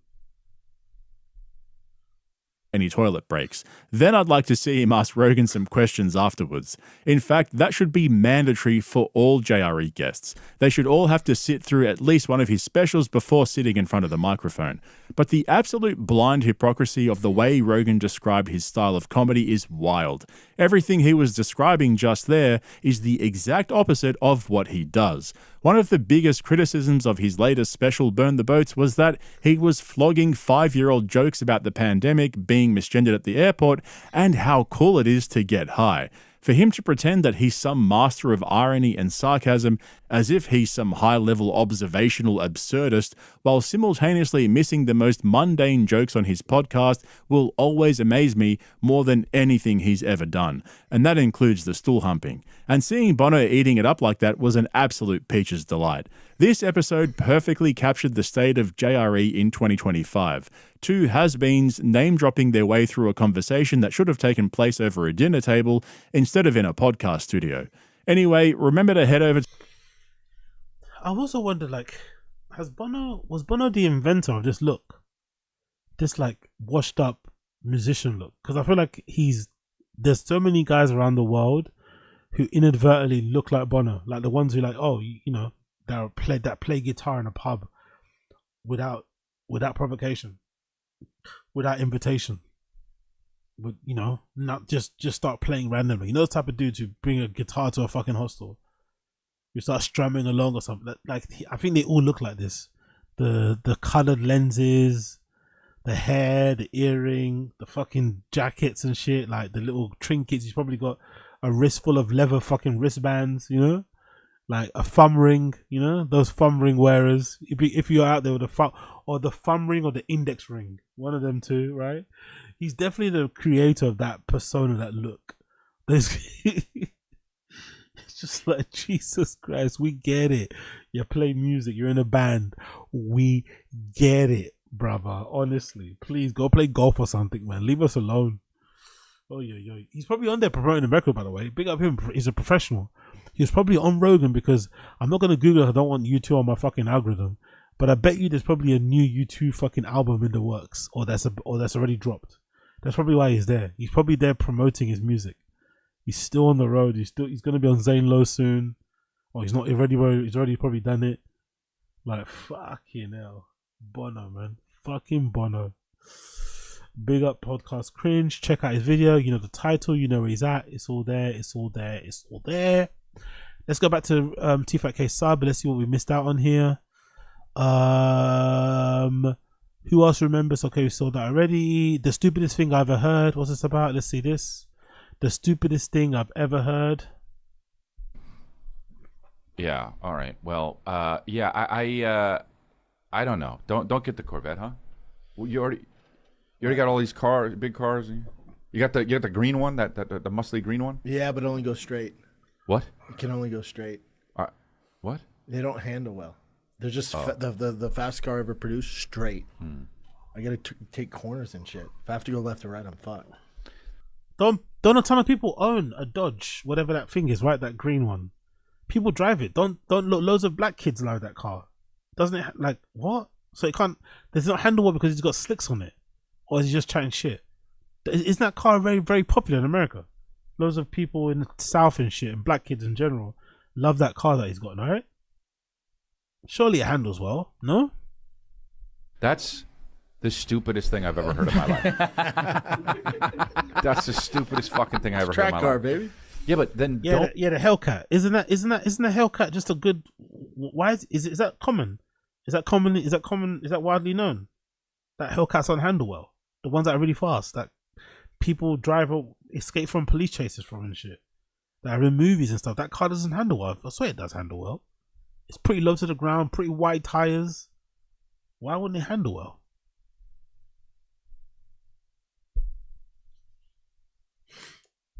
Don't drive it on the road. I know. That's so stupid, bro. Brendan's the definition of, like, was that wealth is wasted on the rich, isn't it, right?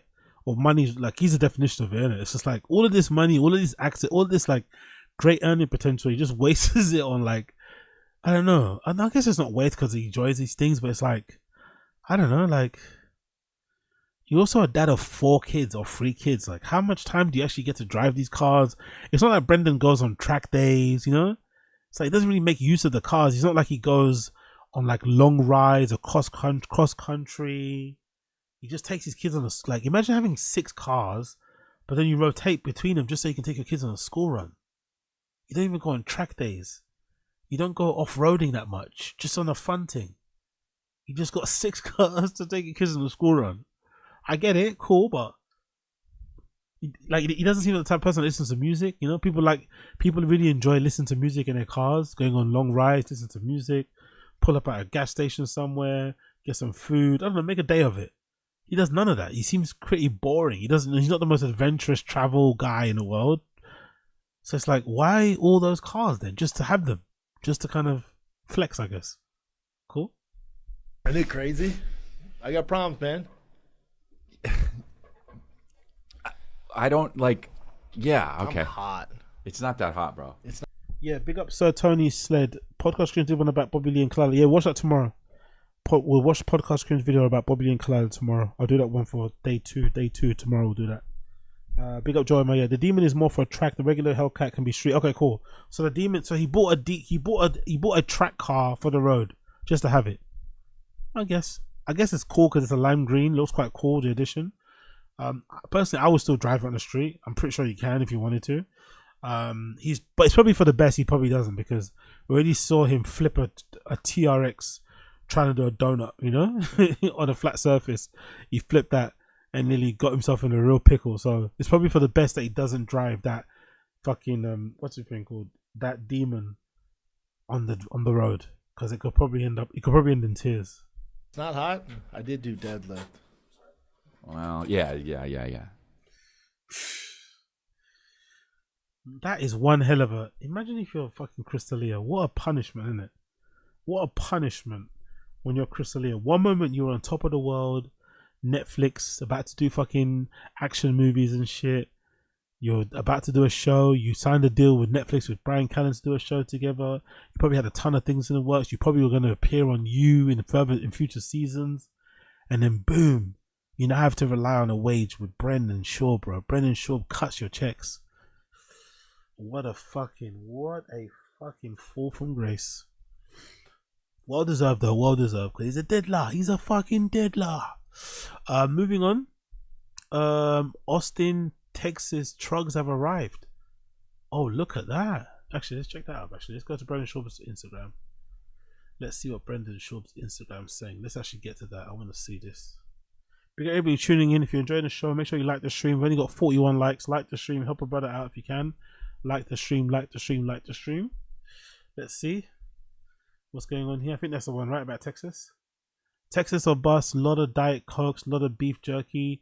A lot of diesel fuel. 20-hour drive. So that truck that he had that was black, he's now wrapped it in red. Cool.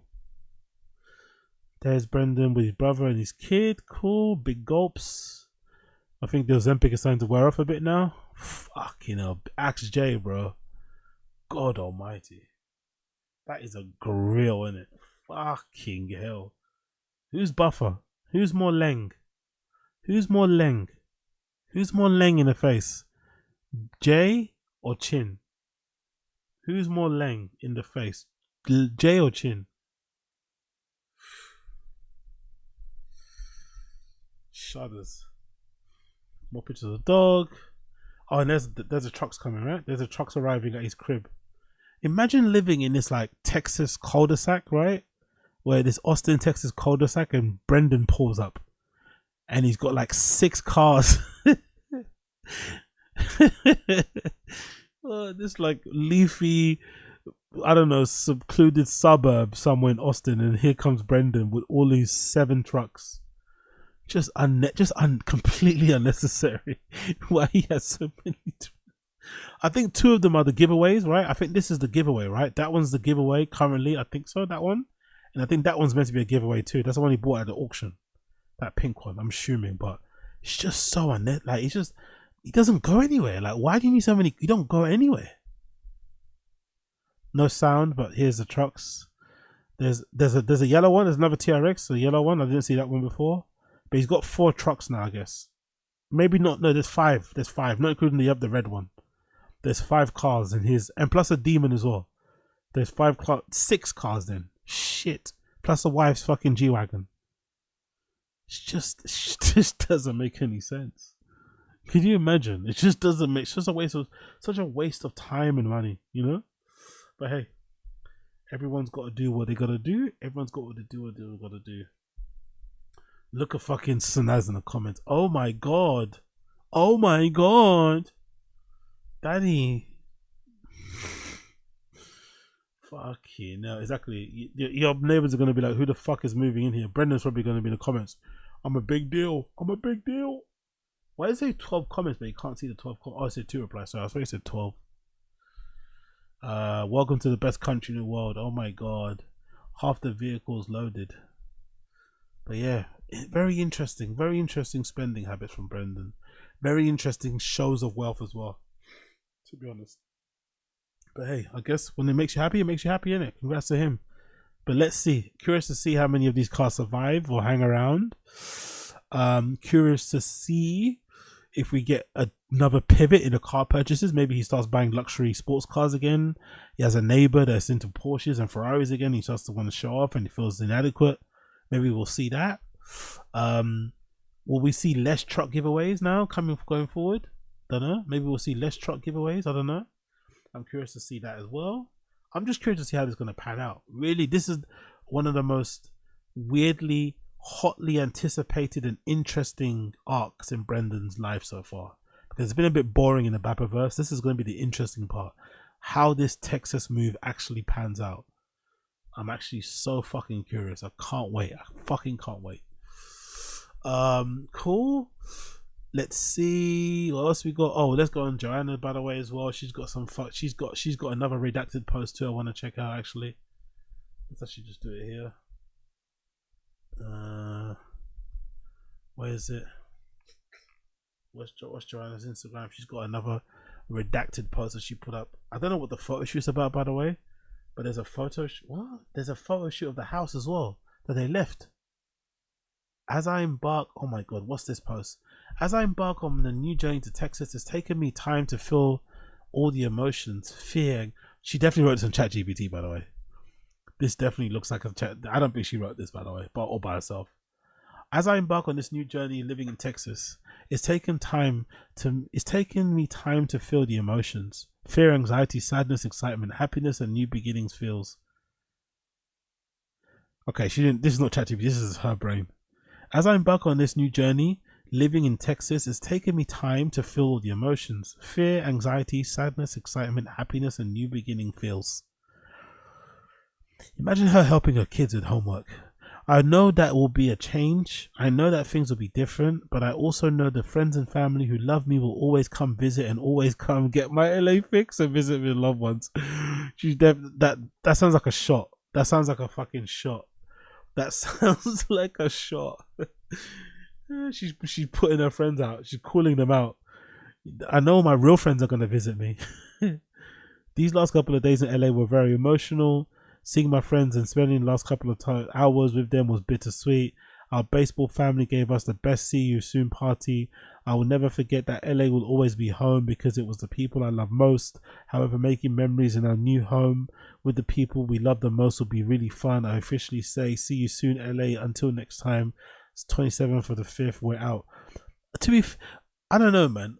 These friends, where do these friends come out of? I felt like she was alone for ages. She's always seemed quite lonely and bored at home. The way she posts on social, she kind of gives bored housewife. All of a sudden, friends. Where are these friends? Are these really your friends? Really? Who are these people? Like, friends? Really? Where were these friends before when you were bored? When you were taking fucking bikini pictures in the mirror and shit? Where were these friends? Get Gaza friends. Okay, there's some pictures of all the friends, I guess, that she's going to be missing. Cool. The friends, bro. Fucking Shake from fucking Erwan. Of course, the friends. Fucking hell. Alright, cool. The lack of Brendan in those pictures is very telling, by the way. Another post here. I don't know what she did a whole photo shoot in my new Texas era. I don't even know what that means. Like, she's not going to work. She doesn't have a job. She's not opening up a new business, I don't think. What is this whole photo shoot? She did a whole photo shoot. She went to a studio and did this photo shoot, like a faux Time magazine photo shoot. It's my time. To do what?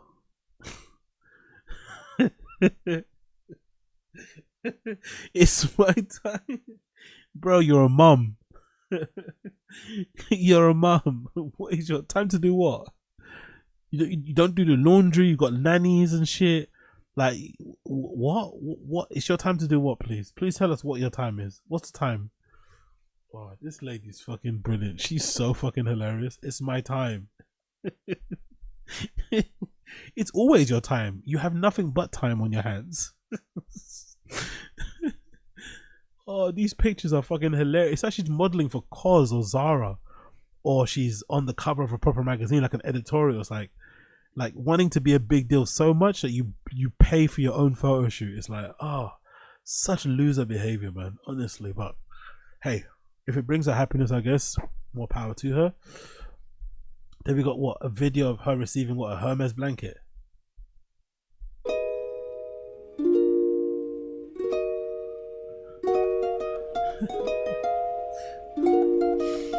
So vapid, isn't it? So fucking vapid. If Brendan goes broke, this woman is scramming. If he goes broke somehow, this woman is running for the fucking hills. There's not a chance she stays. There's not a chance she stays. There's not a fucking chance this woman stays if Brendan goes broke. A person that loves all this money, loves all these material things, obsesses over being a celebrity when she's not a celebrity. You're married to like a Z-list, I don't know, less than Z-list podcaster, and you act like you're a big dick. It's like, come on, bro. Come on, bro. Come on, bro. And allegedly, according to the comments, this is estate agents, right? This is like an estate agent woman. Yeah, look, yeah, she's a realtor. So I'm assuming the person that got them the crib gifted them a blanket, which is a good way to kind of seal the deal, right? And make sure the people use you for next time. So whoever sealed the deal in this house, this woman called Shelton Wilder Estates, I think gifted her the blanket, but she made it seem like Hermes sent it to her. My favorite new blanket in the world, perfect for the new house, right? And then the woman commented, and then she had to reply. But she gave the insinuation that she got gifted, that it got sent to her by Hermes. You know, she kind of made it seem like it, but in actuality, her fucking real estate agent bought it as like a welcome gift, I'm assuming. Which is kind of a nice little touch if you're a realtor, to kind of make sure people kind of stick with you and shit, you know, seal the deal, bloody blah blah blah. It's actually a clever little trick, but yeah, the showing of the fuck. Also, I love the fact that her face looks so much different when she's not, you know, face tuning it and shit. She looks very, you know, you could tell when the makeup's not on and the face tune isn't popping. Like, it's not a bad thing, but it's just interesting how different her face looks when she's not, you know, done up and stuff.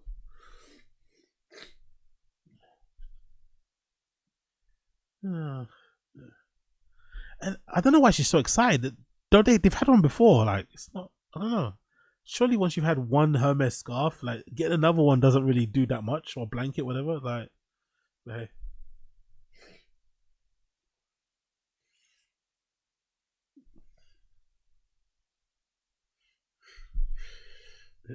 Hermes scarf first, baby second, by the way. Hermes blanket first, baby second.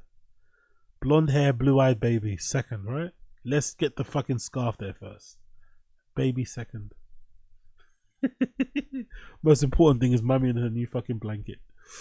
Oh yeah, yeah. Okay, cool. Anyway, big up, big up, big up. Moving on. We've done quite a bit, haven't we? We've done quite a bit. Let's do, what else we do here? We've done quite a bit already on here. I think maybe I'll go for the next ones later. Oh, let's actually check out, there's actually a new, I think there might be, is there a new clip that we need to check out for fucking Tfatk regarding the new studio? I think so. Let's see here. Bear with me a second. Beg everybody tuning in. Smash the like button if you haven't been liking already. Smash the like button if you haven't liked it already. Let's actually check here. Yeah, there's a new studio already. There's a new studio. So let's actually check out the new studio. There's a new studio. So let's check out Schaub. Actually, no, we're not doing that. We're definitely not doing that yet. We'll probably do that tomorrow. Let's check out Schaub, and I'm actually curious to see what the new studio looks like. Let's see, Schaub. Oh, and then also I want to quickly check out one of these things too. What's the, yeah, there we go. I also want to talk about this quickly before we move on. This is part of the thumbnail actually. Look at this post. Man, he used to be up there, and that's the truth. Brendan did really used to be up there. People forget how big of a profile he had. Based, I guess some could say, on the JRE, but also because Tfatk was super early when podcasting was starting, and that kind of allowed him, because I think when you're early like that, you raise your profile and you become, you know, it allowed you to kind of walk into certain doors you probably wouldn't be walking into and shit, because you're just becoming more famous in your little niche that kind of sometimes overlaps with other niches, and obviously the Rogan bump as well. But yeah, Tim Tebow, obviously an old friend, but used to hang around with Brendan a lot because, you know, the clout was mutual, like mutually beneficial clout. But now you don't really see or hear about Tim Tebow with Brendan at all, if ever. I'm pretty sure Tim Tebow maybe cut Brendan off, I'm assuming. So presenting Texas, like, look, all the guys he was with and shit, ex-guest, Conor McGregor was on one of the early episodes of Tfatk. This maybe in his prime Conor era, right? Maybe prime Conor McGregor era, hanging out with Tfatk and shit. Early episodes on Fox, Mike Tyson on fucking Schaub show, Below the Belt, whatever the fucking shit is called. Tyson Fury back in the day. Conor McGregor again.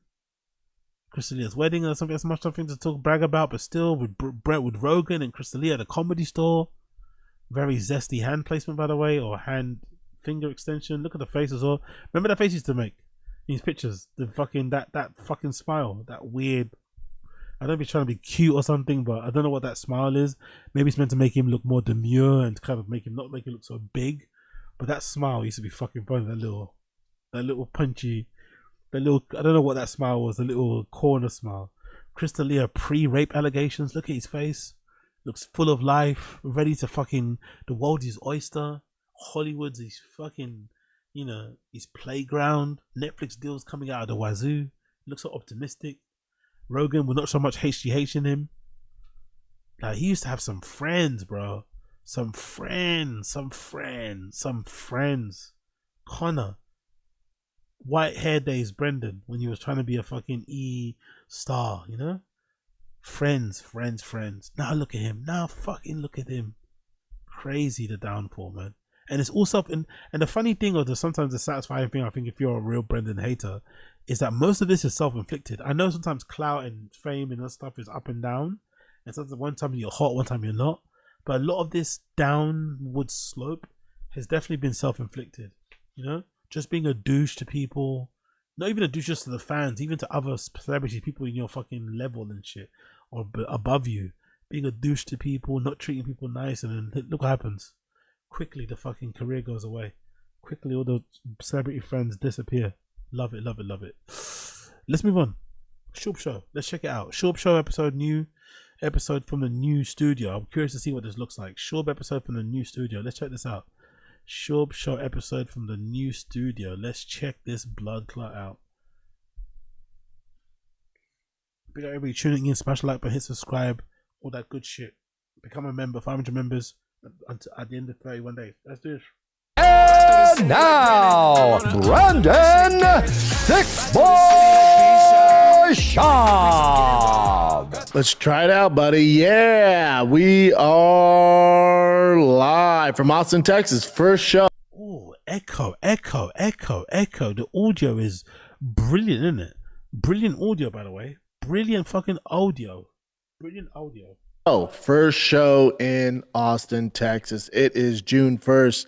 The boys pulled it off. Shout out to Bryan, Chin, and Casey. The boys. Of course, we have to have the Diet Pepsi, right? We've got to get the Pepsi. We've got to make sure there's a fucking drink somewhere on the table. We got it done, baby. It's still a work in progress, but we got enough to do a show today. Got Firing the Kid later today, so we're up and running, man. It's been a beast, having this whole thing come together. So it's bare bones right now, but we got a lot more to add. We're on the second level. I love these little anxiety tales, right? They're leaning into the mic, the little comfort anxiety things, and poking his nose into the microphone. The little tells. He's definitely feeling he's definitely feeling it. This hasn't been smooth sailing. He's just trying to put a good face on it, but the little fucking nose to the fucking microphone thing, that's a tell. He's definitely not feeling all the way good about what's happening. Oh, cringe as well, by the way. The Schaub show, Austin, Texas, already the grift. Didn't he say he wasn't? Remember when he was like, "Oh, if I ever go to Texas, I'm going to Fort Worth." Remember? Because he didn't want to look like a dick sucker. He didn't want to look like a fucking follower. Fort Worth. Now look at him, Austin, Texas. Yuck. Yuck. Yuck, yuck, yuck. Well, the studio now. Below is, well, they're coming. Will be 2 bent pack car lifts. We'll have a whole kind of thing down there for all that drive fast, all gas stuff, storage for the whips. So then upstairs is all podcasts. So that's what we're trying to do, dude. Wow. Money is low, isn't it? Like, things have changed, bro. He's gone to Austin, Texas. Judging by the real estate market, right? Brendan's crib in LA, the mansion, was sold for like 3 million or something. That same square footage, when I checked it on the stream, in Austin you could get the same crib for like $1 million. So what would cost you nearly 4 mil in LA would cost you 1 mil in Austin, Texas. Now, so that's assuming, based on that the everything in Austin compared to LA is way cheaper. So he's gone to Austin and he can't afford to get like a separate garage for the trucks and a separate place, or like a bigger place that could have the garage and the thing. Instead, he has like a garage that he's gonna do dry fast or gas and store the cars in, and then the upstairs balcony patio type thing is gonna be where the studio is. Or studio, or what, 2 studios, I'm guessing. Half Tfatk, half Schaub show. Yikes. In days gone past, they would have definitely they had 2 separate areas or had a way bigger warehouse space, you know? You could tell the money's low, that even in Austin, Texas, he can't afford a standalone garage space or whatever for dry fast or gas and all the cars and a separate podcasting space. He has to kind of merge them together. Off. Might be a little echo because we have high. To be fair to him, it's actually way more sensible financially to do this, to be honest, right? But compared to Thick Boy Studios, this is a massive downgrade. Ceilings, we'll figure it out as we go. We will figure it out, man. Life in Austin. I got here last Thursday. I left on Wednesday at like 5 a.m. Got in Thursday. Yeah. It was it's a drive. 20 hours. And T was all about it. He's like, I love road trips. But he's been on like 8-hour road trips, 9 hours, 20 hours. Yeah, I think somebody posted it. Actually, let me check it. I think somebody posted a picture of what the fucking new studio looks like, and it's, compared to Thick Boy Studios, it's fucking small. Let's call a spade a spade. Compared to Thick Boy, it's small. Like, money is definitely low, bro. Oh, this is gonna be so funny. Oh, imagine this Austin, Texas move is the actual end of this guy. Ay. Let's see. This is somebody posted. I don't know if this is from Brendan's Instagram or somebody else. Who? It's from Brendan's stories 2 days ago. This is what it looks like. This is what he's got. Tfatk studio and shop.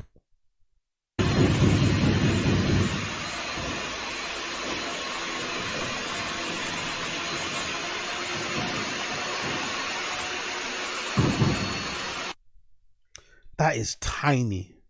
Compared to Thick Boy, that is tiny. Still a great space. I'd love to have that.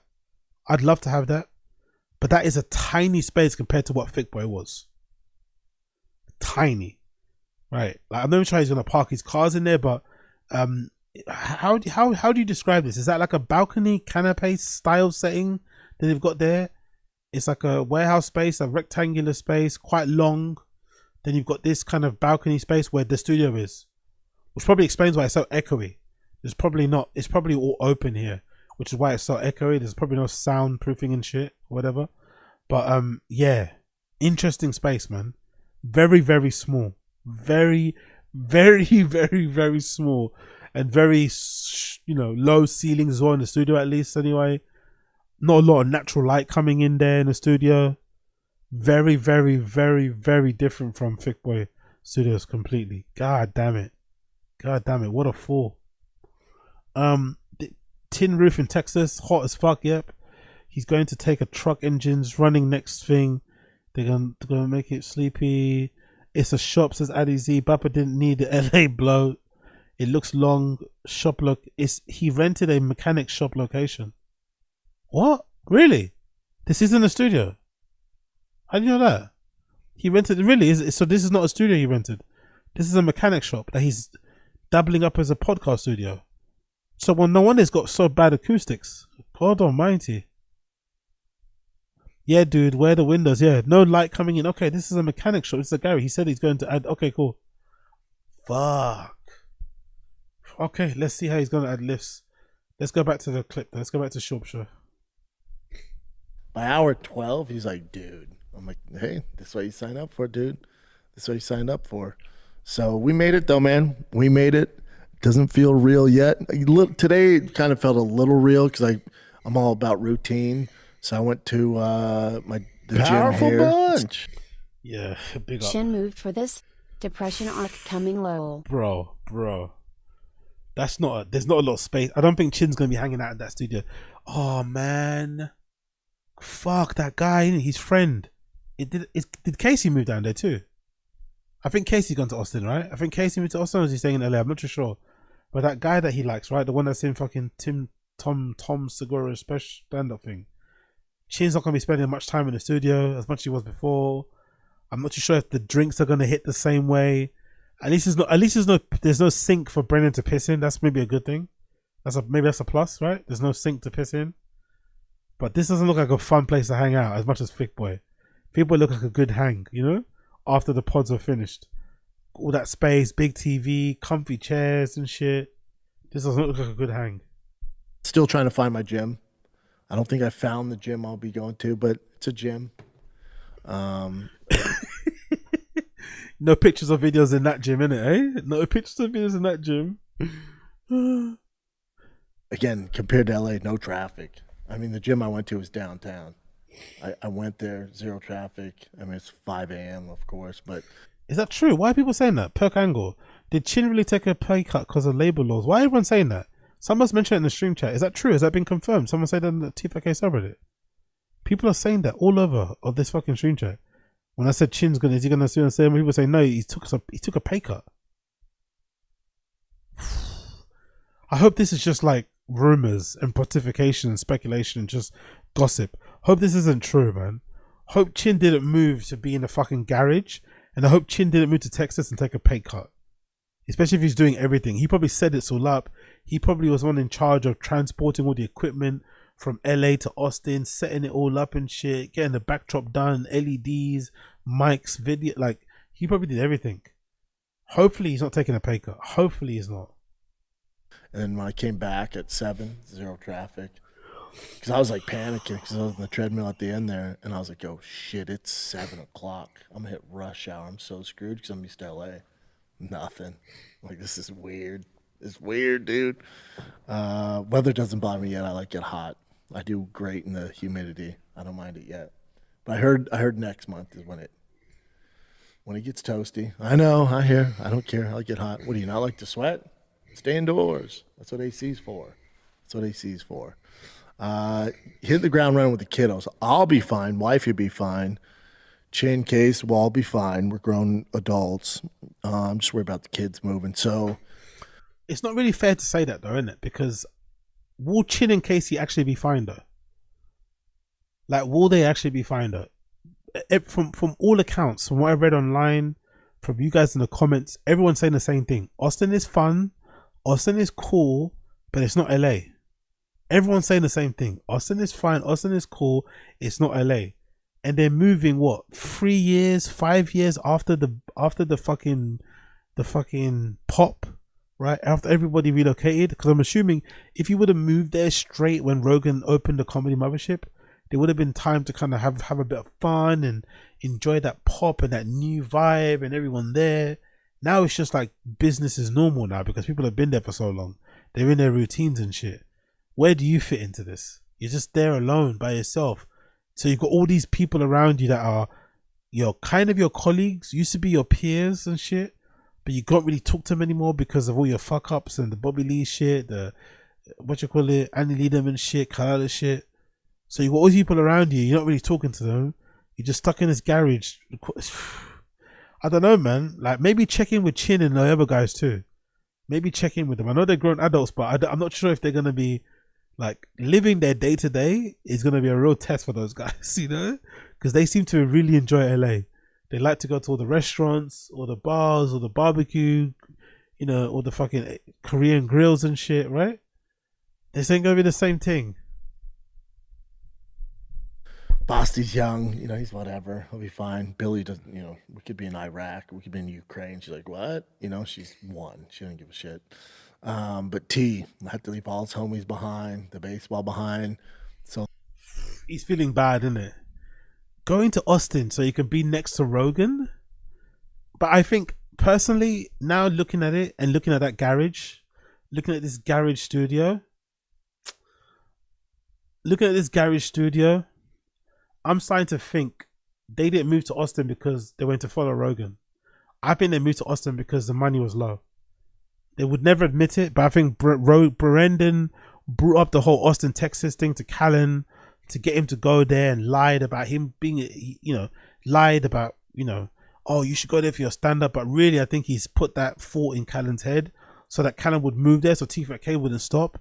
They can continue making money, but also to save money. I don't think they could afford to live in LA anymore. I think that's the truth. I don't think they could afford to. I think Brendan's financial manager came in and said, hey, you guys can't afford to live in this place anymore. You've got like, I don't know, 6 months tops. You got to leave, which is why they left so quickly. If this is the studio that they rented in Texas, which is meant to be cheaper real estate, you can get more for your money. This is the space he went for. I personally think the money is, they have less money than what they would like you to believe. The Brendan Schaub household is tightening the belts, because this wouldn't be a studio that Brendan would have went for in LA. He would have had this as a garage. This would have been a dry, fast, or gas studio, but he would have built a separate studio for his podcast. This is very, very cheap, very multi-purpose for Brendan, you know. I think the money's low, bro. I think the money is fucking low. Prayers for Chin's salary. Prayers for Chin's salary. Well, the only thing I know, you know, when I was a kid that got me over any of that stuff was focus on sports. So he started this Marachi elite baseball camp today. Hit the ground running. He's there right now. I gotta pick him up after this. So he has a camp, his baseball camp all this week. Following week he has football camp, and then the last 2 weeks of June he has baseball camp, and then he has tryouts for his team. He has tryouts for 2 teams. So we'll see. See how these Texas boys stack up to the Cali boys. When you work in your job and your manager starts talking to you about their kid, it's brutal anyway, but you have to you're forced to listen because they cut your paycheck. But it's got to be such a weird experience on a pod to have this guy like make one of the biggest topics on his show, his kids. You know, it's like, oh yeah, it's like, we don't care, bro. We simply do not care. Took the kiddos to the University of Texas Longhorns. Big up King Bayu.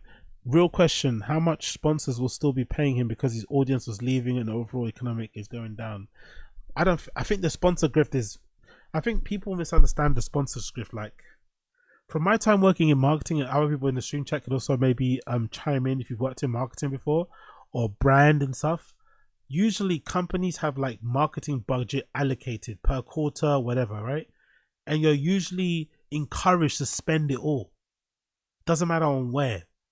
And usually you're not really pulled up on the usefulness or the effectiveness of your marketing spend. You just got to spend it and then show us the results. You know? Doesn't matter if you spend 100 grand on Facebook ads and you got fucking 0 and you got fucking 10 fucking leads or something. You just got to spend it. So a lot of these brands just spend their marketing budget in some area, podcasting, advertising. So, and there's countless amounts of brands out there desperate for an audience. And Brendan, with his inflated stats where he kind of combines all the audiences across every platform, even including Facebook and stuff. So it makes it, you know, an appealing place to kind of advertise on. So I don't think they're ever going to run out of money on this pod, honestly. I don't think so. This podcasting creator is never ending. As long as you just keep doing it and keep showing up, I don't think you're ever going to have partners pulling, especially now that he's signed with Podcast One, right? And they have this weird deal where they give you better fucking percentage rates and all this sort of shit. I think he's fine. I don't think they're ever gonna run out of money in that regard. I don't think so. As long as he just keeps recording, he'll be fine. Baseball game. They're in the playoffs right now for the NCAA. Them boys are good. Have you guys been to a college baseball game? Nope. Big up Joe for MIA. That's why you're no longer a marketer. LOL. Of course, you look at the viewership. No, some places you do. The companies that I've worked at, and some of the companies that are still around now, there's many companies that just allocate marketing spend, and there's little to no recourse. Maybe it's different now, this economy, but the companies that I've been in, there was no justification. You could spend an untold. Trust me, I spent money on Facebook ads. I poured in thousands of money, of pounds, whatever, for Facebook ads that really didn't really do nothing to move the needle. Really, the things that move the needle to a bigger things is like, improved products, product ranges, services, usefulness and shit. All that sort of stuff can maybe move the needle. But marketing spend and social media spend, advertise, doesn't really do much in the grand scheme of things. And a lot of these companies will just allocate that marketing spend, and then you're meant to just use it. You just spend it on whatever and keep it moving. Same with print ads. That's why companies still do print advertisement. It doesn't do anything. It's just for the look of it. And because you get allocated a certain amount to advertise in print magazines, and you fucking spend that money in print magazine you advertise it with. So in some places, yes, they maybe are a bit more on the money with checking the details and crossing the T's and the I's and making sure that they're getting some return for the marketing spend they're spending. But many companies I've worked in have done that. And that's how this is. I'm not even trying to justify my thing. Brendan's proof of it. Brendan has 6 ads on Tfatk for companies you've never fucking heard of. Some of which are like dog shit. Some of which are good. Some of which are bad. Some of which are not bad. Not so bad. And most of those companies are spending an untold amount on this kind of ads, hoping to get something from it. But it's mostly just a visibility thing. You just want to be seen. That's it. You're just paying to be seen and heard. And it's not really about, is my view gonna equate to like a sale or something? Because how many people are really buying fucking Happy Hippo drinks and shit or whatever, or nicotine pouches because Brendan's advertising it? I don't think it justifies the salary he gets from it or the fee he gets from it, but he gets it anyway. I prefer college baseball over pro. I like both. I love college baseball, how hard they try. It's just as pure as it gets. These little bastards went yard several times. Some dude had a grand slam, and it's not a huge stadium. It's pretty. That's the thing. Big up Craig White. Never seen somebody go backwards like this in slow motion. That's the thing though. Like, what would you prefer? Because eventually this will end, right?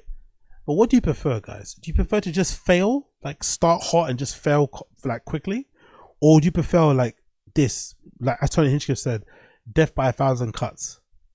Because I'm just like, honestly, I know I'm going on about this, but that studio is like a pale in comparisons, or pales in comparison to fucking Thick Boy, this new studio, in terms of size, right?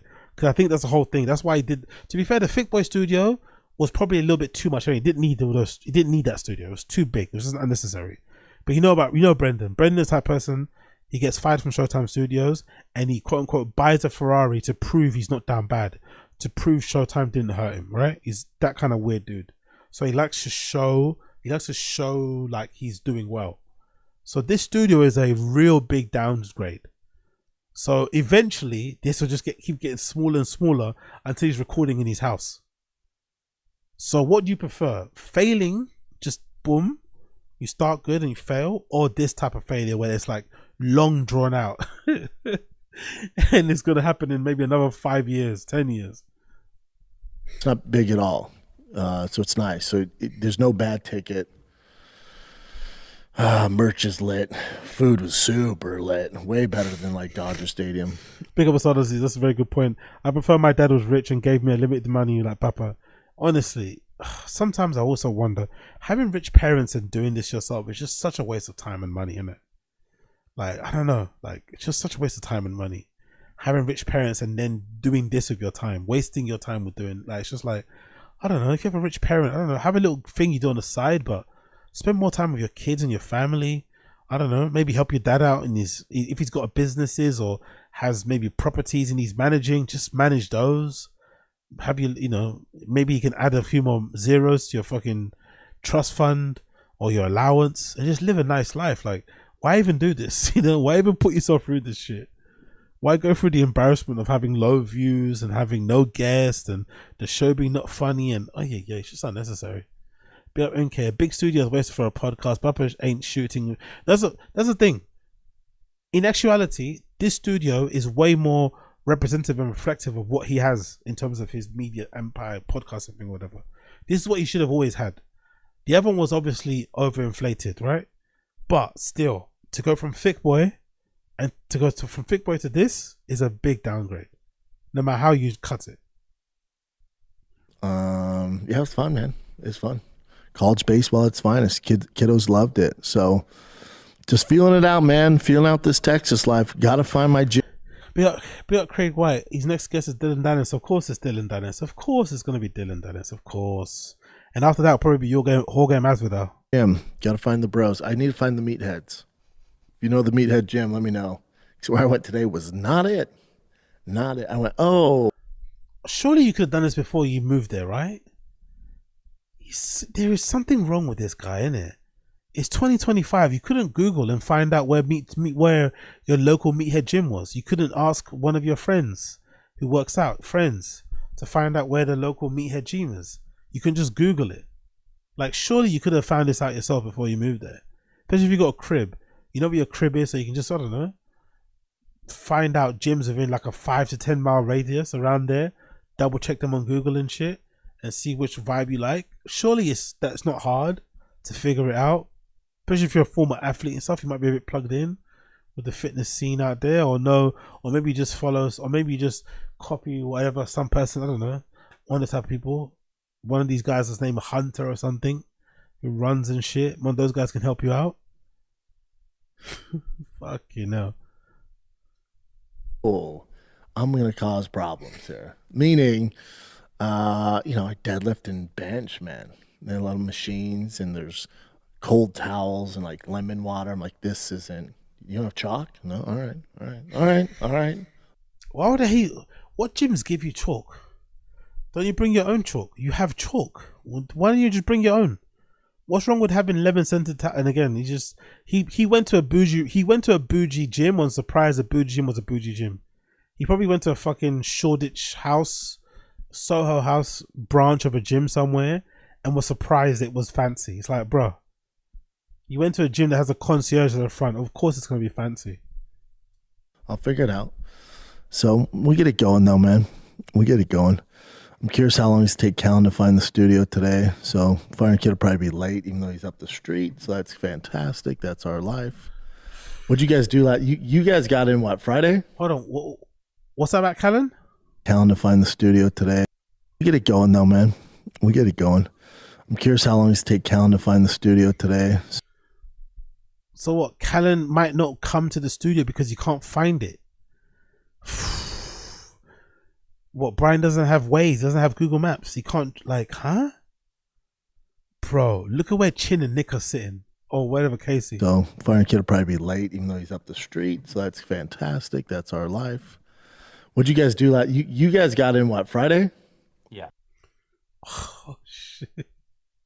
Oh shit. Oh shit. That's that space, isn't it? Yo, what a downgrade, bro. Oh my god. Sorry, I got some cream in my eye. That's my karma for hating. Look at that. Oh my god, look at the space. So the studio is set up in a way where instead of having it, because I thought he's going to have it in terms of powerful bunch. What's our disease? I appreciate you. I can almost hear it. What's up, Alston? We got some woke gyms in the city, huh? They call me the meathead around these parts. We got a woke prom, you all. That's my time. Look, exactly. Big ups our disease. I thought he was going to split the studios that way, like lengthwise. I thought he was going to split them and have like maybe different studios and like maybe have like partitions and have different studios set up, right? But instead he's got the studio set up in a way where I'm assuming, is it modular maybe it's modular, I'm not sure, but essentially where he's sitting is this back wall, is this side here along the edges, and where Chin is sitting, he's facing Brendan, so his back is to this wall. That's where the studio is. So it's tight. That's small. God almighty, bro. This is where Chin's banking. That's Chin's. Look at Chin's face. That's where you're banking your whole career on. God almighty, bro. Don't get me wrong. Again, saves a lot of money. I can't imagine what the rent was on that other Thick Boy studios in LA. That in that industrial area, surrounded by other office. Because he's the only one that had a studio. I think everyone else was like an office, right? Like it's an industrial business park area thing. That place must have probably been money. But this space is like, ugh. This is tough. This is fucking tough. This is bare bones. This is like something that I would love. This would be my dream place to be. Honestly, I could make this fucking look great. But it's just funny to see how, because for sure Brendan, like, this is like, you know. To be fair, maybe this also might be the step before. Maybe he's doing a Rogan. Remember Rogan got that studio that was like red, and then he moved into his other one. Like it was the one before he went to his main one. Maybe this is what they're doing too. Maybe this is like the main one before, you know, the stepping stone before the other one. But Jesus, bro. So downstairs is this bit. Big up Asad Aziz. Downstairs is going to be the garage. According to Brendan, this downstairs bit is going to be the garage. So he's gonna make this the place where all the trucks are and shit. And he's gonna have like a ramp, the thing that rises. You know, people have garages where they have those fucking things that can raise them up and down. So to make more space.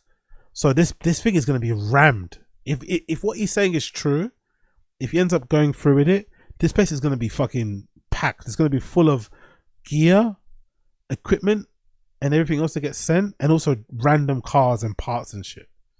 It's gonna be fucking stacked with just shit. It's gonna be covered in shit. There's gonna be trucks, wraps and shit everywhere. God almighty. No soundproofing or no sound insulation, I don't think. I need some of that in there as well. So Brendan's looking at a rail. When Brendan's podcasting, he's looking at a rail. He's looking at his camera and Brendan's looking this way. Chin and fucking Casey are sat here where they're back to that wall, and Brendan's looking over the balcony to that wall there. And you're here till Thursday? Yep. And then Chin, when do you move out here? Oh, Casey's not living there. Only Chin is. Casey went to help Chin set up. Casey's there till Thursday and then goes back to LA, and then Chin stays there. Maybe it will look better with Chin. Maybe it will just look better. If Chin's there by himself, maybe this table area thing will look better, right? All right. We get it. Thursday? Yep. Yeah, maybe when Chin's by himself, you look better. Sharing one mic.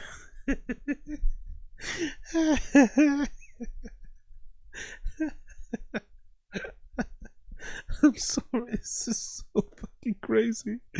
The sharing one mic. Oh my god, holy shit. And then Jim, when do you move out here? I'm confused. Why haven't you found a place yet? I'm literally I've been looking for spots, but I couldn't find any spots. But tomorrow at 12:30. So where's Chin live? Chin's living out of an Airbnb. Chin is slumming. Chin is probably paying above odds for an Airbnb. Chin's big bro couldn't help him find a place. Chin obviously is useless, couldn't find a place by himself. Fucking hell. There's a real estate person help me find a place to Take just around. rent for, yeah. Till you learn the lay of the land? Yeah. That's smart. Yep. Why couldn't you sort that before? Why couldn't you just get a place to rent? What's so hard about that?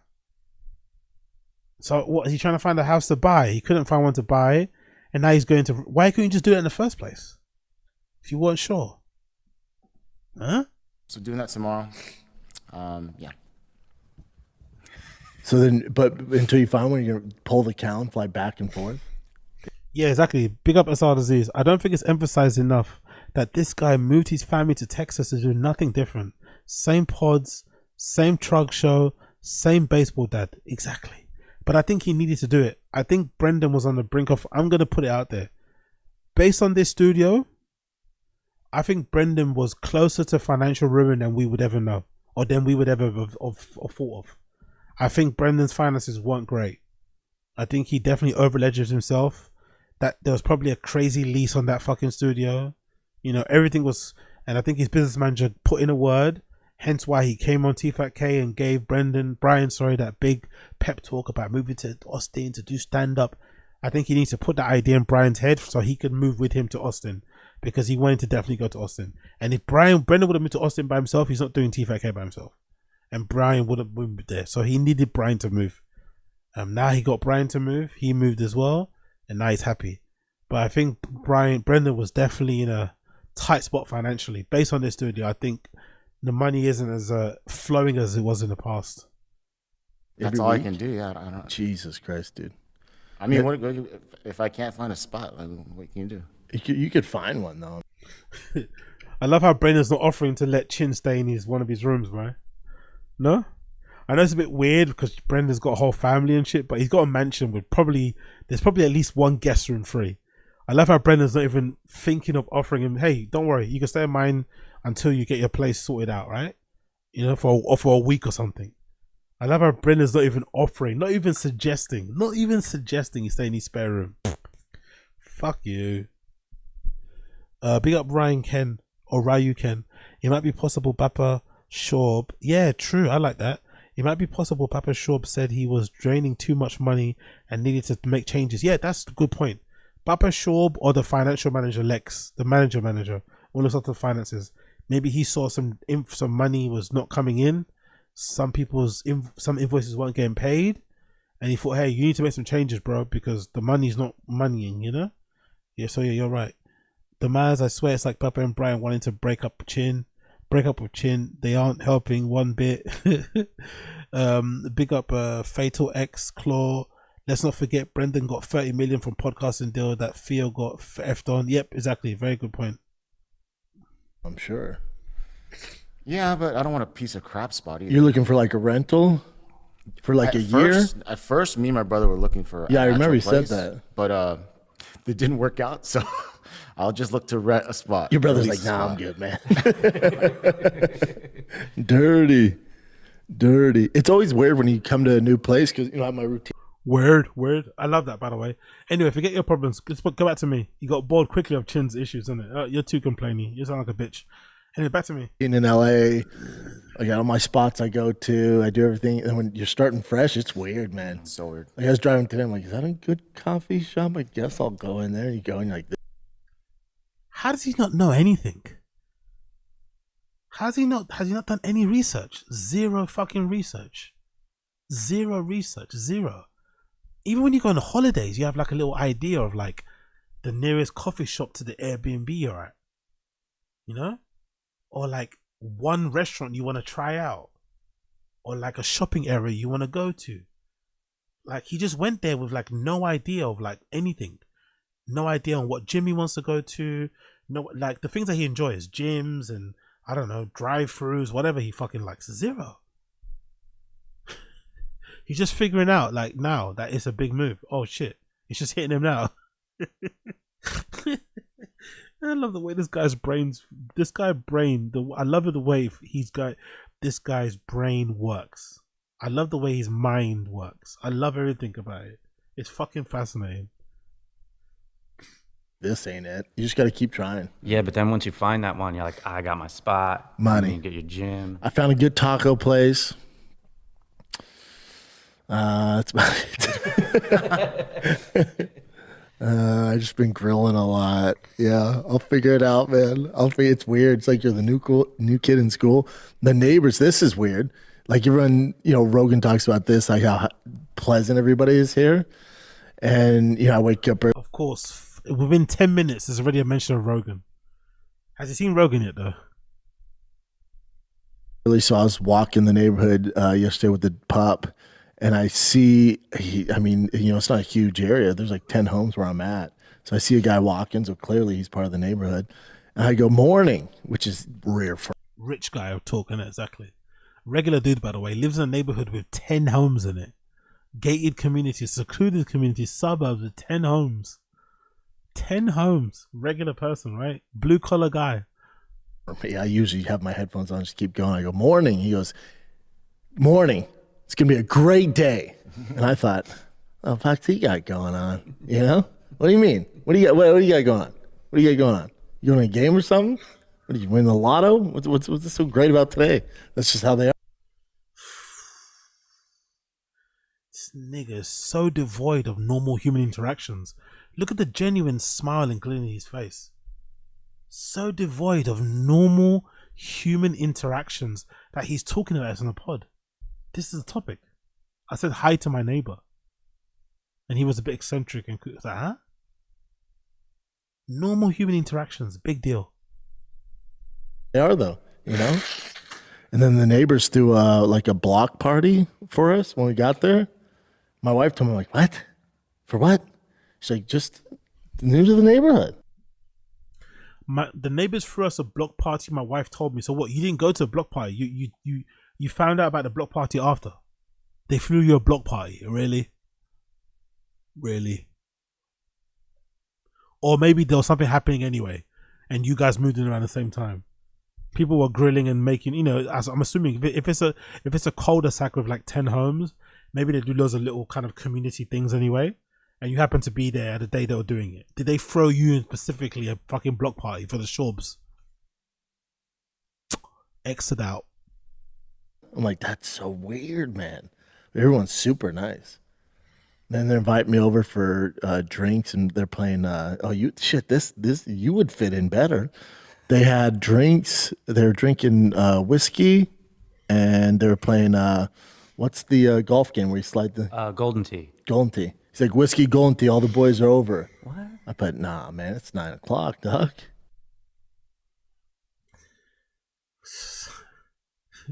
Move to a new area. Neighbors invite you for drinks and to play some games. Nah, I'm good. What, you're too good for them? Or did this even happen? Is Brendan's too good for his neighbors? Too much of a beast? Has to get up to do his fucking 6-mile runs at 4 in the morning? Or did this even happen? It's 9 o'clock, bro. What do you mean? Tomorrow's Monday. What you talking about? Yeah. I was like... Says the guy that used to drink every day. Every day he pods, he used to drink heavily before 12 in the morning. Before 12 p.m. he used to drink heavily, and now all of a sudden he's fucking turning his nose up at his neighbors, inviting him for beers and some drinks on a Sunday. Alright. Like wasn't he upset that there was no community in LA? Goes to Austin and immediately people are inviting him to stuff, and he starts declining all of it. So, who else you gonna hang out with? You got no stand-up comedy friends. You might as well just get friendly with the neighbors. Oh no, man, I don't drink. But once they find out I don't drink, because then they stop hitting me up. That's how it goes. You know, you don't bring a guy who's sober around while you and your buddies are having fun. I'll tell you what didn't help my Austin expedition is that UFC fight night. God, dog, could we put a little effort in? That's the worst one I've ever seen. He says this about all fight cards that aren't the big ones, by the way. Anyway, I'll leave it there because it's nearly 6 a.m. where I am. He says this about every fight card that isn't a big fight card. He always says it's the worst fight card. If it doesn't have like, if all of the fucking fights don't end in finishes, it's a shit card to Brendan. Like, if they don't end in spectacular finishes, no submissions, by the way, finishes and knockouts, it's all shit. Like, he's such a child. Like, I don't know when it comes to UFC stuff. Everything has to be fucking blockbuster and shiny and loud and flashy and, big and whatever. If it's just like a regular card, it's always shit to him. Always shit. Worst one ever. But yeah, Brendan's a great neighbor, isn't it? Great fucking neighbor. Have barbecue, invite him over. Brendan's like, nah, not good enough. Not good enough. Anyway, big up Prasad Aziz. I feel bad for Chin. He left his camping friends and life to pod in the garage. Exactly. Prasad Aziz complains he doesn't know any places and refuses to mingle with the people who live there to get any good exactly recommendations. Bappa's new arc, Barbecue Dad. I told you guys before on the stream. I'm pretty sure I mentioned Barbecue Dad is definitely going to be a thing. Traeger guy, Traeger grill guy, shit. I'm pretty sure he's going to end up being slow cooked guy, full off the bone guy. He doesn't even watch the cards. He just watches Luke for his recaps. Exactly. Big up Easy in chat. I got a knockout. Yeah, me too. I'm leaving. Big up everybody tuning in. Appreciate you. I think we've done 4 hours, isn't it? I think we've done 4 hours. I'm pretty sure we've done 4. Everybody tuning in, if you're still here and you're still hearing the sound of my voice, please like the stream if you haven't already. Please like the stream. Do me a favor and like the stream. That'd be greatly appreciated. Like the fucking stream. Day 1 of 31. See you guys again tomorrow for day 2 of 31. Episode number 404 with your host, Agostina Zinga, signing out. Thank you for tuning in. We're trying to hit 500 members by the end of the 31 days. So if you want to become a member, make sure you click the link in the description. Gift the membership if you can as well. Opt in for gifted memberships and a link in the descriptions too. All that good shit. I'll see you guys again for day 2 tomorrow, same time, probably a bit earlier. I'll be a bit more on time because I'll probably work out earlier, and I'll see you guys again tomorrow. Yeah, day 2 of 31 tomorrow. Thank you for tuning in, people. Appreciate you so much. Timestamp to be added later. Peace.